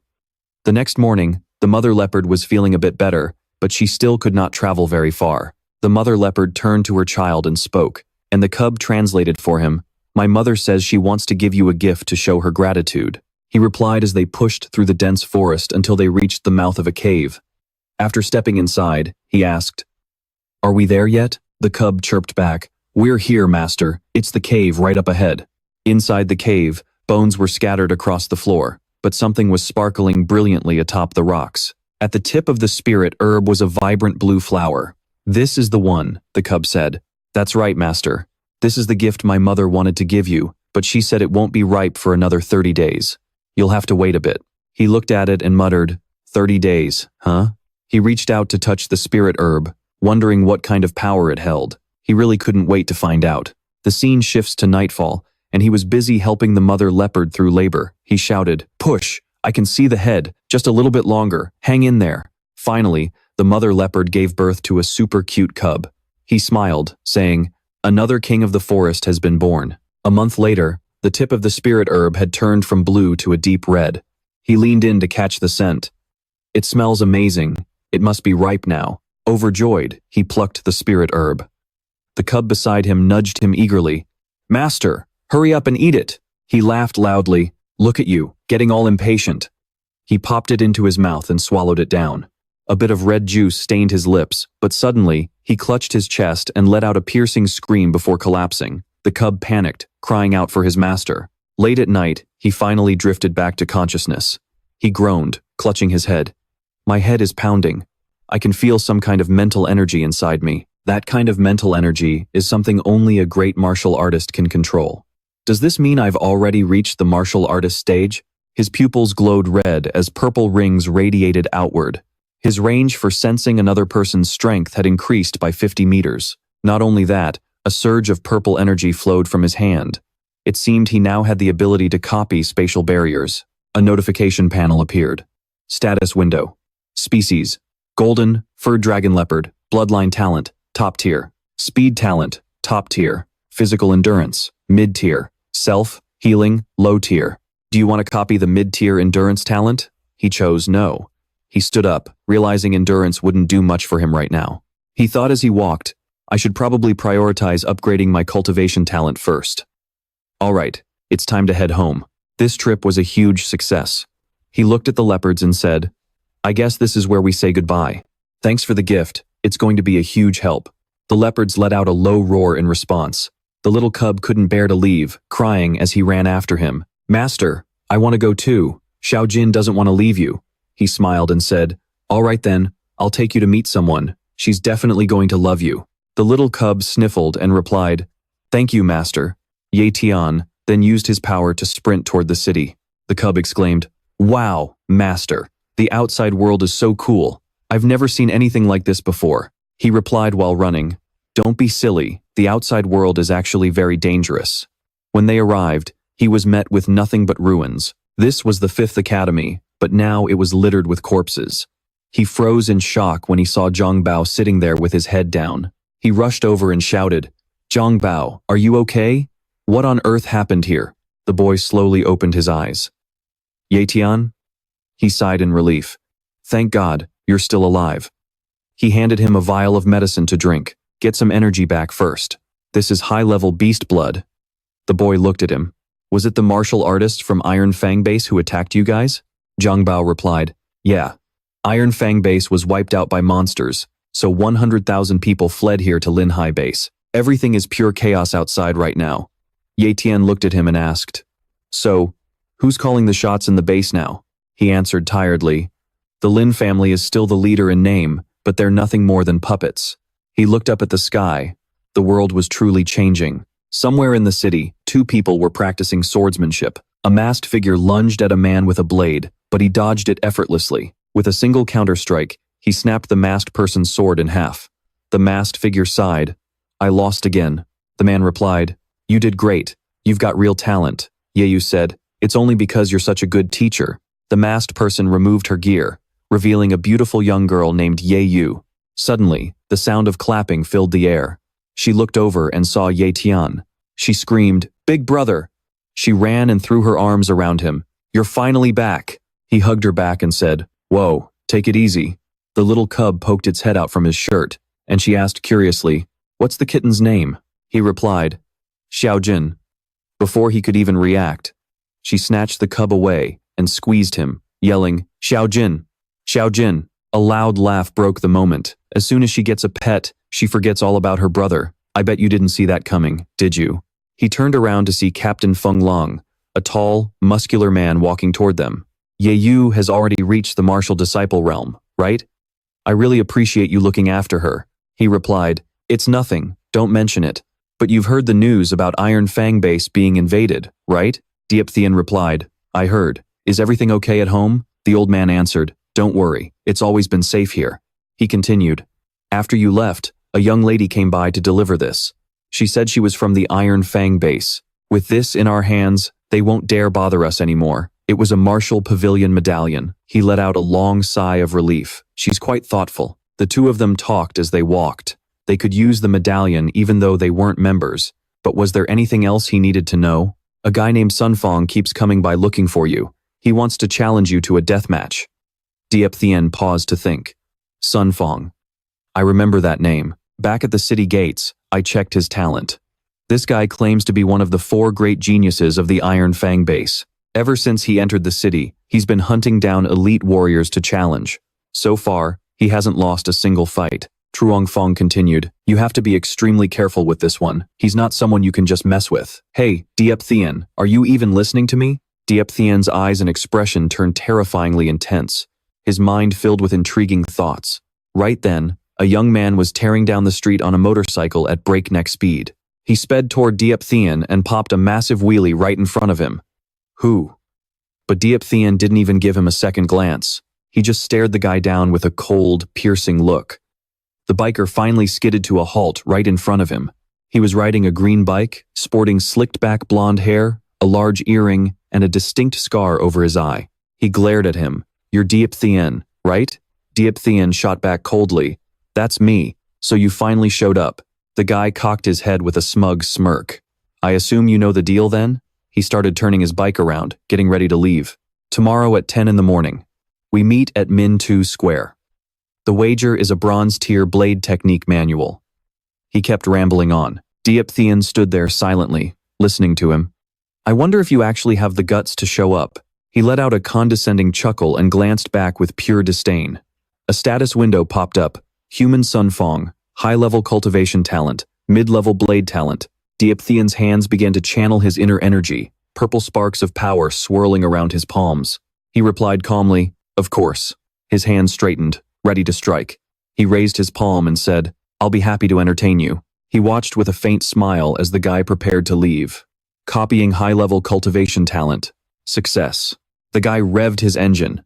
Before tearing off, he threw one last look over his shoulder. Then I'll be waiting anxiously. He roared away instantly. Captain Fong Long, who had been standing behind them listening the whole time, finally spoke up. You're being reckless. Sun Fong's power is bottomless. With your current strength, you're definitely going to lose. Diepthian stayed silent for a moment, his hollow eyes fixed on the path where the bike had disappeared. We'll see about that. He spoke with total conviction, clenching his fist so hard the veins bulged. That night at home, he checked his status again. Human Diepthian. High-level cultivation talent. Top-tier speed talent. Mid-level blade talent. Basic shadow talent. Top-tier healing talent. High-level strength talent. He sat there analyzing his stats for a while. His cultivation was already high-level. Let's try upgrading it today. The status window flashed. Do you wish to copy high-level cultivation talent? Yes. He closed his eyes and waited for the progress bar to finish. After the fusion, Human Diepthian. Peak-level cultivation talent. Top-tier speed talent. Mid-level blade talent. Basic shadow talent. Top-tier healing talent. High-level strength talent. He got out of bed and walked out to the balcony. He opened the door, stepped out slowly, and leaned against the railing. The wind brushed through his hair. He gripped the railing and looked up at the moon. I'm actually looking forward to tomorrow's match. Min 2 Square was buzzing with life, surrounded by busy stalls. Sun Fong was sitting next to a stone monument dedicated to the Lin family's merits. He sat there waiting for Diepthian, resting his hand on a katana.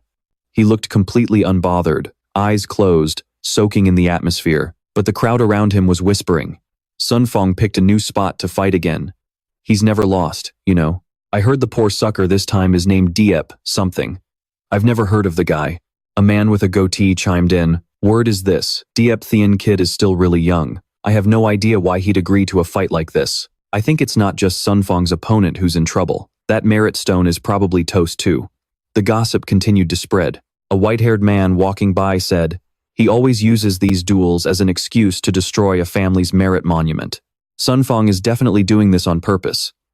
The Iron Fang base wants to crush the pride of the local families, and now it's the Lin family's turn. Someone following him agreed. Not far away, Nak Lin and Tunak were watching the scene unfold. Tu, do you think Diep Thien will actually show up? I'm starting to get worried for him. Nak Lin rested her chin on her hand and looked toward him. Don't worry. With Diep Thien's abilities, even if he can't beat Tan Fong, he can definitely protect himself somewhere else. Whoa, why are there so many people here? A little girl asked while looking at the massive crowd. Every time he fights, he always makes such a huge scene. All he wants is fame and influence. But is all this really necessary? How are we supposed to squeeze through this? These two were none other than Captain Fong Lang and Diep Thien's younger sister, Diep Vu. Brother, maybe we should just go home. It's better if you don't fight. It's way too dangerous, she said, looking at him with worry. He just patted her head to calm her down. Don't worry, I'll be back in just a bit. He suddenly leaped high into the air, flying straight toward Tan Fong and landing right in front of him, leaving the surrounding crowd in total awe. Who is that guy? Is he the one who challenged him? People began whispering to one another in curiosity. At this moment, he was dressed in a sleek suit, standing tall and imposing. You've kept me waiting. Only then did Tan Fong slowly open his eyes to look at him. He began to stand up. I actually thought you were too scared to show up. Suddenly, he shouted at the top of his lungs. The bronze-tier win-slash technique. If you can win, it's yours. As he spoke, he pointed toward a manual sitting on a shelf not too far away. At the same time, another manual appeared in Diep Thien's hand. A bronze-tier blade technique that matches your wager. He immediately threw it right at the manual his opponent had wagered, causing it to fall to the ground. Both manuals now lay side by side on the floor. Tan Fong started to get furious. His eyebrows furrowed. You've got some nerve, kid. With those words, he drew his sword and lunged forward, charging straight at Diep Thien. From a distance, Diep Vu was cheering him on. Brother, be careful. He didn't even flinch, staring at his opponent with a gaze full of killing intent. Tan Fong brandished his sword and let out a roar as he lunged at Diep Thien. Diep Thien narrowed his eyes, focusing on what was ahead. With a slight pivot of his toes, he gracefully dodged the sword strike that Tan Fong had just swung at him. So fast, Tan Fong couldn't help but glance at Diep Thien in shock. He angrily swung his long blade repeatedly and yelled, Damn you, are you a rat or something? All you do is scurry around. Diep Thien didn't let those words get to him, effortlessly dodging every single one of Tan Fong's attacks. Tan Fong swung his sword back to gain momentum, then slashed at Diep Thien once more. He ducked down, narrowly avoiding the strike in the blink of an eye. However, that last swing was close enough to cut a few strands of hair from the top of Diep Thien's head. He clenched his fist in a defensive stance. Taking advantage of his low position, he found an opening and delivered a powerful punch straight into Tan Fong's chest. The impact was so strong that the sound of ribs cracking could be heard coming from inside his chest. Diep Thien's punch sent Tan Fong flying back a good distance, crashing into some nearby wooden crates. The onlookers watching the battle couldn't help but gasp in shock. Another single punch sent Tan Fong flying. Who on earth is this kid? Diep Thien clenched his fist and looked down from above, a smirk playing on his lips as he asked, Am I still a rat to you? Tan Fong quickly scrambled up and stood across from Diep Thien, raising his voice. You've got some skill, I'll give you that. Fine. I won't hold back anymore. With that, he dropped to one knee. He spread his arms wide, gripping his sword and taking a stance, ready to strike. Tan Fong gripped the sword with both hands, using so much force that the veins in his arms bulged. He let out a ferocious roar as he slashed forward. Wind slash! Multiple blades of light spiraled forward, forming sharp circles of energy. Diep Thien's eyes widened as he went on high alert, leaning back to dodge the incoming energy rings. Having missed their target, the energy rings flew straight into the Lam family's stone monument, slicing it clean in half. The stone tablet crumbled into a pile of rubble. Lam Min-chi grit his teeth and cursed under his breath. He cut down the family's monument again. That damn animal. Having just escaped the blade's path, Diep Thien couldn't help but be impressed. That was close. This blade technique really is something else. Tan Fong gasped in disbelief. You dodged the wind slash too? Diep Thien walked toward Tan Fong and spoke calmly. I waited all this time just for you to finally use your blade technique? Tan Feng was caught off guard. What did you say? You didn't fight back just so you could watch me use my technique? Diepthian gave a disdainful smile. Ha ha ha, I've never once considered you a worthy opponent. Honestly, you're not even in the same league, he continued. I only did all this for the sake of the blade technique. Tan Feng was consumed by rage. You're taking this too far. He crouched low and then launched himself into the air. He gripped his sword with both hands, intending to crush Diepthian, who stood below. Tan Feng screamed in fury. Just die already. A flash of sword light erupted. Diepthian used his bare hand to shatter the sword Tan Feng was swinging down. The broken tip of the blade flew into the air. The blade fragment spun through the air before embedding itself deep into the ground. Diepthian reached out and grabbed Tan Feng's entire face in one hand. He used all his strength to slam Tan Feng's body onto the road. The impact was so violent that it left a massive crack in the ground. That attack left the spectators standing outside with their mouths wide open in shock. Diepthian stood over Tan Feng, who was now unconscious on the ground. He brushed off his hands and smirked, way too weak. Tan Feng lay there with his eyes rolled back, completely out cold. Tian stood outside, cheering enthusiastically. As expected of Lord Diepthian, he's incredible. Yue Ling stood behind him, silent, with her head bowed.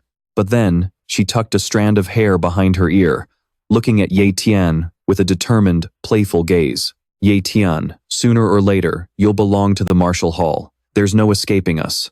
Meanwhile, Ye Tian walked over to a long bench near the monument that had been sliced in half. He knelt down to lift the bench and started searching underneath. A moment later, he was holding a book with a yellow cover. Flipping through the pages, a satisfied smile crept onto his face. He didn't forget to thank Sun Feng, or rather, thank him for this windblade slash technique. Yi Yu cheered out in joy. Big brother. Yi Tian glanced at her as she hovered around him, showering him with endless praise. That was incredible. Seriously incredible. She kept repeating it over and over. When on earth did you get this strong? Enjoying the praise, Ye Tian tilted his head back and laughed triumphantly. Heh heh. You really think so? Ye Yu grabbed his arm, her eyes sparkling with excitement. When we get back, you have to teach me. I want to get stronger too. Ye Tian looked down at her with a warm smile. Lin Mingzi watched as Ye Tian and his group walked away. Young master, Ye Tian won the fight. His subordinate bowed and reported the news. But Lin Mingzi's eyes were fixed on the shattered monument of the Lin family. But our Lin family has lost, because the merit monument has been toppled. What should we do now? The subordinates waited for his instructions. After a moment of thought, he said, for the next few days, you don't need to protect me. Go and shadow Ye Tian's sister. Keep her safe. The Sun family won't let this slide. Cut to a scene under a blue sky and white clouds, where a small canal splits the landscape. A simple little bridge connects the two sides. Captain Feng Lang's home was a modern, multi-story brick house. Inside, Ye Tian leaned back on a vintage sofa, holding the manual for the windblade technique. As he read, he couldn't help but be amazed. This windblade slash can actually increase attack power by 6 times. He rubbed his stiff neck and continued reading, while reflecting on everything that happened during the recent battle. No wonder Sun Feng's slashes were so devastatingly powerful. He casually tossed the manual onto the table. Then, he let out a long yawn and stretched his body. Getting up from the sofa, he walked over to the window. The room he was in was spacious and elegantly decorated. Ye Tian reached out and opened his virtual interface. He stared intently at the information on the screen and realized a major problem. 30 more days until I can copy another talent? Forgetting about that is a real pain. Ye Tian sighed. Looking at his status window, he calculated his next move. Once the cooldown is over, I have to get my hands on Sun Feng's high-level blade talent. Human status screen. Ye Tian. Top-tier cultivation talent. Top-tier speed talent. Mid-tier blade talent. Low-tier shadow talent. Top-tier healing talent. High-tier strength talent. And at the bottom, it showed the countdown. Copy talent cooldown, 30 days. Rubbing his chin, he continued to strategize. I need to push the power of Shadow Kill and Windblade Slash to their absolute limits. Only then will I have the strength to take on a grandmaster. He would be jumping 2 full ranks. At that thought, his gaze sharpened with resolve. I will finally be a real powerhouse. Ha! A wooden sword swung through the air. Ha! Ye Yu shouted as she struck a training straw man. Behind her, Zhang Feng stood with his arms crossed, supervising. Looking at Ye Yu, He couldn't shake a feeling of dread. He suddenly remembered Sun Feng's malicious, sneering face. Even though the duel was over, based on the Sun family's reputation, they would definitely seek revenge. Zhang Feng's expression darkened. He watched Yeyu hunched over in front of the straw man, looking completely exhausted, and his worry grew. What is this girl going to do when they come for her? Yeyu popped open a water bottle and took a long drink. She let out a refreshed sigh and turned to Zhang Feng with a grin. Captain, why do you keep staring at me like that? Her question caught him off guard. He froze for a second, his face turning a bit red. He gestured for her to come closer. Yeyu, come here for a second. What's up? Yeyu obediently walked over. He handed her a necklace and gave her a stern warning. You must wear this. Don't ever take it off. Yeyu curiously fiddled with the cross pendant in her hand. What is this? It's so pretty. Zhang Feng didn't give a straight answer. He just repeated his warning. Just think of it as a lucky charm. Do not lose it, no matter what. Yeyu smiled and agreed. Thanks, Captain. I'll take real good care of it. Suddenly, a pair of feet hit the pavement hard. A woman was sprinting down the street in a hurry. She dashed through an intersection, past a man standing by a trash can. Captain! A shout came from outside the house. Captain, I found something out. She ran inside, panting. Zhang Feng saw her and immediately asked, Well, has the Sun family made a move yet? While the two were talking, Diep Vu stood to the side, keeping a close eye on everything. The girl who just arrived didn't beat around the bush and shared what she had gathered. The members of the Sun family were out checking storefronts today, busy snatching up properties everywhere. Trong Fong rubbed his chin thoughtfully as he processed the news. Buying up properties? It looks like the Sun family hasn't cooled down yet. They won't start a bloodbath until they've secured their foothold. On a street corner, a man in a tattered orange outfit was rummaging through trash cans. His back looked ominous, and his face was partially hidden under a baseball cap pulled low.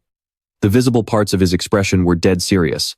He was the subordinate sent by Lam Min Trai. 1 month later, the city of Yanbin was under a clear blue sky dotted with fluffy white clouds. Beside some trash cans on the sidewalk, that same man in orange was still digging through the garbage. Diep Tian strolled by casually, munching on a piece of bread. Today, he was wearing black sweatpants and a light gray hoodie. Diep Tian glanced at the man rummaging through the trash bags. His gaze turned cold and hostile. The man immediately frowned and gritted his teeth, realizing this kid was using spiritual power to probe him. The old man watched Diep Tian's back as he walked away, with traces of spiritual power still lingering in the air. He was shocked. How could he possibly possess spiritual power? That is an ability only a great martial artist should have. Meanwhile, Diep Tian was also surprised. He pulled his hood forward. They actually sent a great martial artist just to keep an eye on me? Lam Jiang is certainly being generous. The martial arts market was located along the banks of a canal, with rows of sun umbrellas set up in an open field. Diep Tian walked silently through the dense crowd, his face hidden beneath his hood. He kept walking, mentally reviewing everything he knew about the Sun family. Over the past month, Truong Feng had uncovered some of the Sun family's darkest secrets. To ensure the absolute purity of their blade talent bloodline, the Sun family wouldn't hesitate to let close relatives marry. If a child was born weak or disabled, they would be secretly put to death. Following those words was a haunting image of a frail newborn baby having its life ruthlessly snuffed out. They are absolute lunatics, Diep Tian cursed under his breath. Ahead of him stood a massive building. This was the Sun Corporation's new store. Wearing a dress, shirt, and slacks, Sun Feng stood at the entrance, happily welcoming customers. Today is our grand opening sale. All products are 50% off. A chubby man with a scar over his left eye grinned, offering his congratulations. May your fortune grow like a tidal wave, young master Sun. Sun Feng laughed heartily, accepting the praise without any modesty. Ha ha, please, come inside. Another guest stepped up to congratulate him. Sun Feng thanked them with a smile. You are too kind. Meanwhile, tucked away at a street corner, Diep Tian watched from the shadows. He glared at the boy with cold, dark eyes. His status screen had opened at some point, displaying Sun Feng's details. Status window. Human, Sun Feng. High-level cultivation talent, mid-level blade talent. Diep Tian reached out his hand, and purple electricity immediately began to crackle around it. I should congratulate you too, he whispered, thrusting his hand forward and releasing bolts of deep purple lightning. Diep Tian flashed a cruel smile. Go straight to hell, he spoke without a shred of mercy as the purple light grew blindingly bright around him. Diopthian's status screen showed significant changes. Status window: human, Diopthian, peak level cultivation talent, peak level speed talent, high level blade talent, basic shadow talent, peak level healing talent, high level strength talent. Diopthian headed to Namsan Cemetery and laid a bouquet in front of a large grave. Looking at the tombstone, he said in a choked voice, "Mom, Dad, I am here to see you." After placing the flowers, he stood back up. Standing before his parents' grave, he said, "I am planning to leave the Mahai base. I am taking Diopvu to a better base to live." Something seemed to be moving in the sky, but Diopthian did not care. He continued, "This is my final visit.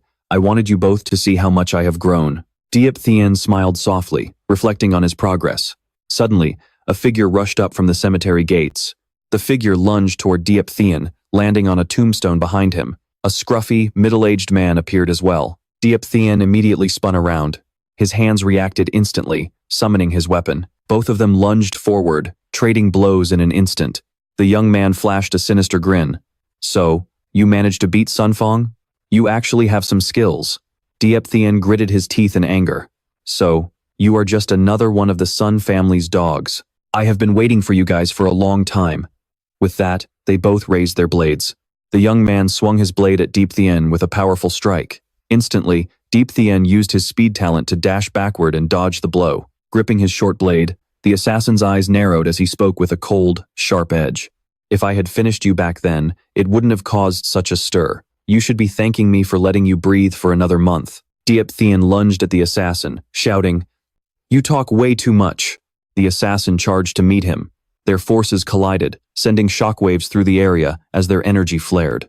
The two figures clashed like bolts of lightning, neither leaving a single opening for the other. Every strike whistled through the air, followed by the heavy ring of metal on metal. The assassin's attacks were blindingly fast, but Diopthian didn't back down, parrying and countering with equal force. Their duel eventually drifted right toward the grave of Diopthian's parents. He suddenly realized the bouquet of flowers he had just laid down had been torn apart in the crossfire. Enraged, he delivered a crushing blow that sent the assassin reeling, then slowly walked toward the ruined flowers. The assassin glared at him with murderous intent, but didn't forget to introduce himself. "I am Sun Feng's master, Kai Mong. He's like a son to me. Since you hurt him, you're a dead man." Diopthian ignored his threats and reached down to pick up the flowers. "This place isn't too bad, honestly." A cemetery. He carried the bouquet toward his parents' headstone. "It's the perfect place for you to die." He placed the flowers back on the grave. "If you get on your knees and beg, I might show some mercy and dig up your parents' grave," the assassin sneered. "That way, your whole family can be together." He narrowed his eyes, mocking Tian with every word. "Oh, right, you have a little sister too, don't you? Don't worry, you'll all be reunited very soon." As he finished setting the flowers down, Diopthian's fist clenched so hard the veins began to bulge. He poured all his power into his legs, his gaze radiating a terrifying killing intent. "You're asking for death." Before he even finished speaking, he activated his top-tier speed talent. He moved so fast it looked like he was teleporting, catching Kai Mong completely off guard. Diopthian landed a devastating kick before Kai Mong could even register what was happening. The assassin let out a guttural scream of pain. He was sent flying into the air by the force of the strike, but with his insane speed, Diopthian was already there. He grabbed the man by the collar, channeled his strength, and slammed Kai Mong down with everything he had. Kai Mong was hurled straight into a nearby mountain, the impact sending his broken body tumbling into the distance. The force of the crash kicked up a massive cloud of dust. Kai Mong lay there paralyzed, sprawled out on the ground like a broken doll. Diopthian approached him step by step. Kai Mong struggled to open his eyes, his voice trembling as he stammered, Who are you?" Seeing Diopthian's icy expression and that terrifying smile, the assassin couldn't stop shaking. "A grandmaster. You have the power of a grandmaster." After a long moment, Diopthian sat down and began searching Kai Mong's body. He pulled out a skill book the man had been carrying called Tomb Blade. "This blade technique looks like it might be useful." He picked up Kai Mong's dagger and smirked. "This weapon is a huge upgrade from my old one. All of this belongs to me now." After finishing his loot, he looked up at the sky. It was getting late. He needed to hurry home for dinner, or Deep Vu would never stop nagging him. Meanwhile, in front of Captain Zhang Feng's residence, a janitor was busy sweeping up fallen leaves. It was the same old scavenger from before, now working as a caretaker. Tian arrived and walked right past the old man. Suddenly, the old man stopped, and Tian came to a halt as well. He turned around and said, "Hey old-timer, it's been a month. How about coming inside for a drink?" The old man let out a booming laugh and took off his hat, revealing a shiny bald head. "Haha, don't mind if I do." Inside Captain Zhang Feng's home, the two of them walked in as Tian welcomed him. Zhang Feng was sitting on the sofa when he spotted them. Diep Vu, who was playing with Xiao Jin, also noticed her brother was back. She spun around and gave him a big greeting. Diep Tian motioned toward the old man and called out, "Diep Vu, put the kettle on. We have a guest." Diep Vu was surprised to see her brother bring someone home. Zhang Feng immediately stepped forward and asked, "Brother Diep Tian, who is this gentleman?" The old man stroked his beard and replied, "This old man is from the Lin family. My name is Lin Zi." Zhang Feng's eyes widened as he thought, "Someone from the Lin family?" Then he gasped, "Lin Zi? You're the legendary Elder Zi?" Elder Zi just stroked his beard and chuckled, "You flatter me, you flatter me." Just then, Diep Vu finished making the tea. "Tea's ready." Zhang Feng rushed over, practically snatching the tray from Diep Vu. "Here, let me do it. Let me serve it." Trong Feng was putting on a masterclass in hospitality, pouring tea and serving fruit like his life depended on it. Watching this, Yevu couldn't help but think her master actually had a caring side. Elder Tak accepted the cup with a warm laugh, thanking him for the welcome. As he sipped the tea, Elder Tak got straight to the point. "Ye Tian, my friend. You didn't call me here just for a drink, did you? Something important is on your mind, isn't it? You hit the nail on the head." Ye Tian stepped toward Yevu and pulled her closer, his expression serious. "Elder Tak, I need a massive favor.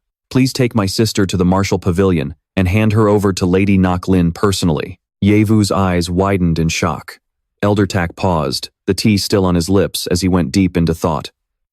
The Marshall Pavilion? He hadn't realized Ye Tian had ties to a place like that. Suddenly, his eyes locked onto a token hanging around Yevu's neck. "Is that a Marshall Pavilion command token?" He slowly set his teacup down on the table, his demeanor shifting to one of deep respect. He gave a firm nod and replied, "Say no more, my friend. Rest assured, I will personally see to it that your sister is delivered safely into Lady Naklin's hands." Yi Tian then turned his gaze toward Truong Feng. Before he left the Linhai base, he wanted to give the captain a life-changing opportunity. Truong Feng, still playing the host, peeked into the kitchen and said, "That last batch of tea wasn't great. Let me get something better for Elder Tak." But Ye Tian caught him and pulled him right in front of the elder. Ye Tian smiled and said proudly, "This is my big brother, Truong Feng. He is the definition of loyalty and courage. If he were to join the Lin family, he would undoubtedly become a legendary general." Truong Feng stood there, his jaw dropping in utter disbelief. "Join the Lin family?" Elder Tak let out a booming laugh. "Haha, that's a small request. My Lin family is always hunting for true talent. From this day forward, young man, you are my personal disciple." Truong Feng felt like he was dreaming. He couldn't believe his ears. Ye Tian didn't give him time to freeze up, pushing him forward. "Well? Don't just stand there. Pay your respects to your new master." Realizing the gravity of the moment, Truong Feng dropped to both knees. He bowed deeply and said with pure devotion, "Master, please accept your disciple's humble salute." Elder Tak beamed with pride. He reached out to help him up. "Good boy, get up, get up. No need for such formalities with your teacher." Deep down, the elder knew that by doing these two small favors, he had secured a powerful connection with Ye Tian. This was going to be a massive win for the Lin family's future. But Yevu knew her brother too well. She sensed something was off and pointed a finger right at his face. "Big brother, you're dumping us on other people. What exactly are you planning to do?" Caught off guard by his sister's intuition, Ye Tian gave a forced, awkward laugh. "I'm just gonna go handle a few small things, that's all." "Yeah, right, you liar," Yevu shouted, tears nearly welling up. "This isn't just some small thing. Don't try to play me. If it were that simple, you'd be coming right back with us." Ye Tian tried to calm her down. "Look, Xiao Jin will stay behind to protect you while I'm gone." She looked down at the tiny creature, Xiao Jin, resting in her hand. "This little guy? Is he really that strong?" Yevu let out a heavy, defeated sigh. "Forget it. It's not like anything I say matters anyway." She stroked Xiao Jin gently and muttered, "You never listen to me when you've made up your mind." She looked up at him with a soft, worried smile. "Just promise me you'll take care of yourself." Don't overdo it. Your safety is the only thing that matters to me. Tian smiled back warmly. I promise. Meanwhile, over at the Kong Group headquarters, two guards were leaning against a wall, shooting the breeze. Back on the night shift again. Honestly, even if we weren't here, it wouldn't matter. Who would be stupid enough to cause trouble on the Sun family's turf? Suddenly, one of them spotted a figure approaching. He barked out, "Hey, you blind idiot, get lost. This is private property, no authorized personnel allowed." But Tian didn't stop. He didn't even slow down. He triggered his speed talent. With a sharp whoosh, he blurred past them, and both guards collapsed to the ground before they could even blink. Tian walked calmly into the building. The guard who had yelled earlier looked at his retreating back and stammered, "You? Who are you? What do you want?" Tian was wearing a hat that shaded his eyes, giving him an aura of cold mystery. He let out a chilling, twisted grin. "Nothing much. I'm just here to take out the trash." Seconds later, the building's alarms began to blare. A panicked manager came sprinting into the boss's office. "Boss, it's bad," he gasped for air. "Someone just stormed the building. He's already taken out our security." A man in a sharp red suit was lounging on a sofa, his hair messy, casually swigging from a half-empty beer bottle. He let out a mocking snort. "Oh?" And here I thought everyone at the Linhai base was a spineless coward. He narrowed his eyes, a cruel smile forming on his lips. "Looks like someone finally found the courage to come here and die." As Tian made his way deeper into the facility, a swarm of henchmen surrounded him, screaming, "Kill him!" They lunged at him with reckless fury. The boss slowly stood up and began walking toward the chaos. Tian didn't miss a beat, sending the lead attacker flying with a single, devastating kick. He tore through the rest of the mob like a whirlwind. To him, these ordinary fighters were nothing more than annoying mosquitoes. In the blink of an eye, the hallway was cleared, and the boss finally arrived, clicking his tongue in annoyance. Seeing his men scattered across the floor like broken dolls, the man's face twisted with contempt. "I can't believe you actually managed to hurt this many of my people. Tell me, brat, what's your name?" This was Sun Kong, the head of the Sun family and father of Sun Fong. He was a powerhouse at the peak of the great martialist realm. Tian was holding one of the henchmen by the throat, radiating a suffocating, murderous pressure. He looked Sun Kong dead in the eye and growled. Tian looks at Tan Kong with a faint smile. Not bad at all." Tan Kong roars, "Elders, strike now." As soon as he speaks, a group of people, both young and old, descend from above, radiating an overwhelming aura as they charge. Tian looks up, realizing this bastard set a trap. An old man suddenly leaps out right behind him. Tian spots the old man at his back and immediately summons his weapon. But before he can even make a move, the old man shouts, "No, you don't." The old man's hand emits a strange magnetic field. He activates his skill, the celestial snare. This skill freezes Tian's body and hands in place, completely restraining him. He instantly realizes this is a control-type talent, and he slams straight into the ground. The other four elders land around him at the same time. 3 men and a woman stare down at Tian, who is pinned to the dirt. A man in green sneers with utter contempt. "We waited all these days just for some little brat?" The other 2 men look at Tian like he's total trash. A woman with an eye patch chimes in, "How boring." The old man who used the binding skill walks forward slowly. "I won't go easy on him." He looks at Tian and says, "To be caught in my celestial snare is an honor for a kid like you." Tan Kong walks out of the house, raising his voice. "Elders, thank you for your hard work. I bet this kid is carrying some serious treasure." He waves his hand, treating Tian like a prize. "Consider him a little gift for you all. Take whatever he's got." The man in green notices Tian's gear. He recognizes the blade in Tian's hand. It's Elder Thanha's dagger. He immediately slaps Tian across the face, then grabs him by the hair. "Where is Elder Thanha? He was supposed to be with young Master Tan Fong. What did you do to them?" He grabs Tian's collar and bellows, "Speak up!" Despite being restrained, Tian just gives a cold laugh. Why don't you guess?" Enraged, Tan Kong barks at a servant, "Go to the shop and find the young master. Find him now." "Yes, sir." A man in blue shoves Tian's head down toward Tan Kong.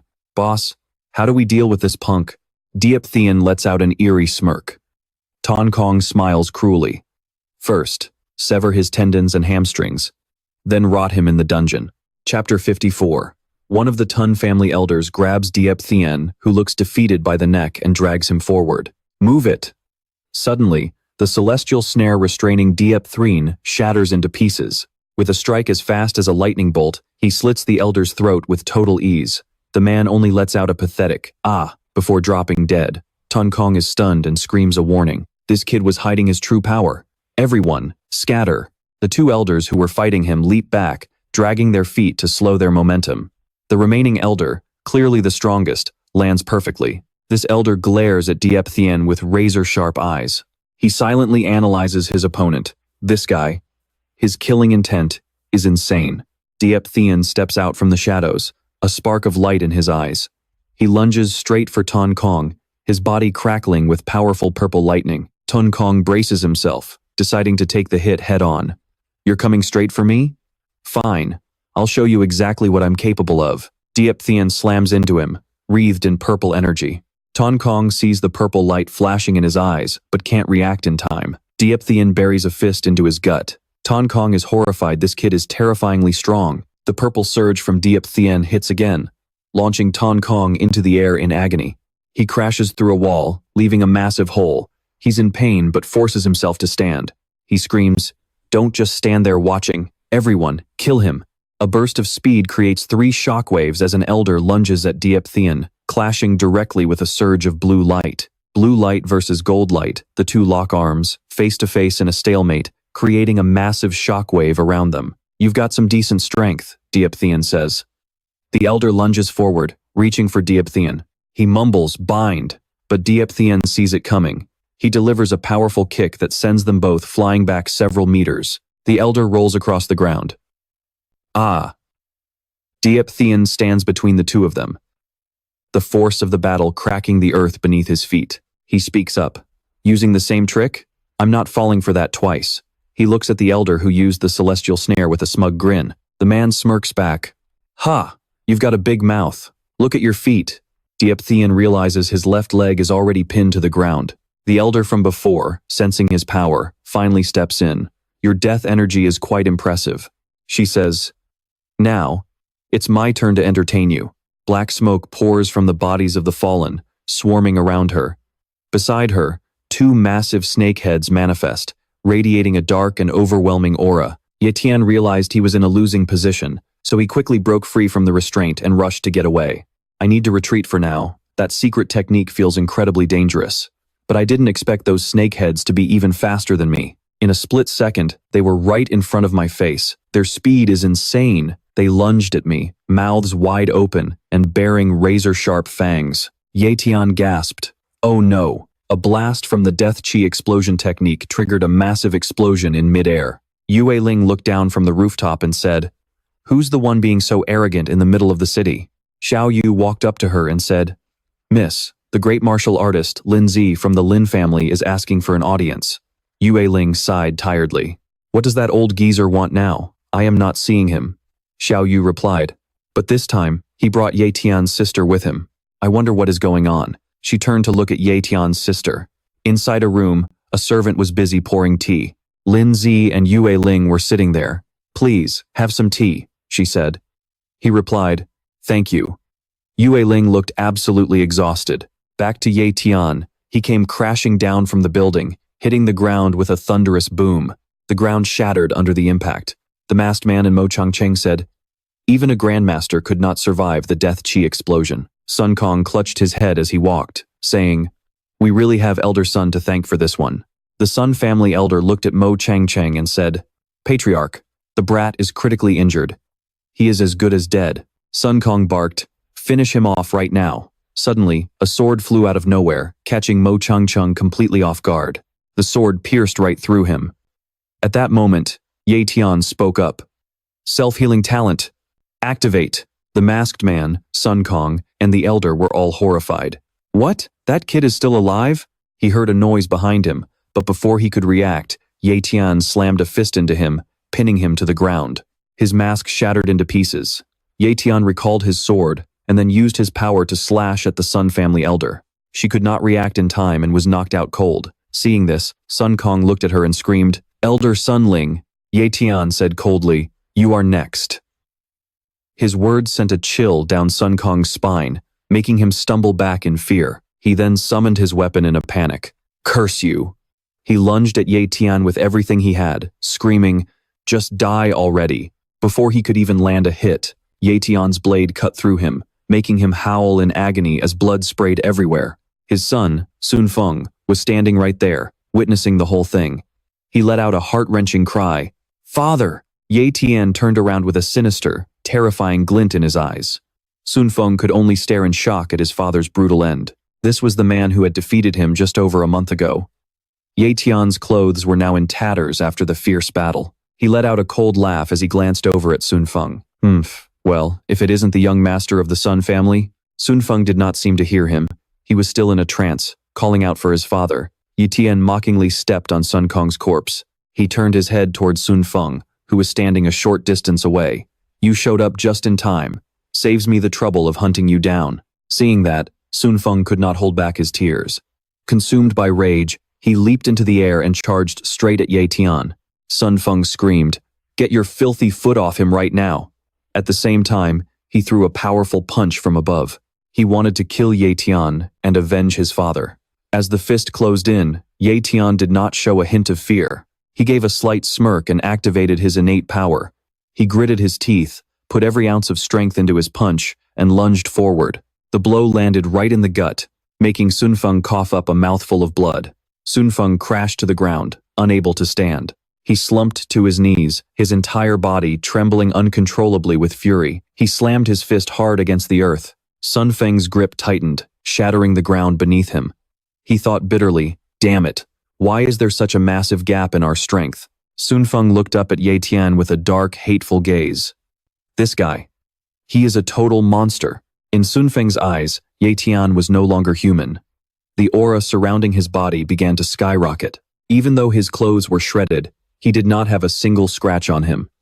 Sun Feng knelt there, drowning in self-blame. "I am sorry, father. I am just too weak." Ye Tian gave a cruel smile and said, "Just give up already." At the same time, he grabbed Sun Feng by the hair, forcing him to look him in the eye. He swung his blade down with a loud laugh. "Then I will just send you to join him." Suddenly, a streak of light shot toward them. Ye Tian's eyes narrowed as he leaped back to dodge. A bolt of lightning struck exactly where the two had been standing. The ground exploded, sending debris everywhere. Ye Tian was stunned. Lightning? He jumped onto a lamppost to get a better look. Looking up at the sky, a massive dark cloud was swirling with crackling lightning and rolling thunder.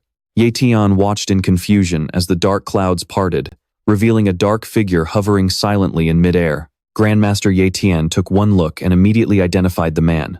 This old geezer's aura was far beyond anything a great martial warrior could compare to. He stood there, completely unfazed by the lightning crackling around him. The old man was dressed in all black, with his hands clasped behind his back, his silver-white beard and eyebrows fluttering in the wind. His face was etched with wrinkles, but his gaze was sharp and severe. His eyes flashed with a cold light. He clearly wanted to finish the job for good. What a ruthless old monster. Tan Fong, who was currently kneeling on the ground, also turned his head and realized the newcomer was Grand Elder Du Diep. Like a drowning man grabbing a lifeline, Tan Fong looked up and screamed toward Du Diep. "Grand Elder, please, kill this man immediately. He murdered my father. You have to bring justice to my Tun family." Ye Tian gritted his teeth, full of regret. "Damn it, if I had known, I would have cut you down a second ago." Du Diep finally spoke. "If that is the case, then you must die." With those words, he pointed a finger at Ye Tian. Thunderous bolts of lightning erupted from his fingertip, striking directly at the lamppost where Ye Tian was perched. The post exploded into pieces as he leaped into the air to dodge the blast. Using the momentum, he lunged toward a nearby building. But the moment Ye Tian landed, countless lightning bolts were already raining down on him. The sound was deafening. Ye Tian pushed his speed to the absolute limit to evade.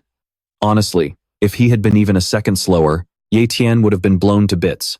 The spot where he just stood was now a crater of smoke and debris, reduced to complete ruins. With lightning still dancing around his hand, Du Diep said disdainfully, "Beneath a grandmaster, all are mere ants. Give up your useless resistance." Seeing the battle unfold, Tan Fong immediately turned tail to run. He knew there was no room for him here. He had to get out fast. When a grandmaster gets serious, an entire city could vanish. But Ye Tian was not about to let him go that easily. He dropped down right in front of Tan Fong, cutting off his only escape route. Tan Fong broke into a cold sweat, thinking he was finished. Tian gave him a sinister grin. Suddenly, a bolt of lightning sliced through the sky like a blade. The lightning slammed into the ground exactly where Tan Fong was standing, causing a massive explosion. Tan Fong ended up charred black from head to toe, eyes rolling back, with clouds of smoke puffing out of his mouth in clumps. Smoked and singed, Tan Fong wobbled on his feet as if he were about to collapse. Furious, he looked at Du Deep and complained, "Grand Elder, please aim a little better." Du Deep laughed in response. "Haha, my bad. I am getting old, and my eyes are not what they used to be." Right then, Tian suddenly appeared above Du Deep, pouring every ounce of his strength into a devastating strike. Tian let out a mad laugh, certain of his victory, but his fist hit what felt like a solid wall. His pupils shrunk in shock. He could not push through. An invisible barrier was blocking every bit of his impact. Tian realized this was the Origin Shield, a defensive technique only accessible to those at the Grandmaster level. Du Diep's eyes shifted slightly. He looked calm, as if he was only now truly noticing Tian's presence. As soon as Tian's attack was neutralized by the Origin Shield, the old man's gaze sharpened. He released a surge of power, and his origin energy exploded outward, slamming hard into Tian. Under the crushing pressure of a Grandmaster, Tian let out a scream of agony. Overwhelmed, he plummeted straight from the sky. While Du Diep did not even bother to look back once, Tian crashed violently into the ground from a height of 1,000 meters. The impact sounded like a bomb going off, but it only served to ignite his fighting spirit even more. Tian pushed himself up with both hands and laughed out loud. Ha ha ha. He sat up straight and sighed. The strength of a Grandmaster is definitely nothing to sneeze at. He grabbed his tattered shirt, which was now barely recognizable. He thought to himself, time to go all out. With a sharp motion, he ripped the ruined clothes right off his body. Tian threw the scraps of fabric onto the ground. By now, Du Diep's feet had touched the ground, and he stood directly across from Tian. The air pressure between them skyrocketed. Their fighting auras were blazing, neither side willing to back down. They were perfectly matched. On one side was Du Diep, one of the two great Grandmasters of the Iron Fang base. He represented the faction that specialized in suppressing the Lin Hai base, currently at the early Grandmaster realm. On the other side was Tian. He had not reached the Grandmaster realm yet, but he possessed the power to fight those far above his level. Tian glanced at Du Diep's status window. Besides his name, the old man only had one line of info: high-level cultivation talent. He mocked him, saying, "Ha, is that it? Just a useless talent? So this is what a mediocre Grandmaster looks like." Tian lowered his head and rubbed his nose in contempt. With only high-level talent, it is no wonder he is still stuck at the early Grandmaster stage. Tian completely lost any shred of respect for him. Hearing Tian's mockery, the old man's face twisted in rage. "What did you just say?" Tian cracked his neck and grinned.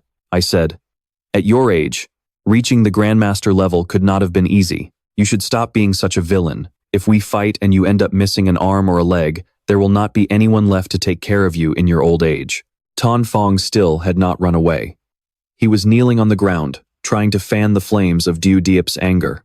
"Lord Grandmaster, this brat is way too arrogant. He is basically spitting in the face of our entire Iron Fang base." Hearing Sun Feng's voice, Tian glanced over and finally remembered him.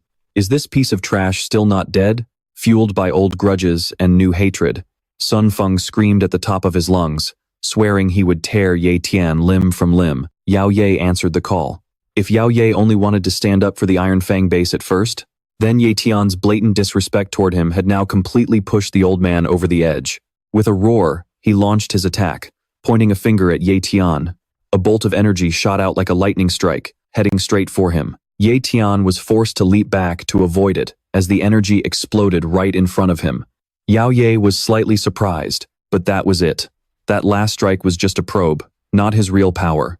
He laughed mockingly and said, "Your speed is decent, actually dodging my surprise attack." Too bad for him. Yao Ye had completely underestimated Tian, or maybe he never took him seriously from the start. After all, how could a mere martial artist stand a chance against a Grandmaster? Suddenly, Tian appeared right behind Yao Ye, without him even noticing. He whispered back, "Thanks for the compliment." Tian pushed his speed talent to the absolute limit. Moving so fast, he left nothing but afterimages behind. Channeling all his strength into his left leg, he delivered a lightning-fast kick to Yao Ye, sending the old man flying straight into the opposite building. The impact was deafening and violent. It smashed a massive hole into the wall, and the dust didn't even have time to settle. Slumped in the rubble, Yao Ye still couldn't process what had happened. How did his power spike so much in a single second? He immediately kicked off the ground and lunged forward, bursting out of the crater, ready to fight. It seems you're no ordinary cultivator. Just as he sensed something was off, a car came flying straight at him, the metallic glint flashing in the light. Tian had lifted the car with his bare hands and hurled it right at Yao Ye. The old man leaped into the air to dodge. The moment he cleared the attack, he spun around and raised his hand to unleash a powerful psychic blast. Tian's eyes narrowed. He immediately felt the crushing weight of a grandmaster's psychic energy. Taking advantage of Tian being momentarily stunned by the psychic pressure, Yao Ye leaped backward to gain momentum. He put everything he had into his left fist and landed a heavy punch right on Tian's jaw, sending him skidding back. Tian groaned in pain, thinking, damn, as expected of a grandmaster, his combat experience is on another level. But it didn't stop there. Yao Ye grabbed Tian's ankle with a single hand, his eyes full of malice, and slammed Tian's body onto the ground with all his might. A loud boom echoed as the ground shattered.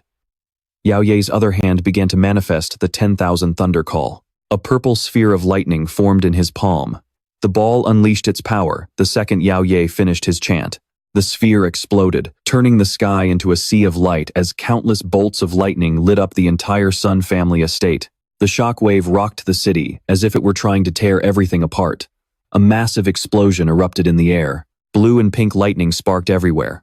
Once the explosion cleared, nothing but ash and dust slowly drifted down from the sky. A massive, deep crater appeared in the ground with cracks spiderwebbing out. In the center of the circle, Tian lay motionless. The Grand Elder looked down at him with a terrifying gaze, thinking it was finally over.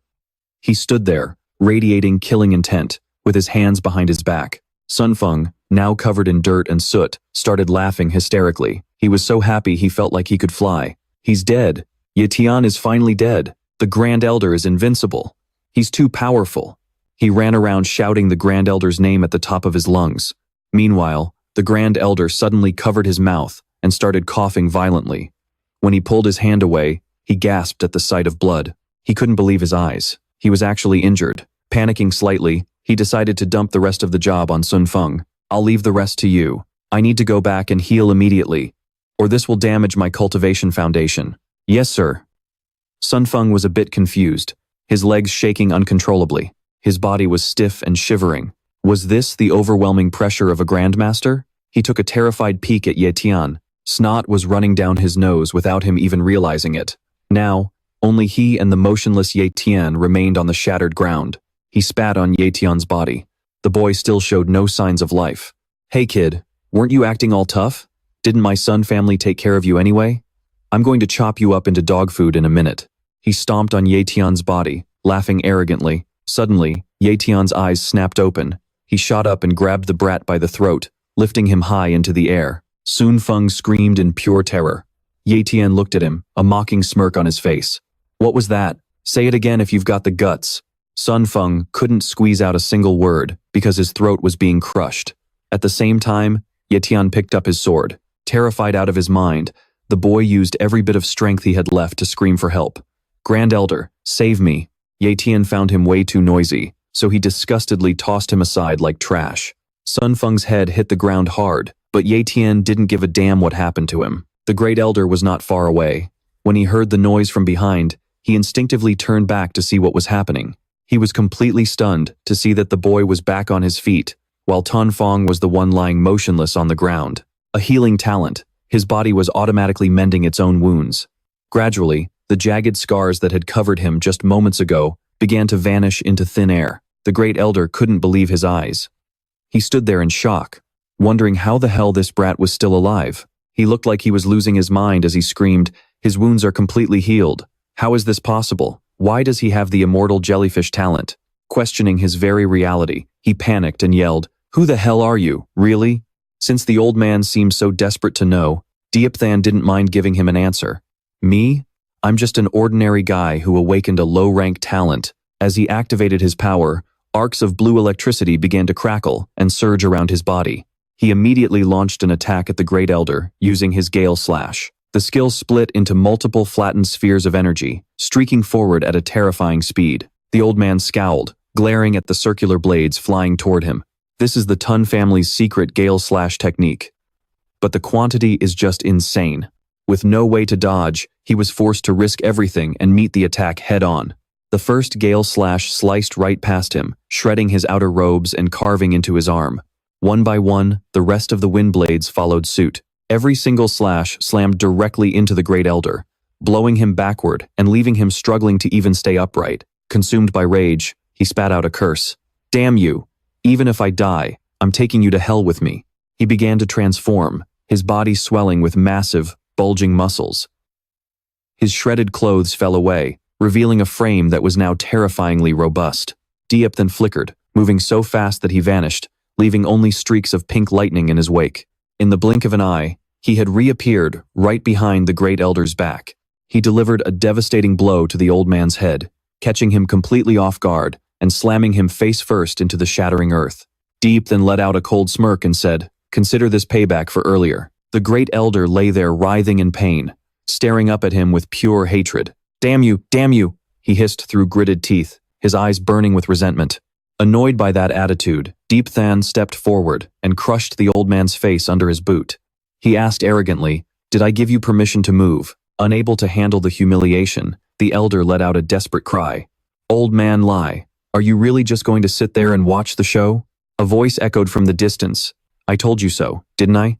Since we've come all this way from the Iron Fang base, we are guests here. And as guests, we should follow the host's rules and show some respect to the Lin Hai base. Why won't you ever listen?" Atop the roof of a nearby building, a mysterious figure stood watching, completely undetected by anyone until now. Diep then narrowed his eyes, curious about this newcomer. From behind, the sound of someone landing from a great height rang out as a figure approached. It was Lai Mu, a grandmaster from the Iron Fang base, who praised him. "Young man, your talent is truly extraordinary." An old man stepped into view, dressed in simple clothes, and casually fluttering a folding fan as he introduced himself. This was Li Mu, also known as Old Man Lai. He was one of the two legendary grandmasters of the Iron Fang base and the leader of the moderate faction. He advocated for friendly ties with the Lin Hai group and was the political rival of Du Diep. He was currently an early-stage grandmaster. Diep then found this old man interesting, but he kept his guard up. "Another grandmaster, huh? Do you want a piece of this too?" he asked coldly. Keeping his foot firmly planted on the Great Elder's head, he looked at Li Mu and asked, "Another grandmaster, are you here to fight as well?" Lai Mu just chuckled and waved his hand. "They say you should side with what's right, not just your own people. I'm not getting involved. Even though Elder Du Diep is from Iron Fang, we definitely don't see eye to eye." With Diep Than's foot still ground into the Elder's face, Li Mu added indifferently, "Feel free to carry on." Driven to the brink of madness, the Great Elder suddenly began a final transformation. Even Diep Than was caught off guard for a split second. "Then let's die together." He had turned into a muscular giant, his body wreathed in raging red flames. "The venomous flame secret art," Li Mu exclaimed. "He's trying to blow himself up." Diep then leapt back toward Li Mu, thinking, "What a ruthless bastard." But then he flashed a sinister grin at the burning man. "The thing is, you don't get to decide how you die when I'm around." He lunged forward toward the elder. Shadow Blade Frenzy. He unleashed a barrage of lightning-fast slashes all around the old man. With a confident smirk, he watched as the elder instantly collapsed to the ground. Diep Than jumped back, panting for breath as his blade slowly faded away. Suddenly, he sensed a massive surge of new energy. A colossal beam of golden light erupted from the heavens, shining directly down upon him. After a long moment, Li Mu simply stood there, watching Diep Than from a distance. That kid. At this moment, surges of power are coursing through his entire body. He is relishing the newfound strength flowing through his veins. It didn't take long for him to slay a grandmaster and break through his limits, officially reaching the great martial artist realm. Old Man Li stands behind him, clapping his hands. "Impressive, truly impressive. I never imagined you could take down a grandmaster while only at the elite martial artist level, young friend Ye Tian." He continues from a distance.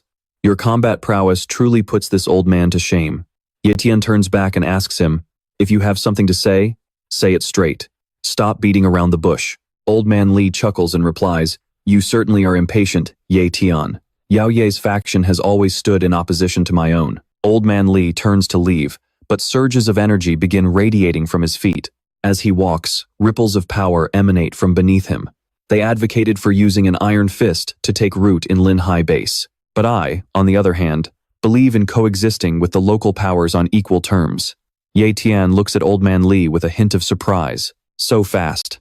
The old man walks toward the Grand Elder, who is currently lying motionless on the ground. Young friend Tian, you have wiped out the entire Sun family. I hope your grudge against the Iron Fang base ends here as well. He calmly advises the boy. From now on, Linhai base and Iron Fang base will coexist in peace and grow together. He turns back and asks calmly, what do you think? Huh. So that is how it is. Tian gives a forced smile. I see. He turns to address the old man directly. As for the cooperation, just discuss it with the Lin family. They are the big shots of Linhai base now. The old man responds, does young friend Tian have no desire to rule a base of his own? Tian waves him off.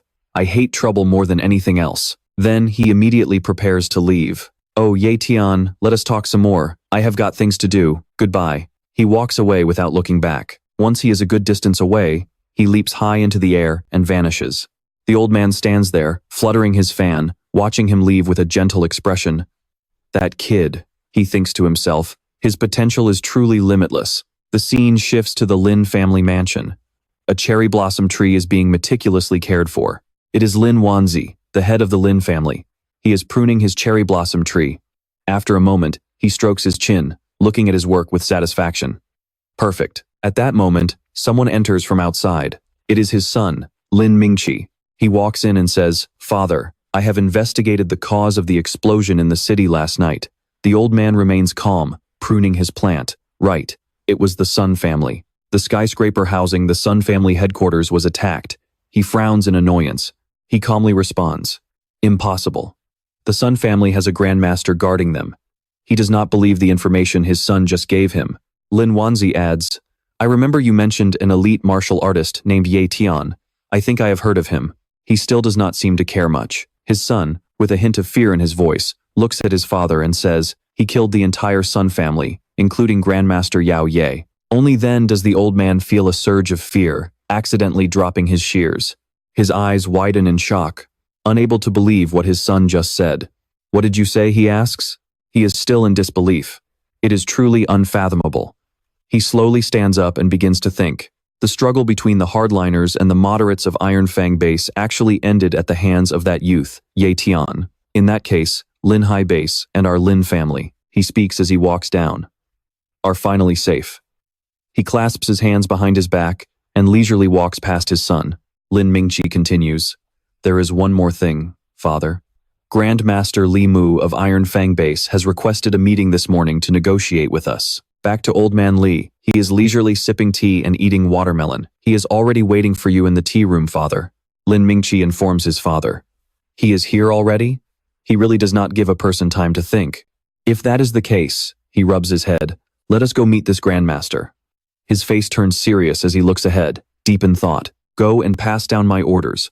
All factions in Linhai base must protect Tian and his family with everything they have got. If Tian intends to build his own power, everyone must give him their full support. He walks toward the tea room with his hands behind his back. As he walks, he does not forget to give his son a few more instructions. His son follows behind, listening to his father's words, as the old man gives one final reminder. In short, you must never, under any circumstances, offend him. Even he feels a bit wary now. Yes, I will strictly follow your instructions, father. At the Marshall Pavilion, Xiao Jin is lazily yawning, looking down at her pet cat relaxing at her feet. She starts to wonder. I wonder how my brother is doing right now. She feels a bit worried about him. Please, have some tea. At that moment, a servant brings out tea for a guest. He asks the staff member in frustration, drinking tea? We have been drinking tea all night. What on earth is your pavilion master doing? I am truly sorry. I am really not sure about the pavilion master's business. It seems the man is starting to get angry. The staff member gives a forced smile and replies, I have come to trade several times, but I have never met the pavilion master. I heard your pavilion master is a great beauty. Only then does he start to lower his voice. He walks back to the table where Xiao Jin and a great martial artist are sitting. Should we keep waiting? Master? He replied with total composure. Relax. He picked up his teacup and continued. Actually, I have already met the pavilion master myself. The master martial artist took a slow sniff of the tea's aroma. The young man asked in disbelief, "Wait, you met her a long time ago?" He stood up and tucked his hands behind his back. "Yi Yu has even met her too." She looked at him, completely confused. "Me?" Just then, a staff member's voice echoed from outside. "Sorry to keep you waiting, everyone. Our pavilion master has returned." Click, click. The sound of high heels drew closer and closer. A woman with jet black hair and a stunning figure walked through the door toward them. It turned out to be Yue Ling. When she stepped inside and spotted Yu Yu, she looked genuinely surprised. When the teacher turned to look at her, his eyes nearly popped out of his head. He even rubbed his eyes a few times to make sure he was not dreaming. He quickly looked back and forth between Ye Yu and Yue Ling, his face full of shock. "How can you two?" he stammered, unable to finish his sentence. "You look exactly the same." They were spitting images of each other, the only difference being a small mole under Yue Ling's left eye that Ye Yu did not have. The female staff member sat to the side, looking just as bewildered as the rest of them. "I noticed it the moment they arrived last night. Could she be the pavilion master's long-lost twin sister?" While everyone was still reeling from the shock, someone stepped forward. "Pavilion Master Yu, it has been a long time. This is Ye Tian's sister. Ye Tian asked me to bring her to the Marshall Pavilion for protection." The master martial artist made his plea to Yue Ling. "Elder Lin, there is no need for such formalities. I already know everything that happened at Linhai base last night." Yu Yu stood there awkwardly, keeping her head down. Yue Ling stood before her, scanning her from head to toe. This girl looked exactly like her. She could hardly believe this was happening. Yue Ling clenched her fists, her anger bubbling up. She started to wonder. Did he only save me back then because he saw me as his sister? Damn it, he even carried me in his arms. How humiliating. She felt a wave of frustration thinking about their past encounters. Returning to reality, she asked calmly, "You are Yi Yu, right?" "Yes," she replied nervously. She stepped right up to Ye Yu and made a sudden demand, "Call me big sister." The girl gasped in surprise. "Huh?" Somewhere else, the sun began to set, painting the sky in a peaceful, golden glow. The area was bustling with people trading all sorts of items. At one stall, a man shouted, "Step right up, do not miss out. Premium beast blood crystals for sale." A mysterious figure appeared. He muttered to himself, "Finally, I have made it to Marshall Valley." Back at the sunset scene, two people were standing and talking in a residential area. What are you doing here?" Ye Tian asked the woman. "Waiting for you, obviously. I have been very patient. You are a real celebrity at Linhai base now." It was Yue Ling, leaning against the wall and watching him. She tucked a stray lock of hair behind her ear. "I would not want to be disrespectful to the great Ye Tian, now would I?" The wind caught his hair as he stood there with his hands in his pockets, looking effortlessly cool. Ye Tian glanced over as Xiao Yu came running toward them, breathless. "Slow down, young lady." Yue Ling led the way, followed by Xiao Yu. Elder Lin and Zhang Feng stood by the car while Ye Tian and Ye Yu waited near the door. Yue Ling was already in the car. She looked out and snapped, "What are you staring at? Get in the car already." Ye Tian leaned over and asked, "What is the deal? Are you coming too?" Yue Ling replied irritably, "Of course I am. Why else would I be sitting here?" Ye Tian gave a faint smile and said fine. Looking back at Xiao Yu and Ye Yu, he saw Xiao Yu petting the cat in Ye Yu's arms. Xiao Yu gushed, "It is so cute." Ye Yu replied softly, "Oh, thank you." Ye Tian called out to the two of them, "Ye Yu, Xiao Yu, you two take the back seat." Once inside, Ye Tian glanced at Yue Ling and asked, "So, what made you suddenly decide to head to Mahai base with me?" Yue Ling rested her arm against the door and gave her answer. "Stop asking questions. I wanted to come, and that is that." Ye Tian gripped the steering wheel and chuckled. "If you wanted to go training with me, you could have just said so. No need for the attitude." Yue Ling turned toward him and yelled, "I told you, this was my own choice. It has nothing to do with you. I am just hitching a ride because it is on the way, understand?" Ye Tian played dumb and replied, "Got it, I understand completely." The car began to pull away. Ye Tian waved his hand and shouted, "Goodbye, Elder Lin. Take care, Captain Feng." Watching the car disappear into the distance, Elder Lin told Zhang Feng, "That boy's future is truly something to look forward to." The car sped down the road. Ye Tian looked out the window with a hint of nostalgia. Goodbye. As the houses faded away, he whispered his farewell to Linhai base. Ye Tian's eyes flickered with energy as he focused his gaze intensely on Yue Ling.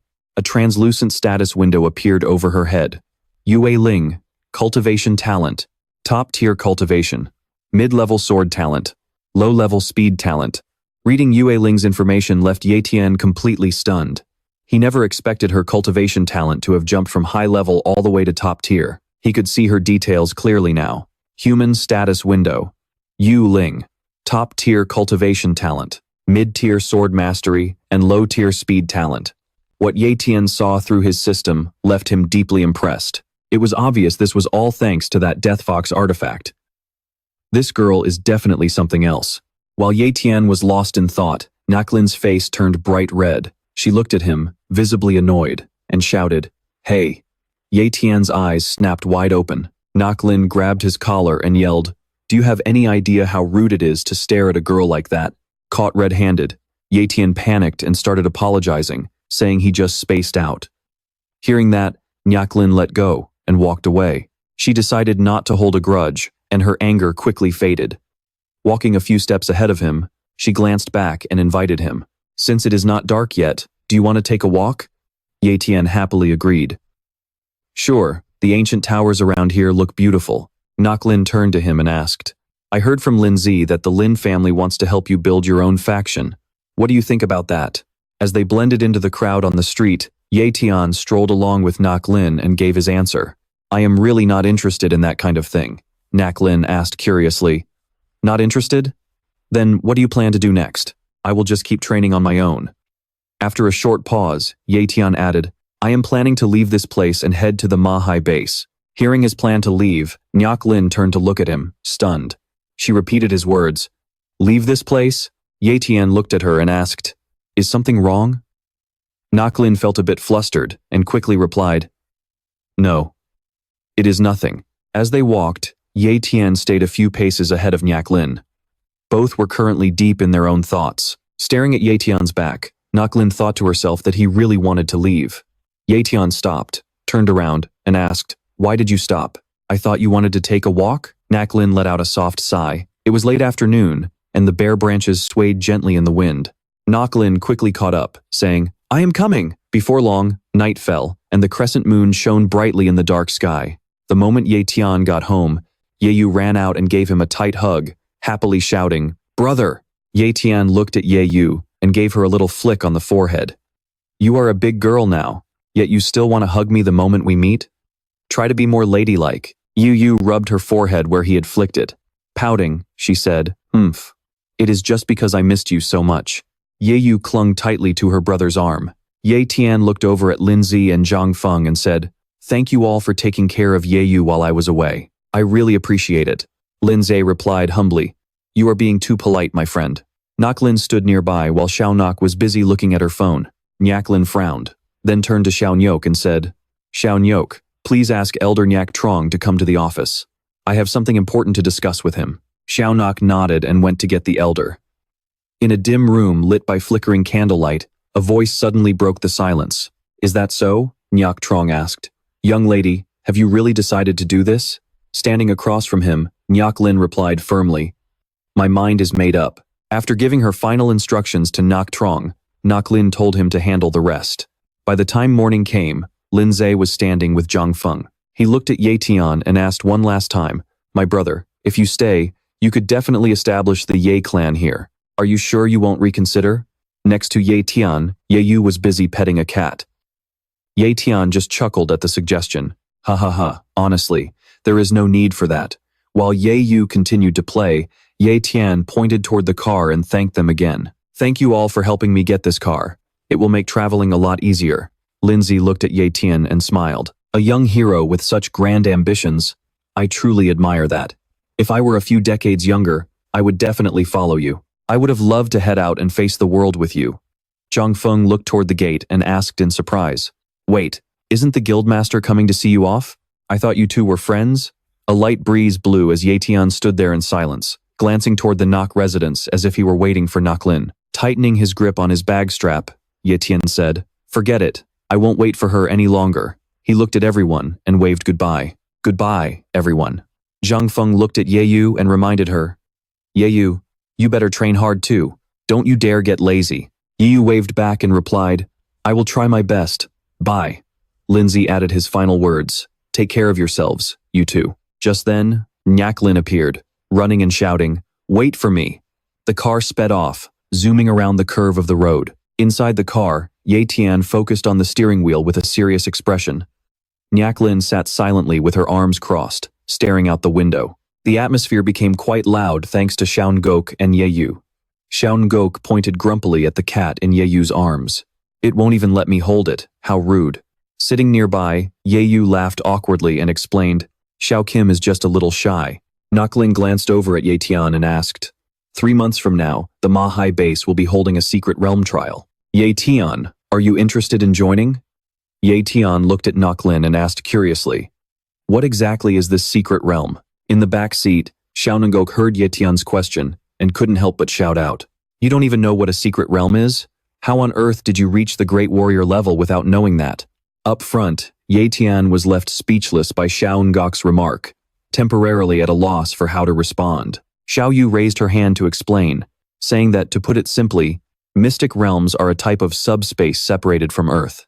Word is, they are related to the catastrophe from 100 years ago. Before entering a mystic realm, participants have to step into a large circle. It is called a space rift. Xiao Yu continued, explaining that great warriors use these rifts to enter mystic realms in search of treasures. Dozens of people stood before the rift, ready to dive into battle. This is one of the most vital paths for a warrior, to advance their cultivation level. Looking down at Xiao Yu, Tian asked, Can just anyone enter that place? Yue Ling, standing beside him, quickly replied, No, mystic realms are divided by rank. For instance, the one opening in 3 months is only accessible to great warriors. Thinking about the sheer power radiating from the space rift, it is clear not just anyone can stroll in. Any warrior with a rank too high or too low would be crushed into nothingness by the realm's barrier. Shifting gears on the console, Tian said, So that is how it is. This is the first I have heard of it. The road ahead was empty as the car sped along. Not many people get to enter. If you come with me and I let you in, it means one of my family members will have to stay behind. Propping her chin up, Yue Ling looked at Tian and made her offer. This is a rare opportunity. What do you say? Interested? Gripping the steering wheel, Tian chuckled and said, Is it really that much of a hassle? Then I will pass. The last thing I want to do is cause trouble for others. Tian's answer clearly did not sit well with Yue Ling. She gritted her teeth and hissed, This guy. The car was heading straight, but Yue Ling's nagging got under Tian's skin, causing his hand to slip on the wheel. The car veered sharply to the right. Why are you so difficult? You are not acting like a man at all. Hey, do not grab my steering wheel. It was late afternoon, and birds were circling above. Tian got out of the car and looked ahead. It was an abandoned campsite. Everything there was old and dilapidated. Tian told the group, This is an abandoned camp. Let us stay here for the night. He turned on the water and splashed his face to wake himself up. After washing, he let out a long stretch. He felt totally refreshed as a gentle breeze blew by. Tian breathed in the fresh air, and his mood instantly improved. Heading up the stairs, Tian muttered to himself as he reached the top, Let me go see how Yeyu and the others are doing with dinner. After walking a bit, Tian heard Yue Ling's voice. He turned to look at her as she asked him once more, Hey, are you really not planning to enter the mystic realm? He walked toward her as she continued to try and persuade him. You need to think this through. If you miss this chance, who knows when an opportunity like this will come around again? With her hands on her hips, Yue Ling insisted, Opportunity is everything for us warriors. Tian cleared his throat with a cough. Then he replied to Yue Ling, How should I put this? Honestly, I really want to go. Tian glanced toward the car. Xiao Yu and Yeyu were over there, he continued. But this is the first time Yeyu and I have ever left the Linhai base. Nearby, Xiao Yu was tasting some food while Yeyu laughed happily. Tian added, If I am not by her side, I just cannot feel at ease. Hearing this, Yue Ling covered her face and burst out laughing. Ha ha ha, so that is what this is about? Tian turned and snapped at her. What is so funny? Placing a hand on his shoulder, Yue Ling asked, Do you really not know what my family does? The Marshall Pavilion has a branch at the Sea City base too. You can leave Yeyu's safety to me, don't worry. Tian's face lit up as he asked, Oh? Really? Tucking a lock of hair behind her ear, Yue Ling teased. It is a piece of cake. Tian scratched his head and smiled. Well, in that case, let us go together. He playfully nudged Yue Ling forward.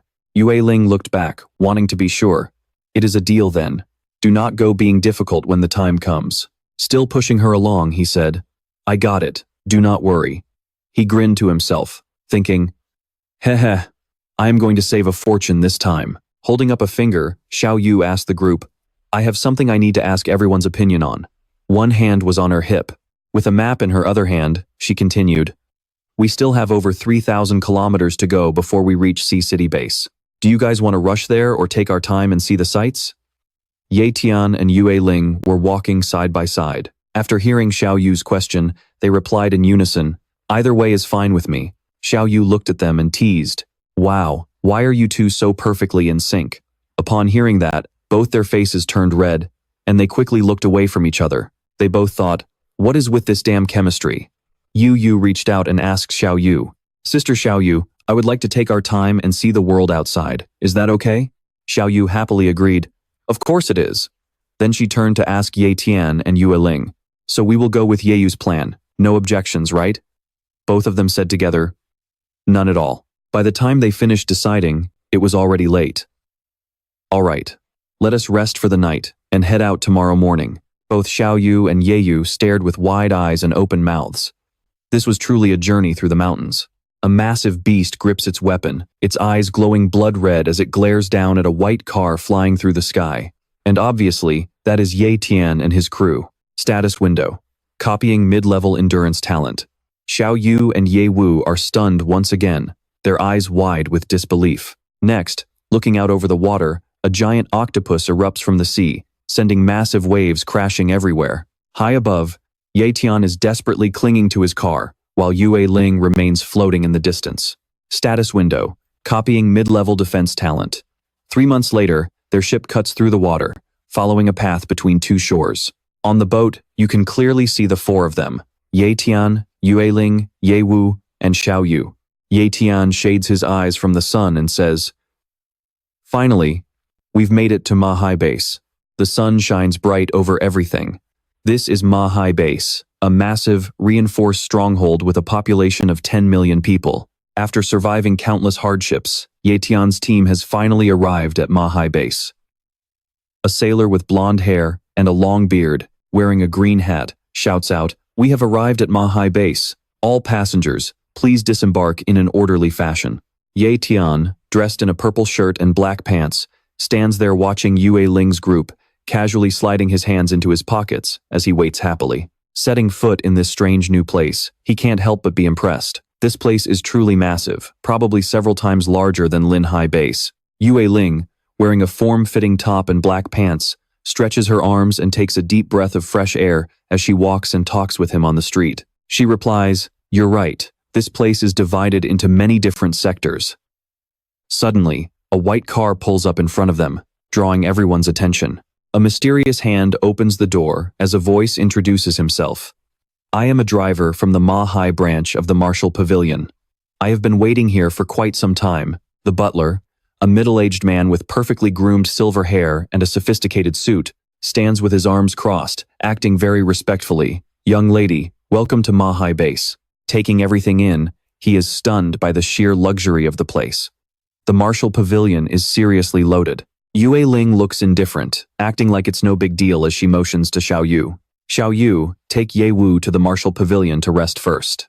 Xiao Yu winks with a smile and puts an arm around Ye Wu to lead her away. Yes, young lady.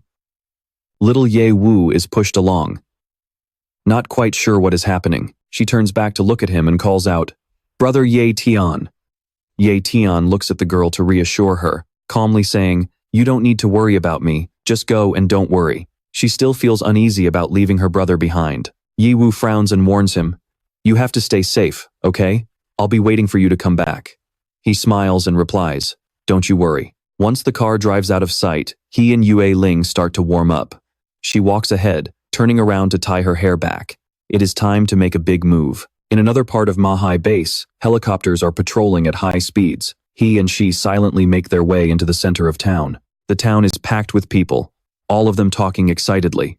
He looks around as he walks and notes, There are a lot of ordinary martial artists gathered here, she replies. They probably just came to join the hype, right? After all, there aren't actually that many great martial artists. Suddenly, a bright light appears in the sky, catching everyone's attention. An old man looks up, his face full of shock, and screams, "The spatial crack! It's appearing again!" The point of light begins to take shape, radiating waves of primal energy that blow the surrounding clouds away, revealing a glowing circular portal. He looks up curiously and asks, "It's that small? Can people actually go through that?" She looks down and chuckles, knowing he'd ask something so simple. "Right now, of course you can't." Weakling looks calmly at the sky. "It needs a person's strength to break it open." He is surprised to hear that, breaking out in a sweat as he looks at her with doubt. Break it with human strength? In the crowd, a tall man wearing a fur coat calmly leaps high into the air with such composure that it leaves everyone speechless. A man with slicked back hair suddenly recognizes him and shouts, "It's King Yun-hee!" The whole town watches his silhouette soar higher and higher, hovering in mid-air, as they cheer in unison. "King Yun, he is making his move." Weakling steps forward and points toward him. He follows her gaze, listening intently as she introduces the man's background. "Do you see that? Flying high in the sky. That is a king rank powerhouse." The words king rank make him fall into deep thought. So, the realm above grandmaster is actually king rank. The muscular man stares at the glowing circle before him, showing no fear as he casually keeps his hands in his pockets. That is Yun-hee, a powerhouse from the Yun family in Mahai base. At the king rank level, he is known as King Yun-hee. He watches with pure excitement, his heart racing. Mahai base actually has a powerhouse like this. I want to see exactly how you're going to break this spatial crack. The man takes his hands out of his pockets and begins to activate his ultimate technique. A powerful wave of primal energy surrounds his body, and then a massive, glowing golden finger appears, leaving the citizens below gasping in awe. What kind of secret technique is that? He pushed his strength and speed to the limit, channeling all his power into his arms as his eyes glowed with an intense, piercing light. A massive spectral finger was summoned, tearing through the fabric of space and causing the sky to shatter, revealing a mysterious, hidden realm. Watching this incredible sight, the citizens were left speechless, their hearts racing with excitement as bright smiles broke out across their faces. They roared in unison, "It is open! All hail the mighty King Yun-hee!" As he descended gracefully to the ground, Tian and Weakling kept their eyes locked on him. Tian activated his mental powers and thought to himself, just what kind of talent does this guy actually have? A status window instantly flickered before his eyes. Name, Yun-hee, cultivation talent, superhuman, space talent, elementary. He watched intently as the man basked in the waves of praise and adoration, and everything finally began to click. So, there is a level even higher than top tier, the superhuman level. His fingers twitched with anticipation. A plan started forming in the back of his mind, and he let out a cold smirk. Well then, I guess I will help myself to that. The status window flashed, success, confirming he had copied the superhuman cultivation talent. The secret realm began to expand, releasing a massive surge of primordial energy. The sky turned dark and gloomy, but that did not stop the burning desire of the martial artists to level up. Suddenly, an announcement blared over the speakers. The tunnel to the secret realm is now open. Everyone, please prepare. Entry will begin in 5 minutes. Having finished his task, he walked away slowly, radiating an aura of overwhelming power and dominance. The crowd continued to shower him with endless praise, shouting, "Long live King Yun-hee! You are truly invincible." Unlike the cheering crowd, the two of them just stood there watching him from a distance, their faces expressionless and silent. Tian lowered his head, using his hand to hide his cold, sharp gaze and a devious smile. He thought to himself, Yun-hee also has a space talent. I wonder what kind of magic it holds. Too bad I cannot copy it right now. Deep down, he felt a pang of regret for not being able to snatch it, but he knew he just had to wait for the next opportunity. Just then, his status window popped up. Name, Tian. Cultivation, talent, superhuman. Speed talent, top tier. Blade talent, high tier. Shadow talent, elementary. Healing talent, top tier. Strength talent, high tier. Compression talent, mid tier. Defense talent, mid tier. Weakling then pulled out 2 items and handed them to him. She explained their uses. This is a spatial storage bag and a tracking watch. The bag can hold a massive amount of items. The watch will show us each other's locations at all times. She spoke with genuine care. giving him detailed instructions. "Keep these safe. They will be vital once we are inside." He replied with a grin. "These are some high-grade gadgets. Thanks a lot." Yue Ling could not hide the anxiety in her voice as she added, "Once we enter, we have no idea where we will be dropped. That is why we need to regroup as fast as possible." He listened calmly, strapping the watch onto his wrist without a single trace of fear. She looked at him with a dead serious expression, reminding him this was no game. "If you do not make it out within 1 month, then you will have to wait 10 years for the realm to open again." Hearing that, Ye Tian's gaze sharpened, his carefree attitude vanishing instantly. He nodded. 10 years? Got it. Suddenly, a heavy footstep slammed into the ground with a loud thud. A man with a massive gut and bulging muscles appeared, his face twisted into a fierce scowl, with a deep scar running down his cheek. He stood behind Ye Tian and barked, "This scrub is the expert you invited, Ling." His face was twisted with pure contempt. Looking at him like he was garbage, the man continued, "This kid is supposed to be a great martial artist? He must have used some dirty tricks to get that rank." His aggressive tone and menacing look made the people nearby whisper in fear. Another guy chimed in, "That guy's aura is terrifying. This kid is incredibly unlucky to be in his crosshairs." His teammate whispered back, "Let's get out of here before things get ugly." Yue Ling could not stand the insult anymore and began to channel her power. Waves of energy pulsed around her as she said sternly, "Yue Chao, this is my friend. You better show some respect." He burst out laughing, slapping Ye Tian on the back. "Respect a rookie from some backwater town who stole my brother's spot? You want me to respect him? Not gonna happen." He turned to look Ye Tian in the eye, his mouth curling into a mocking sneer. With a teasing voice, he added, "Look at him. He is too scared to even make a sound. What a total coward." Ye Tian's blood began to boil. His eyes turned dangerous, and a surge of murderous intent flared up as he listened to this loudmouth spew trash. If Yue Ling were not standing right there, he definitely would not have let this arrogant, laughing idiot walk away in one piece. With a final condescending remark, the man said, "Go home and drink your milk, kid. I better not see you once we are inside." Ye Tian let out a weary sigh and looked at her.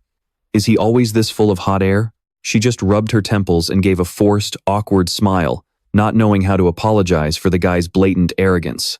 At that moment, the participants were ready. The speakers crackled to life. "The secret realm is officially open. We wish you a bounty of luck. Now, go." The moment the announcement dropped, everyone charged into the secret realm without a second thought.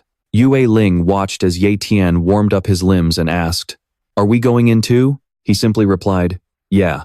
The two of them took off like a shot toward the entrance, leaving the townspeople staring in awe and shouting, "Look, more people are heading inside." Meanwhile, Ye Wu sat in the car, clutching little Gold tightly, her heart racing with anxiety. She whispered a silent prayer for him. "Please, you have to come back safely." By then, the two had successfully made it inside. The sky within the secret realm was a deep, blood-red hue, and the atmosphere felt incredibly heavy and suffocating. Ye Tian wasn't prepared for the sudden shift and lost his balance. He plummeted from the sky and slammed into the ground, causing the earth to shake as a thick cloud of dust erupted around him. He groaned in pain as he sat up, rubbing his aching backside. He couldn't help but yelp, cough, cough, ugh. I think my poor butt just split into a million pieces. He stood up and surveyed his surroundings, realizing how bizarre everything looked. He muttered to himself, "So, this is the secret realm." Above him hung a moon as red as blood, surrounded by scattered dark clouds. Below lay an ancient, crumbling palace. It was a world completely different from Earth. As Ye Tian started to head inside, he accidentally stepped on a tiny flower. He stopped and picked it up to take a closer look.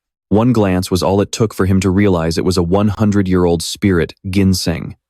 He looked at the garden ahead and his eyes widened in pure shock. He couldn't stop himself from shouting, "There are this many?" He grinned from ear to ear, laughing hysterically. "Ha ha, I've hit the jackpot." He immediately pulled out his storage bag and began harvesting every single spirit herb in sight. "Every last one of them is mine." He chuckled to himself, thinking that if that money-grubbing Ye Wu saw this, she'd probably pass out from the sheer shock, wouldn't she? Ha ha ha. Once he had cleared the area, Ye Tian decided it was time to move on. Let's see what else this place is hiding. He hadn't been walking long when he stumbled upon something grim. It was the body of a fallen warrior. This person must have been ambushed by a beast the second they entered the realm. It's clear that I can't afford to let my guard down in here. Suddenly, the watch on Ye Tian's wrist began to beep. He looked down at the signaling device that Yue Ling had given him. The display showed that Yue Ling was surrounded. Yue Ling's in danger. Right at that moment, she was being sent flying by a powerful blow. The thing attacking her was a monster with grotesque green legs. She slammed her sword into the floor, using it as an anchor to keep herself from collapsing. Yue Ling was struggling desperately, her body covered in wounds. In that moment of despair, her only hope was that Ye Tian would reach her in time. While she faced off against the monsters, Ye Tian was sprinting like a madman, following the watch's coordinates straight toward her location. She should be just ahead in this direction. Ye Tian leaped across the rooftops of the ancient buildings, pushing his speed to the absolute limit to reach her. He vaulted down and rushed toward the source of the noise. Right before his eyes was the battlefield where Yue Ling was fighting for her life. Ye Tian gritted his teeth and thought, "Hang on, Yue Ling." At that very second, the monsters let out blood-curdling screeches and lunged at her. It was an impossible uphill battle for Yue Ling to face the horde alone. Suddenly, she sensed a monster launching a sneak attack from behind. It struck her in the head, slamming her face first into the dirt. The spiked mace it carried looked lethal and cruel. She tried to force herself up, but the monster was already looming over her. She looked up, only to see it standing right there, ready to finish the job. Terror gripped her as she realized she was done for. The monster swung its mace high. She squeezed her eyes shut, waiting for the end, and the only face she could see was Ye Tian's. Out of nowhere, Ye Tian appeared and delivered a devastating kick to the monster, saving her just in time. Her jaw dropped as she saw him standing there. Ye Tian's kick was so powerful it shattered the monster's jaw. The beast was sent flying across the clearing until it slammed into a wall with a thunderous crash. She was stunned that he had actually made it. Ye Tian stood in front of her, letting out a heavy sigh of relief. He glanced back at her and commanded, "Stay right there. Don't move an inch. I'll take care of the rest." Before he even finished speaking, he blurred into motion with incredible speed. He summoned his sword and began carving through the monsters like a whirlwind. Seeing his raw power, the remaining monsters shrieked in terror and tried to flee. He scanned the area and punched the nearest creature, so hard its face imploded. He dodged a counterattack, planted his feet, and launched himself forward, hunting down every single one of those fleeing beasts. Watching from the side, Yue Ling thought to herself, "With Ye Tian here, maybe the wish my father never got to fulfill might finally come true." She watched as Ye Tian single-handedly wiped out the entire pack. He walked back over to her and asked, "What happened? With your strength, how could these weak little beasts hurt you this badly?" She gave a self-deprecating smile and said, "Of course it wasn't them that did this to me." She braced herself against the wall and stood up, explaining with difficulty, "I was ambushed by an evil-eyed giant python. It's a high-tier beast with a deadly ocular talent." "A high-tier beast?" As she spoke, she turned to head toward the exit. "I had to use a secret technique just to escape its clutches. I didn't expect to run into an ambush by these smaller monsters the moment I got away." "I see. So that's how it is. This secret realm holds priceless treasures, but it also demands your life in return." Ye Tian stood silently, watching Yue Ling slowly limp toward the exit. This is only the beginning. Outside the building, the sky turned even darker, and flashes of lightning painted a terrifying picture across the horizon. Moments later, a heavy, relentless rain began to pour down within the secret realm. Nok Lin summoned a healing potion, drank it, and sat cross-legged. She began regulating her breathing to stabilize her injuries and recover. Tian approached her and asked, "Nok Lin, how are you so familiar with this secret realm?" Seeing her focus on recovery, he continued, "What is the most valuable treasure here, anyway? And you even know where the rare resources are hidden?" Despite her injuries, she managed to answer Tian's question. "The most precious thing is probably the essence stone vein, but that massive resource was claimed by the Van family long ago." He looked at her in surprise. "The same Van family as King Van Ha? So, is that vein your goal as well?" Nak Lin let out a sigh. "No." She suddenly opened her eyes, and her voice became resolute. "I'm looking for the treasure my father left behind." Tian was stunned by her words. "A treasure left by your father?" Nak Lin began her story. 20 years ago, when my father entered this place, he discovered an incredibly rare type of celestial treasure. Unfortunately, it was guarded by a monster with a teleportation talent, so he couldn't get it. Claiming it this time is my only goal. Hearing about the monster, Tian's eyes lit up. A monster with teleportation abilities?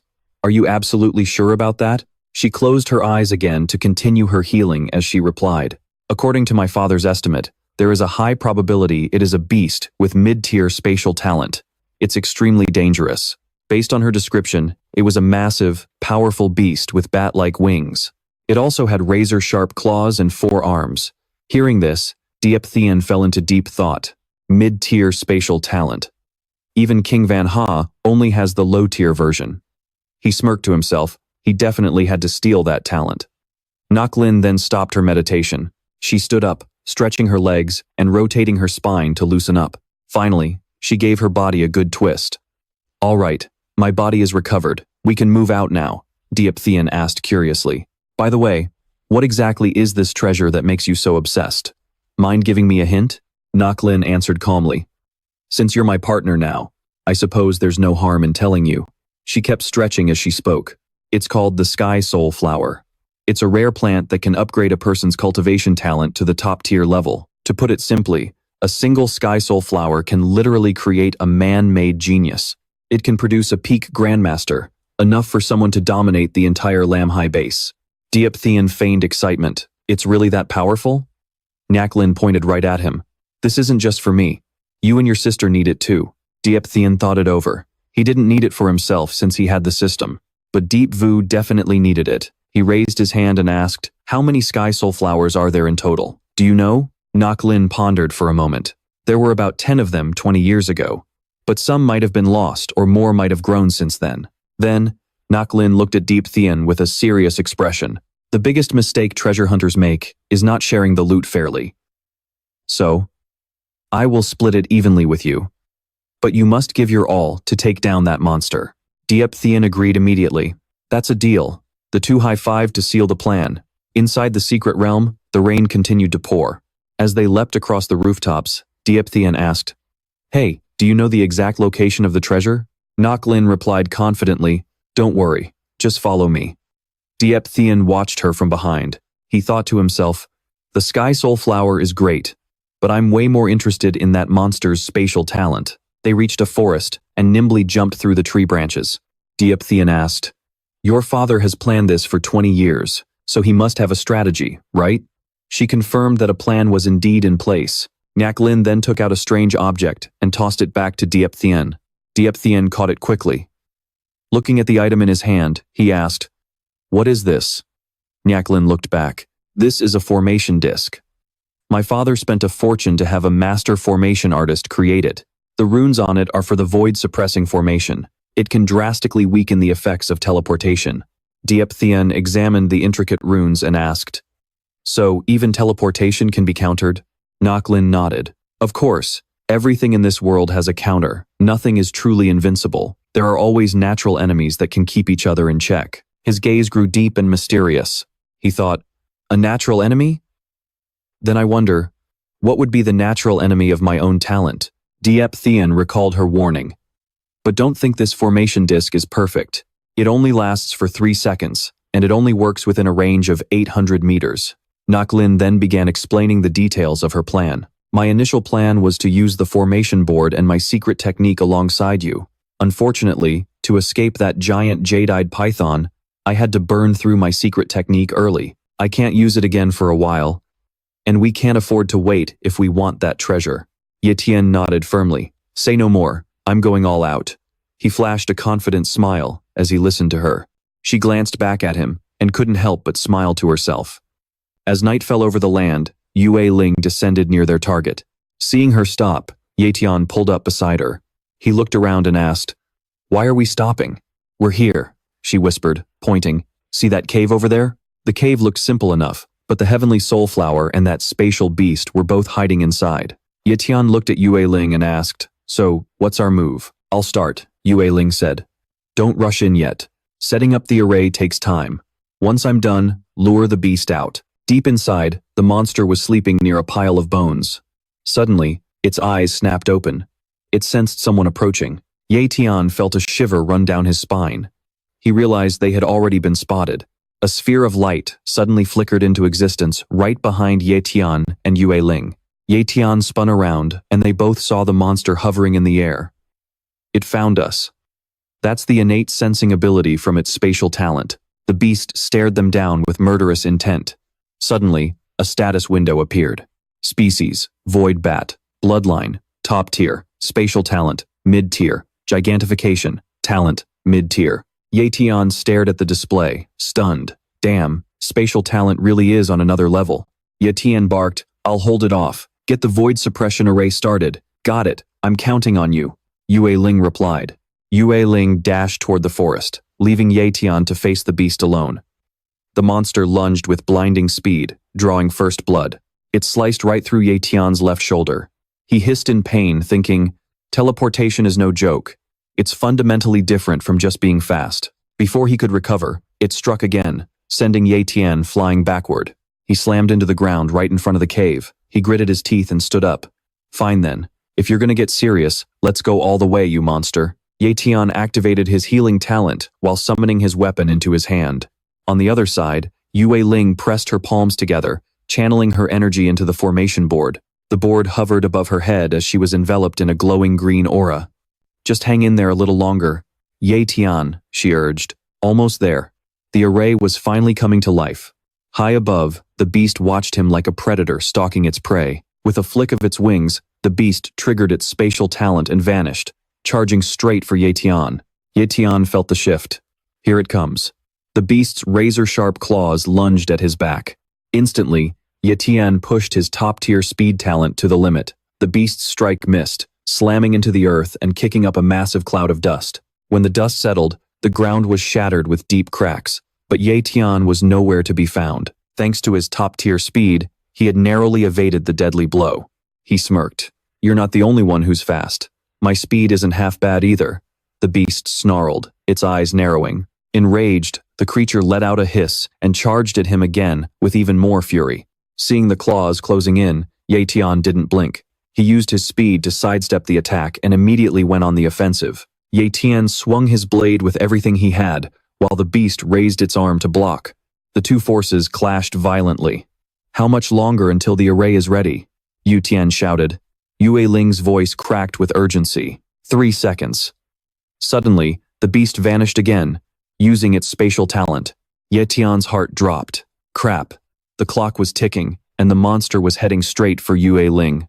3. Ling's eyes widened in terror as the beast lunged at her. 2. In a blur of motion, Tian pushed his speed to the absolute limit. He intercepted the beast with a powerful kick, knocking it off course just before it could reach her. 1. Ling slammed the formation board down. Void suppression. Activate, she screamed as the array soared into the sky. It locked onto the beast. The creature realized far too late that the trap had been set. A massive, intricate magic circle manifested in the sky. A crushing weight slammed down on the beast, grounding it instantly. Its body felt like it weighed 1,000 tons. It let out a frustrated screech. Ling finally let out a long, shaky breath. It worked. But the beast wasn't done.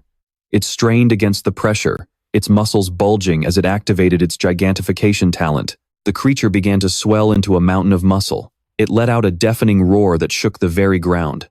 Ling gasped in horror. That's its gigantification talent. She watched as the formation board started to crack under the pressure. This is bad. The formation plate is about to give out. She screamed at Tian, her voice filled with panic. Seizing the moment, Tian lunged forward, his blade slashing across the beast's mouth. The strike was so powerful, it nearly split the creature's head in half. Tian immediately activated his shadow blade skill, and the beast's head hit the ground with a heavy thud. Ling watched in utter shock, stunned that a single strike could be that devastating. The formation plate plummeted and slammed into the ground, shattering into 2 pieces. Tian landed gracefully and picked up the shards, a look of regret on his face. What a waste. Such a great treasure, and I only got to use it once. Ling rushed over to him, her face flushed with anger. Talk to me, Tian. Have you been hiding your true strength this whole time? There is no way you could have taken down a void bat that quickly otherwise. Tian crossed his arms in a defensive gesture. Not at all. It was just fast, but once it grew larger, it became an easier target. Honestly, it was all thanks to the formation's help. He quickly steered the conversation in a different direction. What matters now is seeing how many soul flowers we can find. She huffed, clearly annoyed. She turned away, but tossed one last warning over her shoulder.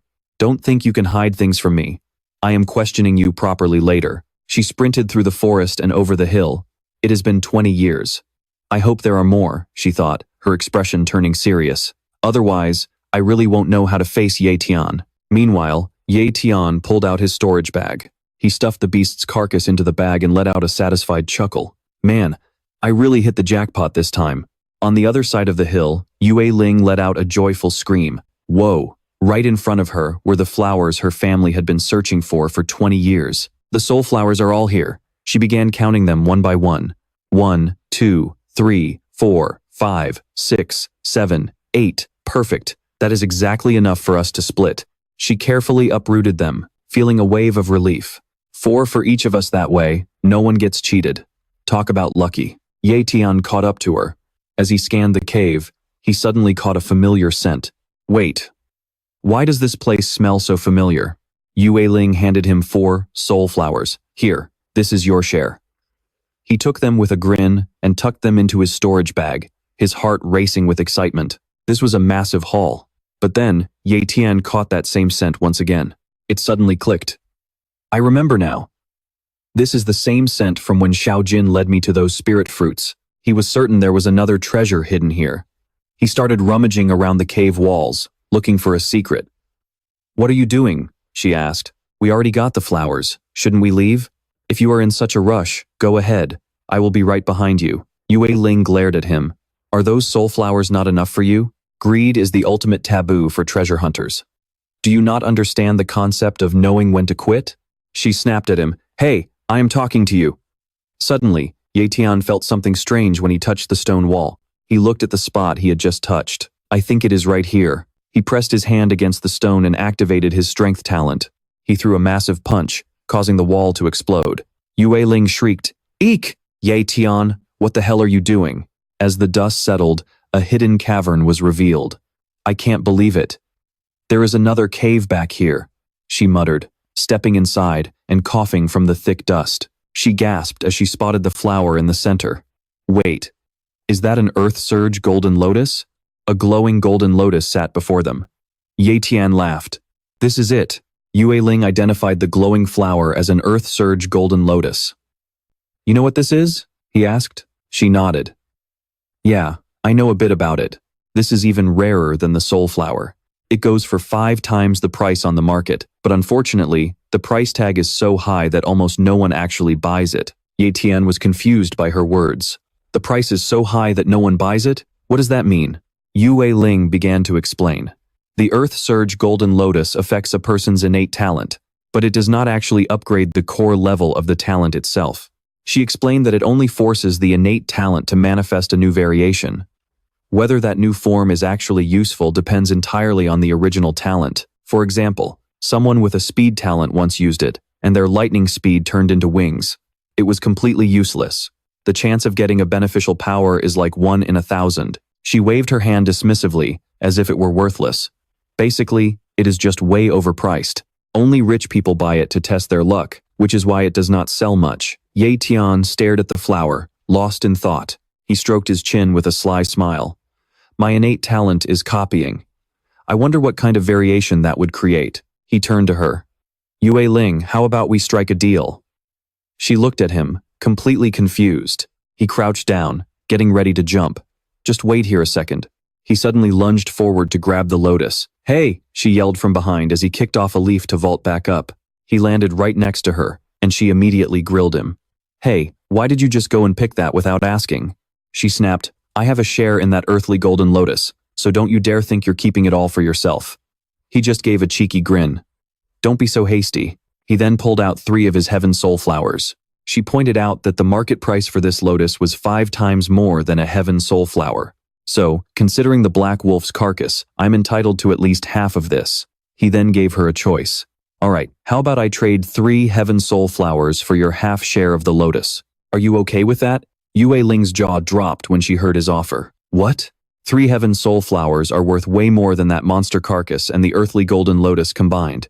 Is this guy out of his mind? She quickly covered her mouth to hide her smug grin. Hee, what a terrible businessman. I definitely need to teach him a lesson. She then put on an act. Fine. Since you work so hard to help me, I'll let you have the better end of the deal. Ye Tian didn't hesitate. In that case, thanks, I'll take it. Having received the items, she couldn't stop smiling. She hit the jackpot. It was basically like getting 3 flowers for absolutely nothing. She peered into her storage bag.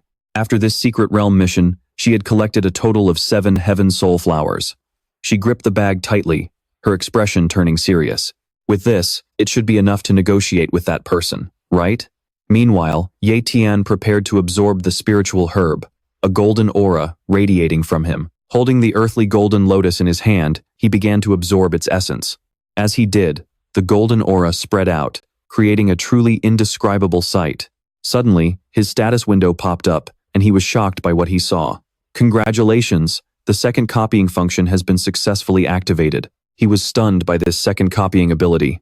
That meant he could now copy talents twice a month. He stood up and tested his new strength, stretching his limbs with a satisfied grin. I could get used to this. He decided to test his power and the range of his copying ability. Centered on Ye Tian, a pink shockwave rippled outward. He watched as the range hit 200 meters, then 400 meters. His ability range kept expanding, finally reaching 500 meters. He beamed with joy.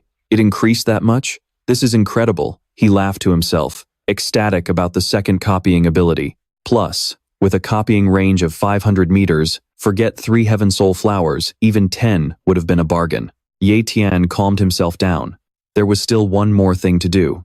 He opened his storage bag, and the monster carcass tumbled out in front of him. The status window appeared. Mid-level space talent successfully copied. Would you like to fuse? He let out a cunning smirk. Fuse! Ye Tian's eyes widened, his red pupils shrinking in shock as a flash of light sparked in his gaze. The system notified him. Status window successfully fused with space talent. At that moment, a brilliant beam of light erupted, covering everything. Exhaustion suddenly hit Ye Tian. He hunched over, hands on his knees, panting heavily. The status window continued to provide new information. Human, Ye Tian. Superhuman cultivation talent, peak-level speed talent, high-level blade talent, peak-level healing talent, high-level strength talent, mid-level compression talent, mid-level defense talent, mid-level space talent. Ye Tian stood up and wiped the sweat from his chin. The system continued. Teleportation, space perception, space mark, personal space. Hearing this, he remarked, "This space talent is the most powerful one I've ever seen." Ye Tian raised his hand, and a vortex formed into a glowing blue orb, pulling in spirit energy from all directions. In an instant, the orb transformed into a stunning cube with a personal storage capacity of 10 cubic meters. He looked seriously at the floating object and lifted it with both hands. A small pouch flew out of it, surrounded by tiny sparks of lightning. Ye Tian smirked. This storage bag only has 30 cubic meters and is way too easy to steal. But with this personal space, my supplies are finally safe. Though small, those sparks of lightning looked fierce, radiating significant power. He raised his hand, palm facing the floating pouch, and pulled everything inside. With a dark, calculating look, Ye Tian smiled to himself. Now, time for a new round of looting. The scene shifts to a dark mountain under a sharp crescent moon. The trees were still, and the landscape was eerily quiet. From above, a young girl could be seen lying in a large clearing, her sword resting beside her. Yue Ling leaned against a rock wall, her eyes closed and arms crossed. Her long legs were crossed, and her head was slightly tilted down. Suddenly, footsteps approached and stopped right in front of the young girl. It was Ye Tian. He stood there, watching the sleeping girl with his arms at his sides. As he studied her face, her expression remained calm and peaceful. She looked so much like Ye Wu. Ye Tian's gaze dropped, filled with a hint of sadness as he thought to himself, I wonder what she's doing right now. Suddenly, Yue Ling snapped her eyes open and looked up at the man who had been looming over her. She stood up, gently brushing the dust off her hips. Her posture exuded an indescribable charm, highlighting her perfectly toned figure and slender waist. She turned to the man beside her. Are you done resting? With a flick of her wrist, she summoned her sword as if by some magnetic force. The blade flew into her palm, crackling with terrifying arcs of lightning that wrapped around the steel. Ye Tian smiled warmly and nodded. Yeah, thanks for watching the cave entrance for me. Yue Ling asked for his thoughts. I have what I came for, so I am finally leaving this secret realm. Are you coming with me? He looked puzzled. You are leaving already? She turned to walk away, but he reached up to scratch his head. He wasn't ready to go just yet. Actually, I want to train here a bit longer. Who knows? I might stumble upon a lucky break. Her eyes widened in shock as she spun around. Yue Ling rushed over, pointing a finger right at his face. You don't know this place. It is incredibly dangerous for someone to be alone. It is not as simple as you think. Ye Tian just waved her off with a bright, confident smile. Don't worry, my strength is more than enough to handle it. You can trust me on that. He chuckled and turned to lead the way. Let's go. I will escort you to the teleportation point before dawn. We should make it in time. She let out a helpless sigh. Although she looked annoyed on the outside, she followed him anyway, her mind already racing with a plan. I have to find a way to get Ye Tian to leave this place with me. Her expression turned serious as she bit her thumb nervously. In the dead of night, the two moved toward their destination. It is right up ahead. We are almost there. Ye Tian sprinted ahead to lead the way. Yue Ling kept pace behind him, her ponytail fluttering in the wind. Suddenly, a massive explosion rocked the area ahead. Thick smoke billowed out, blanketing everything in a blinding white haze. Ye Tian skidded to a halt, his boots carving a line into the dirt. Both of them immediately dropped into a defensive stance. He sensed something and shouted, "Someone is fighting." The explosions were coming from high up on the cliffside, sending flames and smoke everywhere. It felt like a clash of overwhelming power. Yue Ling speculated, "They are probably fighting over a treasure. Too bad we are too far away to sense who they are." A thought flashed through his mind. This is the perfect time to test my spatial talent. Spatial perception. His eyes snapped open.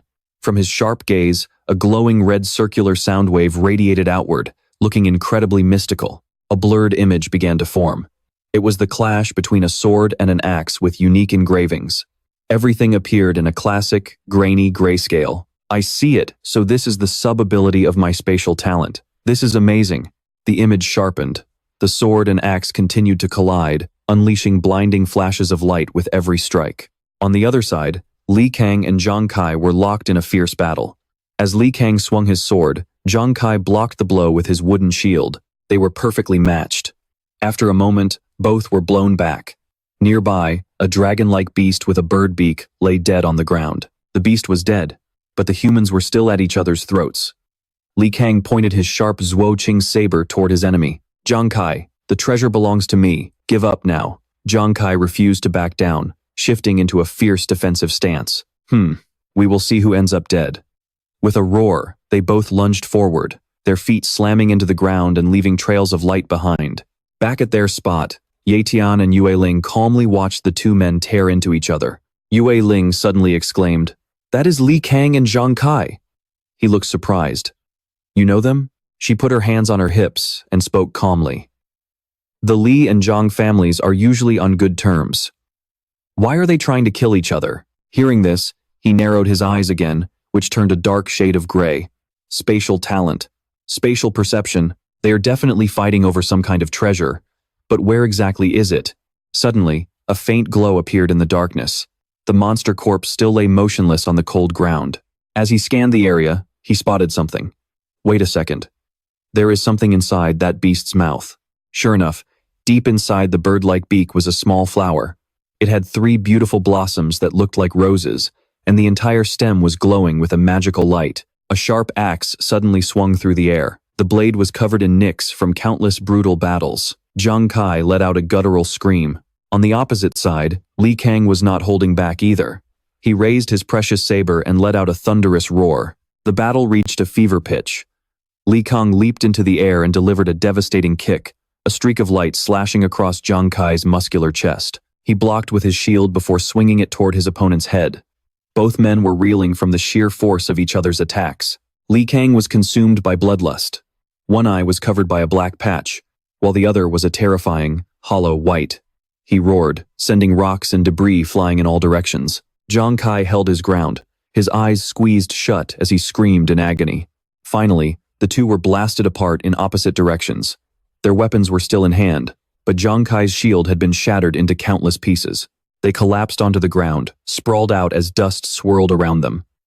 Seeing the carnage, Yue Ling's eyes widened in sheer disbelief. Nok Lin and Diep Tian are still standing to the side, witnessing everything.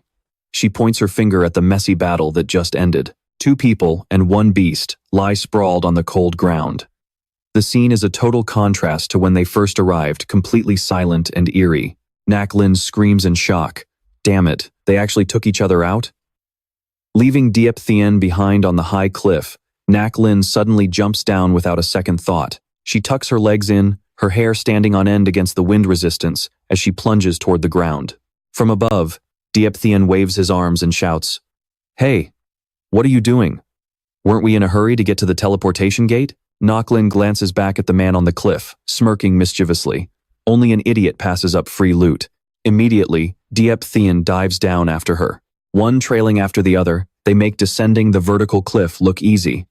While running, he says, "We're not splitting the loot equally this time. Finders keepers, how about that? Fine, it's a deal. Just don't go regretting it later." "I definitely won't." Tian grits his teeth, looking determined.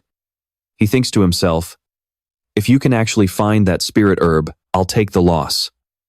Naklin is still leading the way. She pulls her arms back, leaning forward to cut through the wind, glancing down at him. "Good, as long as you don't regret it.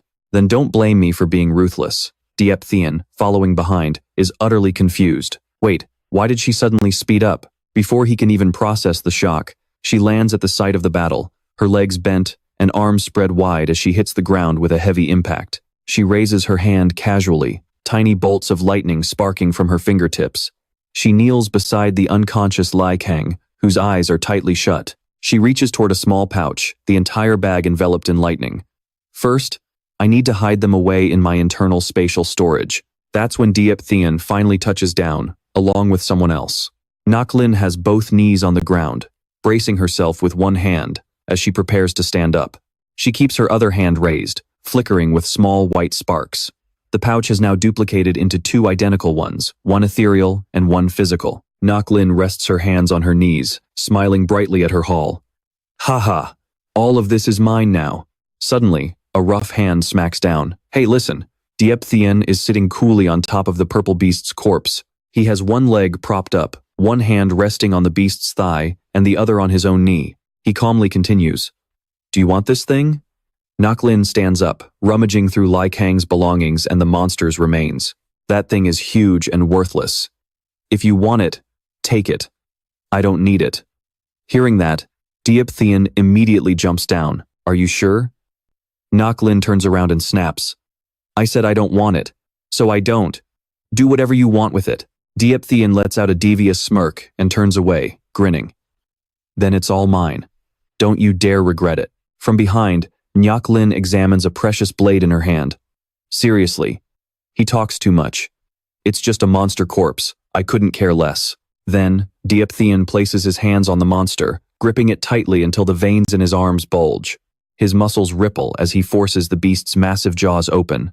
The creature's mouth slowly reveals rows of razor-sharp teeth. Saliva drips messily, revealing the flower from earlier inside.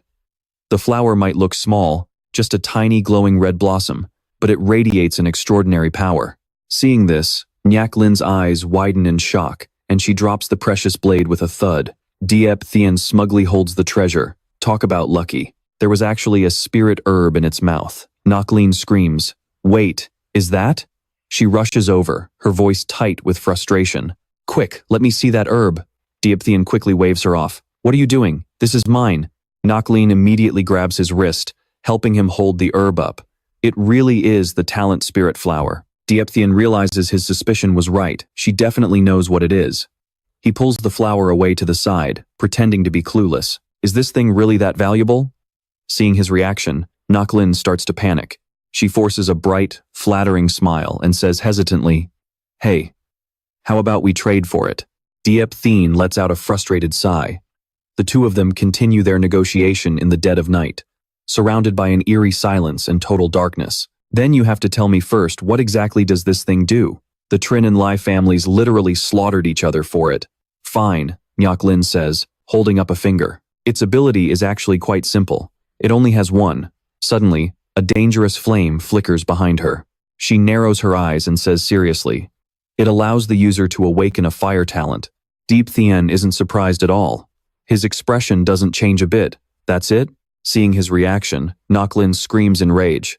"Do you have any idea what it means to gain an extra talent? Some of the king-class powerhouses in the great families only have extremely high cultivation talent, but no special secondary talents. That's why the talent Spirit Flower, a high-level offensive talent, is considered incredibly precious to those families. Tian rested his chin on his hand, lost in thought.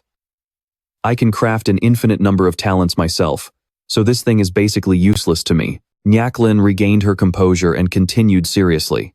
To be honest with you, one of my Nak family ancestors is in that exact situation. He is missing a specific special talent. If he could get his hands on a fire affinity, he could boost his combat power 10 times over. She pictured the king-class ancestor, a bald old man with white eyebrows and wrinkled skin. The old man was dressed in white robes, surrounded by a mysterious aura of purple energy. Tian held out his hand, the flower still hovering above his palm. If that is what you want, then I will give it to you. Nyaklin looked at the flower in his hand, completely shocked. What? You are giving it to me? He replied casually. Of course, it is no use to me anyway. My little sister can't use it either, so it is much more practical to give it to you. Nyaklin hesitated, but seeing how sincere he was, she stayed quiet. Tian turned away and put his hand behind his neck. She watched him intently as he spoke. I still want to look around and see if I can find anything else. Nyaklin carefully picked up the small flower with 2 fingers. She thought to herself, is this really the gap between us? Some people treat this as a treasure and would die for it, while others are not even moved and can just hand it over to someone else. Lai Kong lay there, battered and covered in wounds on the cold ground. Looking at Tian from behind, she concluded that he was truly someone destined for greatness. On the other hand, he was smirking, secretly calculating his next move. This thing is totally useless to me, but giving it to Nyaklin puts her in my debt. Who knows, maybe I will get a massive discount next time I buy gear at the Marshall Pavilion. I never make a bad deal. Heh. Before long, they reached their destination. Everything around them was shrouded in darkness, with mountains looming in the distance. In the center sat a glowing circle. We are here. This is the portal out of the secret realm. The scene was breathtaking. 2 small figures standing before a massive spatial vortex. The vortex gathered thick purple smoke and slowly began to glow from within. Thick black fog surrounded them on all sides, making it impossible to see the path ahead. Nyaklin looked at the man beside her and asked one more time, "Are you sure you won't come with me?" Tian smiled, rubbing his neck with one hand while keeping the other coolly in his pocket. Yeah, I want to stay behind for a bit longer. Hearing that, Nyaklin had no choice but to let out a long sigh. She raised her hand, revealing 2 treasure bags crackling with lightning and a small flower floating above them. If that is the case, take these storage bags. I will also give you one of the soul flowers your sister needs. She said slowly, Look, I cannot just take your stuff for nothing. Tian happily accepted the treasures, reaching out as they flew into his hand. Then I will not be shy about taking them. She turned to leave, tucking a strand of hair behind her ear as she looked back at him. Also, as the month comes to an end, the area near the teleportation point becomes extremely dangerous. You need to be careful when the time comes, Tian replied. Yeah, I got it. Hearing that, she felt relieved and quickly prepared to head out. All right, I am off. But before she could take a single step, she stopped. Oh, that is right. If you run into anyone from the Yun family, do not start trouble. Just take a detour. Their family is backed by a king-class powerhouse. She glanced at him, imagining a ferocious, wide-mouthed man with pale eyes and a face full of veins. Tian rested his chin on his hand, lost in thought. The family of King Yunha, huh? A voice calling out snapped him back to reality. He looked up toward the sound. Tian. Nyaklin smiled down at him from above. I will be waiting for you outside. He smiled back, his hair fluttering in the wind as he waved goodbye to her. Without any hesitation, Nyaklin kicked off the ground. She soared into the air, her eyes fixed on the spatial vortex. She thought to herself that before long, he would probably leave her far behind. Tian put his hands in his pockets, watching the girl's silhouette fade into the spatial vortex. Inside the spatial tunnel, Nyaklin frowned, determined to train harder. Otherwise, she would only be able to look at his back from a distance. Nyaklin's figure eventually vanished into the mysterious space. Tian placed his hand on the ground again, magical purple lightning coiling around his arm. Finally, the distraction is gone. He crouched down, hands and feet firmly on the ground as mana surged through his body. He shouted, Now, this is my playground. His eyes narrowed, glowing with a captivating purple light that matched his jet black hair. Then he blasted off, leaving a trail of light from the ground to the sky, looking like a massive explosion had just gone off. Purple lightning followed the streak of light upward. Back in the city, The spatial rift appeared in the clear blue sky above the modern skyline. While the vortex had looked dark and mysterious before, it now glowed with soft, beautiful colors. Two people were the first to spot the spatial vortex, and they were absolutely stunned. Wait, the exit to the secret realm is fluctuating. It has only been 2 days, and someone is already coming out? Suddenly, something shot down from the sky through that spatial vortex. It streaked through the air like a bolt of light, slamming into the ground and triggering a massive explosion that sent debris flying everywhere. The locals nearby were terrified, immediately on high alert. Two men stood there talking. One had a long black beard and a fierce look, with a scar running down his eye. The other was younger, but both of them looked like pure trouble. One asked, "Hey, do you think she is carrying any treasures on her?" The other replied, "Anyone who comes out after just 2 days can't be that strong. She probably did not get anything good. But if she did, now is the perfect time to strike." Yue Ling lay there on the ground, covered in wounds, no one knowing what had happened. She was slumped on her side, cuts all over her face, arms, and legs. Her clothes were torn to shreds. She looked absolutely pathetic. Those two thugs from before stared at her intently. She remained motionless, eyes shut tight, still unconscious. Suddenly, someone came rushing in, shouting, "Out of the way! Move it, you bunch of nosy bystanders!" The crowd grumbled, asking why he was pushing. It turned out to be Yue Bon, an elder managing the Marshall Pavilion headquarters. He rushed over, panic-stricken as he saw the girl lying in the dirt, and let out a scream, "Yue Ling!" He quickly knelt down, scooping her up in his arms. Questions poured out of him in a desperate blur. How did this happen? How are you this badly hurt? What on earth happened in there? She placed a weak, blood-stained hand on his shoulder. Yue Bon looked at her, his eyes wide with fear. Yue Ling forced herself to speak in a faint voice. "Let us get back to the clan first." While everyone was gossiping in confusion, a bald man stood nearby, watching the whole thing unfold. He suspected that girl was a junior from the Yue family. It was Wan He, a powerful expert from the Wan family at the Demon Sea base. He stood on the rooftop of a skyscraper, hands in his pockets, looking down with his coat fluttering in the wind. He radiated pure villain energy as he calculated his next move. Judging by her wounds, she probably ran into a beast and was forced to retreat early. He was sure she had not found anything valuable. Then, his face darkened with a maniacal grin as a dark aura surrounded him, his eyes glowing like searchlights. Yi Tian, hurry up and get out here. Do not make me wait for nothing." The scene then shifts to a bustling market crowded with people. The stalls were packed with shoppers. Inside a stone room, Yue Bon suddenly let out a loud shout. "What? You are saying your injuries are just superficial and not serious at all? What is going on here?" Yue Ling, still looking battered, calmly took a sip from a wine bottle and replied, "There are too many experts lurking near the exit, waiting to steal treasures." After finishing her drink, she sat down on a wooden chair. Holding her wine in one hand and leaning on the other, she looked up at the elder standing before her. "I had to act like I was gravely injured and forced out just to fool them. So that was it." Yue Bon asked in disbelief, "Do not tell me. You actually found a top-tier treasure?" She nodded. "Yeah, I did." With that, Yue Ling raised her hand, and a flower appeared, floating in her palm. "I found the fire spirit talent herb." Gazing at the small, beautiful flower glowing with an enchanting light, he stammered, This really is a medicinal treasure that can awaken a talent." After showing the treasure to the elder, she closed her hand to put it away. The flower instantly vanished into a swirl of blue and red light. "Uncle Bon, regarding the fire spirit talent herb, I have a favor to ask." Elder Yue Bon turned away, his hands clasped behind his back, and answered calmly, "Finding this treasure is a huge contribution to the Yue family." He turned back to her and asked, "Tell me, what is it?" Yue Ling braced her hands on her knees and stood up. "I only have one request." She spoke slowly, her gaze sharp and serious as she looked at Yue Bon. "I want to see the ancestor." Hearing this, Yue Bon shouted in total shock. "What? You want to see the ancestor?" She faced the elder, closing her eyes and bowing her head slightly to show her sincerity. "I know that given my status and background, I should not be allowed to see him. But this is incredibly important to me. I hope you can help me, Uncle Bon." Looking at his young but determined niece, he said, "You have got some nerve, girl." Yue Ling kept her head bowed, but her eyes were cold and resolute. "If I do not get to see the ancestor, I will not hand over the fire spirit talent herb. I will destroy it first." She stood up straight and said firmly, "This is non-negotiable. I just want to see the ancestor." Yue Ban felt helpless against the girl in front of him and let out a long sigh. "Fine. I will make the arrangements."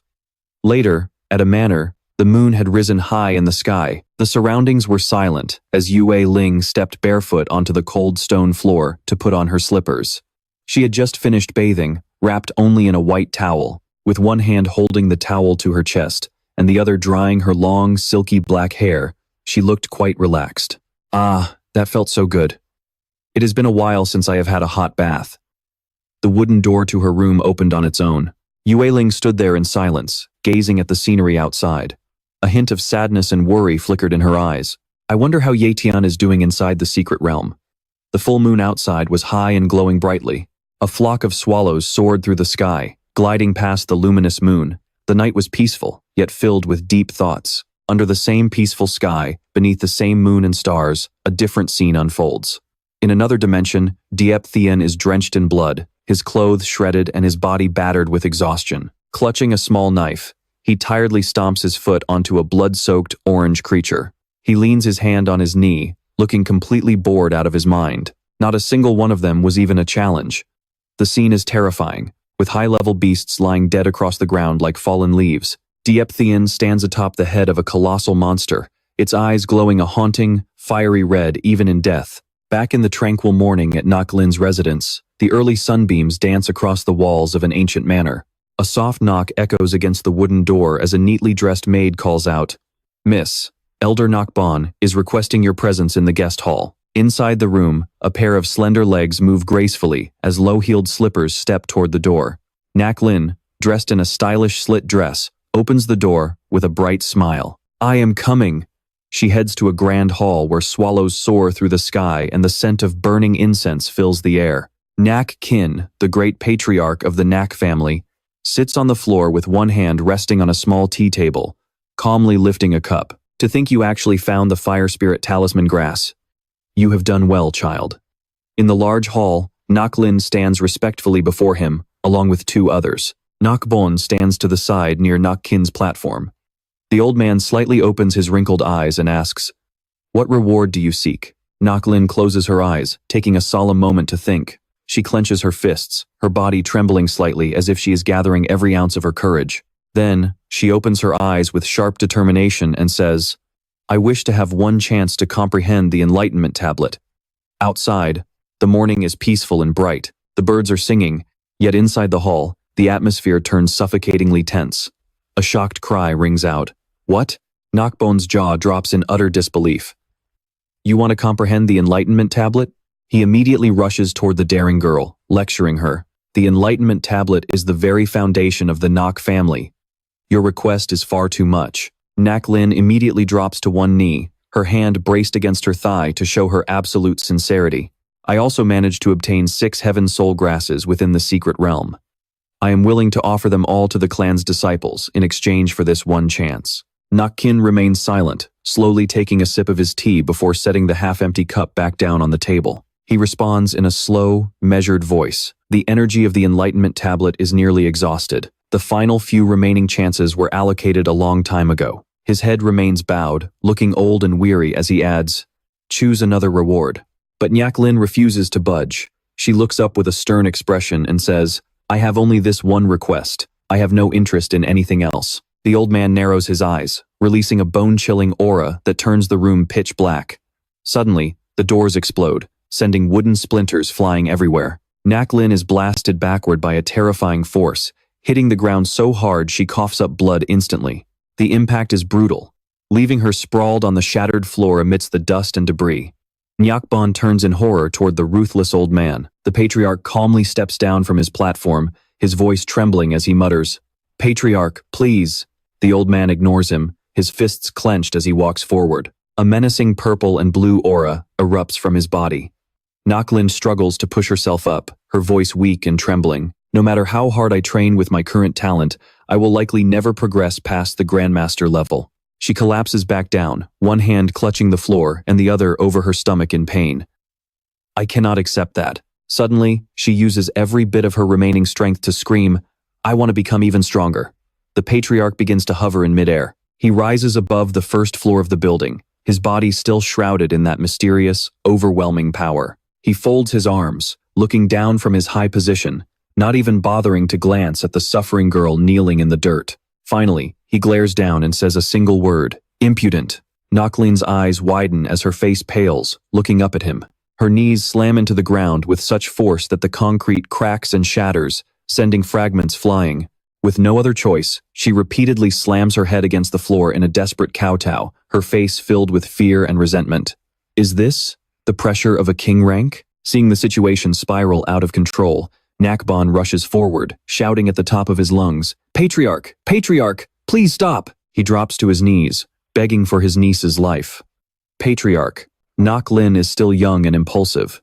Please, do not lower yourself to her level." Naklin remains pinned to the ground, her head bowed low, while the old man stands tall, his expression unchanging and cold. "Uncle Bon, this has nothing to do with you." She slowly tries to stand, but her body refuses to straighten up under the weight. She tilts her head up toward the old man, stuttering through gritted teeth. I must comprehend the Enlightenment tablet." Finally, she forces herself to stand upright, looking battered yet incredibly resilient. Patriarch Nakkin looks at the young girl with a hint of surprise. To think she could actually resist my pressure and stand up. Naklin grunts in pain, her teeth clenched tight. Suddenly, the crushing weight vanishes. She collapses onto the floor, her body covered in scratches, barely able to believe she survived. The pressure is gone. She pulls herself up, trembling, as Nakbon hurriedly bows to the old man in gratitude. "Thank you, Patriarch, for showing mercy." The old man raises his hand, and a glowing golden command token appears in his palm. "A nation has its laws, and a family has its rules. I won't break those traditions just for you," the old master said, clutching the command token as he looked at Naklin. "This is my personal secret order. With this, you can go and comprehend the Enlightenment tablet. Take it." The command token flew toward Naklin. She reached out and caught it, gripping it tightly as she bit her lip and breathed a sigh of relief. At a 3-story building in the late afternoon, as the sun was about to set, the world was caught between light and shadow, while flocks of birds soared through the sky. A man dressed in black held an awakening spirit herb in his hand, which had 1 red flower and 6 glowing purple stalks. He said, "Old ancestor, Nyaklin has sent someone over with 6 heaven soul herbs and a fire spirit talent herb." In a study filled with books, Nakbon stepped forward. The old man, Nakkin, was tending to a bonsai tree and replied nonchalantly, "Just put them on the table." "Yes, sir." Nakbon clasped his hands behind his back and stood behind him, respectfully asking about something that had been bothering him. "Old ancestor, you didn't agree to let Naklin study the Enlightenment tablet at first. Why did you change your mind?" The old man held a small ladle and poured water onto the potted plant as he explained, "I like her stubbornness." The beautiful plant began to glow and sparkle, with its green leaves and bright red flowers looking radiant. He continued warmly, his face showing a look of satisfaction. "It's almost like I'm looking at my younger self." The scene shifted to a mountain at night, with a crescent moon hanging high in the sky. A rough hand covered in scars gripped a cliff face tightly. Tian was climbing a mountain 10,000 feet high, and right in front of him was a small bush. The bush was covered in glowing red fruits. He looked at it and exclaimed, "Found it!" Tian quickly uprooted the bush, laughing with joy. "Haha, another spirit herb." Suddenly, his foot slipped and he screamed, "Whoa!" He fell backward off the cliff, but despite the terror, he kept a death grip on the spirit herb. Luckily, there was a cool river down below. He hit the water with a massive splash. He struggled in the cool current, making sure to toss the spirit herb onto the shore first. He pulled himself up with all his might, head hanging low as he gasped for air. He picked up the herb and tossed it to the side. He raised his hand, and suddenly a cube appeared floating in his palm. It was his spatial talent, his personal subspace. A variety of spirit herbs, large and small, along with mushrooms and flowers, flew out of the cube and landed on the ground. Diepthian sat tiredly on a rock and sighed as he looked at the pile of herbs. "My luck isn't half bad, finding this many spirit herbs in just a few days." He closed his eyes, imagining the piles of dead monsters he had taken down, a satisfied smile creeping onto his face. "Including the beasts I killed, I'm going to be rich this time." He then put his hands on his hips, slowly stood up, and clicked his tongue. "Man, I stink. I need to change. I remember Diep Vu gave me a few sets of clothes to change into after washing up." In the quiet night on the high cliff, the silhouette of a tiny rat appeared. It was pitch black with a long tail and eyes that glowed a piercing red in the dark. Tian put on a blue shirt and slowly tied his shoelaces. He happily raised his hand. The spirit herbs were all sucked into a spatial vortex in his palm. He coolly stuck his hands in his pockets and said, "Time to get some rest for the night." Suddenly, his stomach let out a loud growl. He quietly looked around, realizing he needed to find something to eat. Then, he spotted something. The heavy footsteps of a monster pressed into the ground, its claws resembling those of a pig or a bull, radiating a magical power. It was a wild boar, with 2 long, sharp tusks and jagged spikes running down its back. Long red fur ran from its head, down its back, and around its mouth, and its entire body emitted an overwhelming demonic aura. It drooled and breathed out smoke, looking absolutely terrifying. Tian stared at the beast with wide eyes, feeling a bit nervous as a faint white smoke began to rise. Moments later, the monster was no longer in one piece, its bones scattered everywhere. Its meat was being roasted over a fire, sending up thick clouds of smoke. Tian sat on a rock, looking totally relaxed. He used a small knife to slice through the meat, thinking to himself that the quality looked pretty good. He held a huge piece of meat in both hands and bit into it like a hungry kid, chewing loudly and praising the taste. This is delicious." Suddenly, something blurred past. It leaped from the top of the mountain, creating a streak of light as it charged in. It was that rat from before. It lunged forward and snatched the meat right out of Tian's hands before he could even react. He gasped in surprise. "What the?" The little rat grabbed the meat in its mouth and ran off at lightning speed. Tian stood there stunned by the fire before screaming in rage. "That's my meat." He immediately took off in pursuit, yelling, "Get back here right now." On the cliffside, the trees were thick and the moon was high. Tian peeked through the leaves, hiding behind a bush as he watched the rat happily munching on the delicious meat on top of a large boulder. His inner voice screamed, "You dare eat my meat? You're dead." But then, his eyes widened as he noticed something from behind the leaves. Wait a second. Looking at how that little guy was devouring the meat, he was certain of his guess. This was a treasure spirit. A status window popped up with a notification. Species, purple, gold treasure rat. Bloodline talent, peak level. It possessed high-level treasure hunting talent.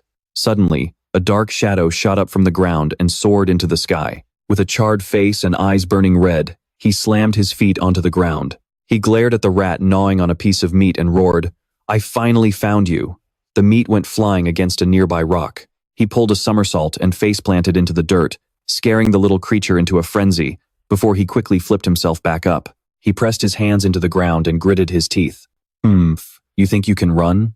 A glowing pink rift suddenly opened right in front of the rat. Using his innate talent, spatial displacement, Tian lunged out from the hole in space and snatched the creature up. It squealed in total despair. "Let me go, you stupid human." He held it up high, shocked to hear a girl's voice. "Wait, so you're a female?" The rat thought to itself, "What a creep," and snapped, "Where exactly do you think you're looking?" Tian raised his knife with a menacing look, threatening the creature.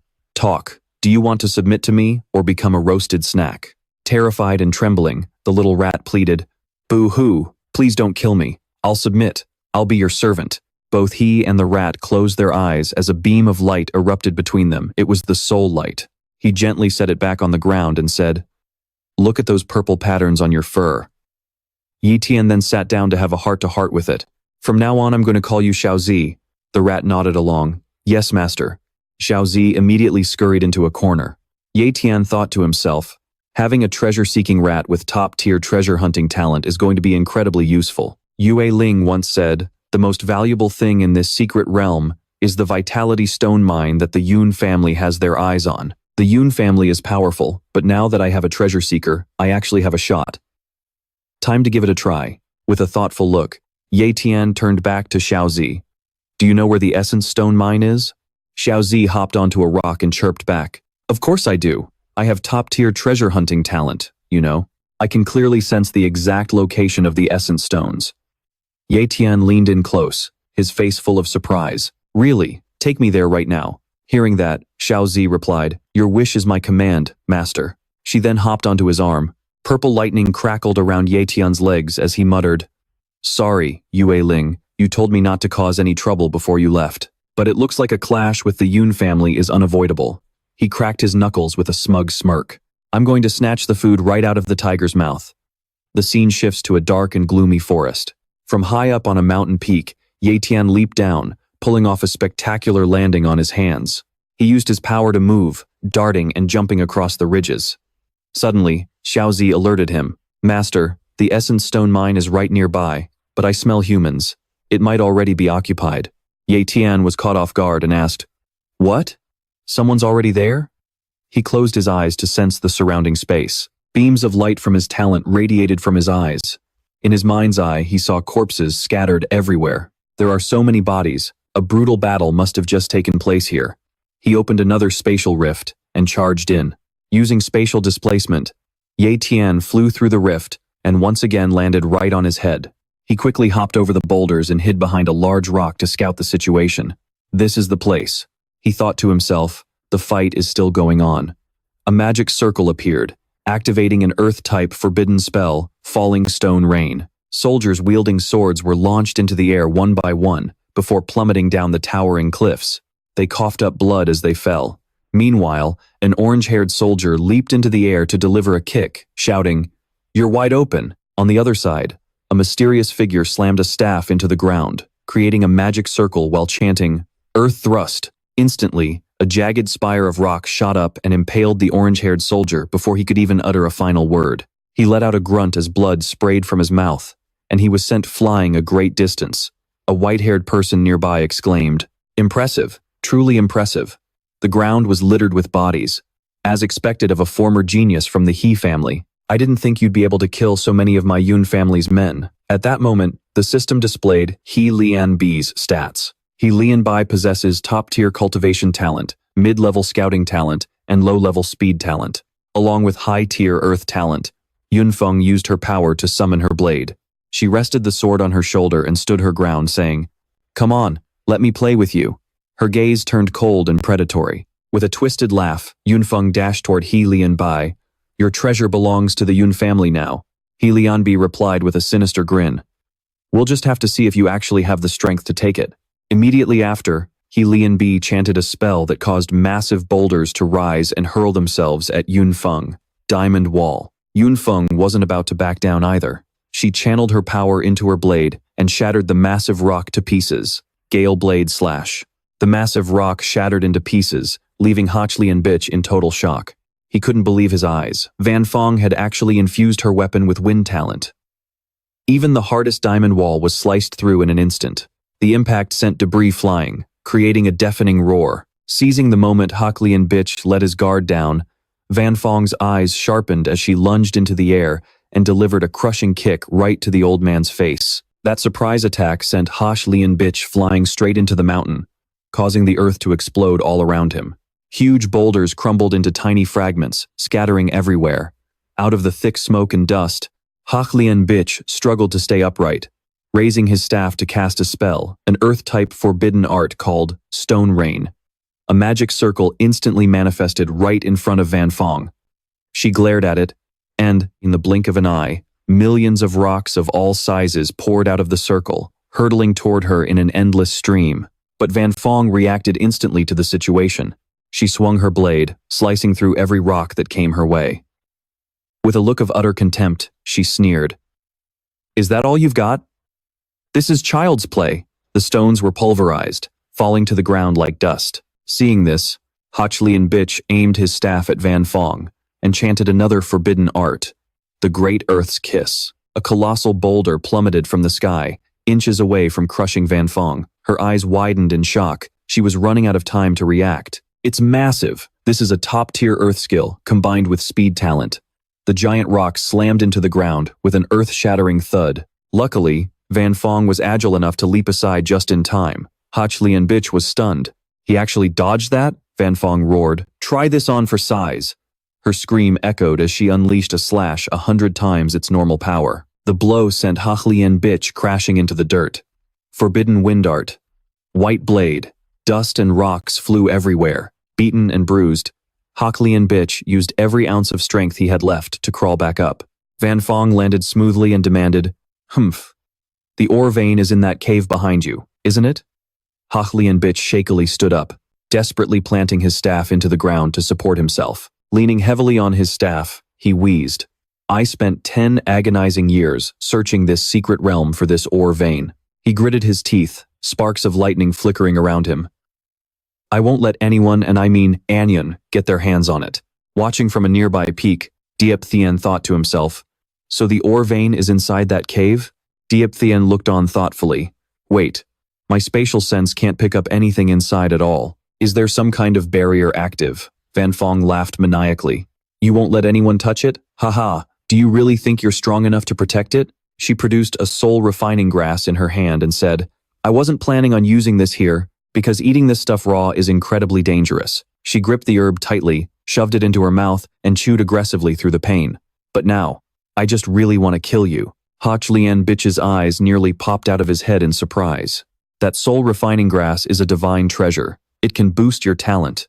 Tian watched in disbelief, thinking that if she eats it raw like that, her body will explode from the energy overload. She's lost her mind. The veins in Van Fong's neck began to bulge. The blood cells inside her were going wild, causing her eyes to roll back and glow with an intense light. Van Fong planted her feet and screamed toward the heavens. A. A pillar of purple light erupted from the ground, shooting straight into the sky. Hoch Lian Bitch braced himself against the gale and flying debris triggered by Van Fong's surging power. He squinted through the chaos, thinking, her talent level is actually rising. Van Fong stood tall, gripping her blade with one hand. She let out a wicked smirk. I've done it. I've ascended to the Transcendent realm. The system immediately displayed her updated status. Name, Van Fong. Race, human. Cultivation talent, Transcendent. Windblade talent, peak tier. Speed talent, high tier. Tian was speechless. Not only did she survive eating the soul refining grass raw, but she actually used it to level up. Transcendent. I can't believe she actually reached Transcendent level talent. Van Fong hoisted her massive blade, her body overflowing with energy as she stalked toward Hoch Lian Bitch. She gave him a sinister smile. Hoch Lian Bitch, if you beg for mercy right now, I might consider giving you a quick death. But Hoch Lian Bitch wasn't about to back down. Enraged, he cast a forbidden spell to halt her advance, while roaring, You've got a big mouth. Just because you reached Transcendent doesn't mean I'm going down that easily. Van Fong's gaze turned cold and serious. She dug her feet into the dirt and lunged forward with such force that the ground beneath her shattered. She was already fast, but with her new upgrade, she was a complete blur. You couldn't even track her movements anymore, only the afterimages she left behind. In a heartbeat, she was right in front of Hoch Lian Bitch. She swung her blade at him, snapping his staff in two with a single strike. Van Fong's blade pierced right through Hoch Lian Bitch, leaving him fatally wounded. He coughed up blood in agony and was sent flying backward, slamming hard into a rock.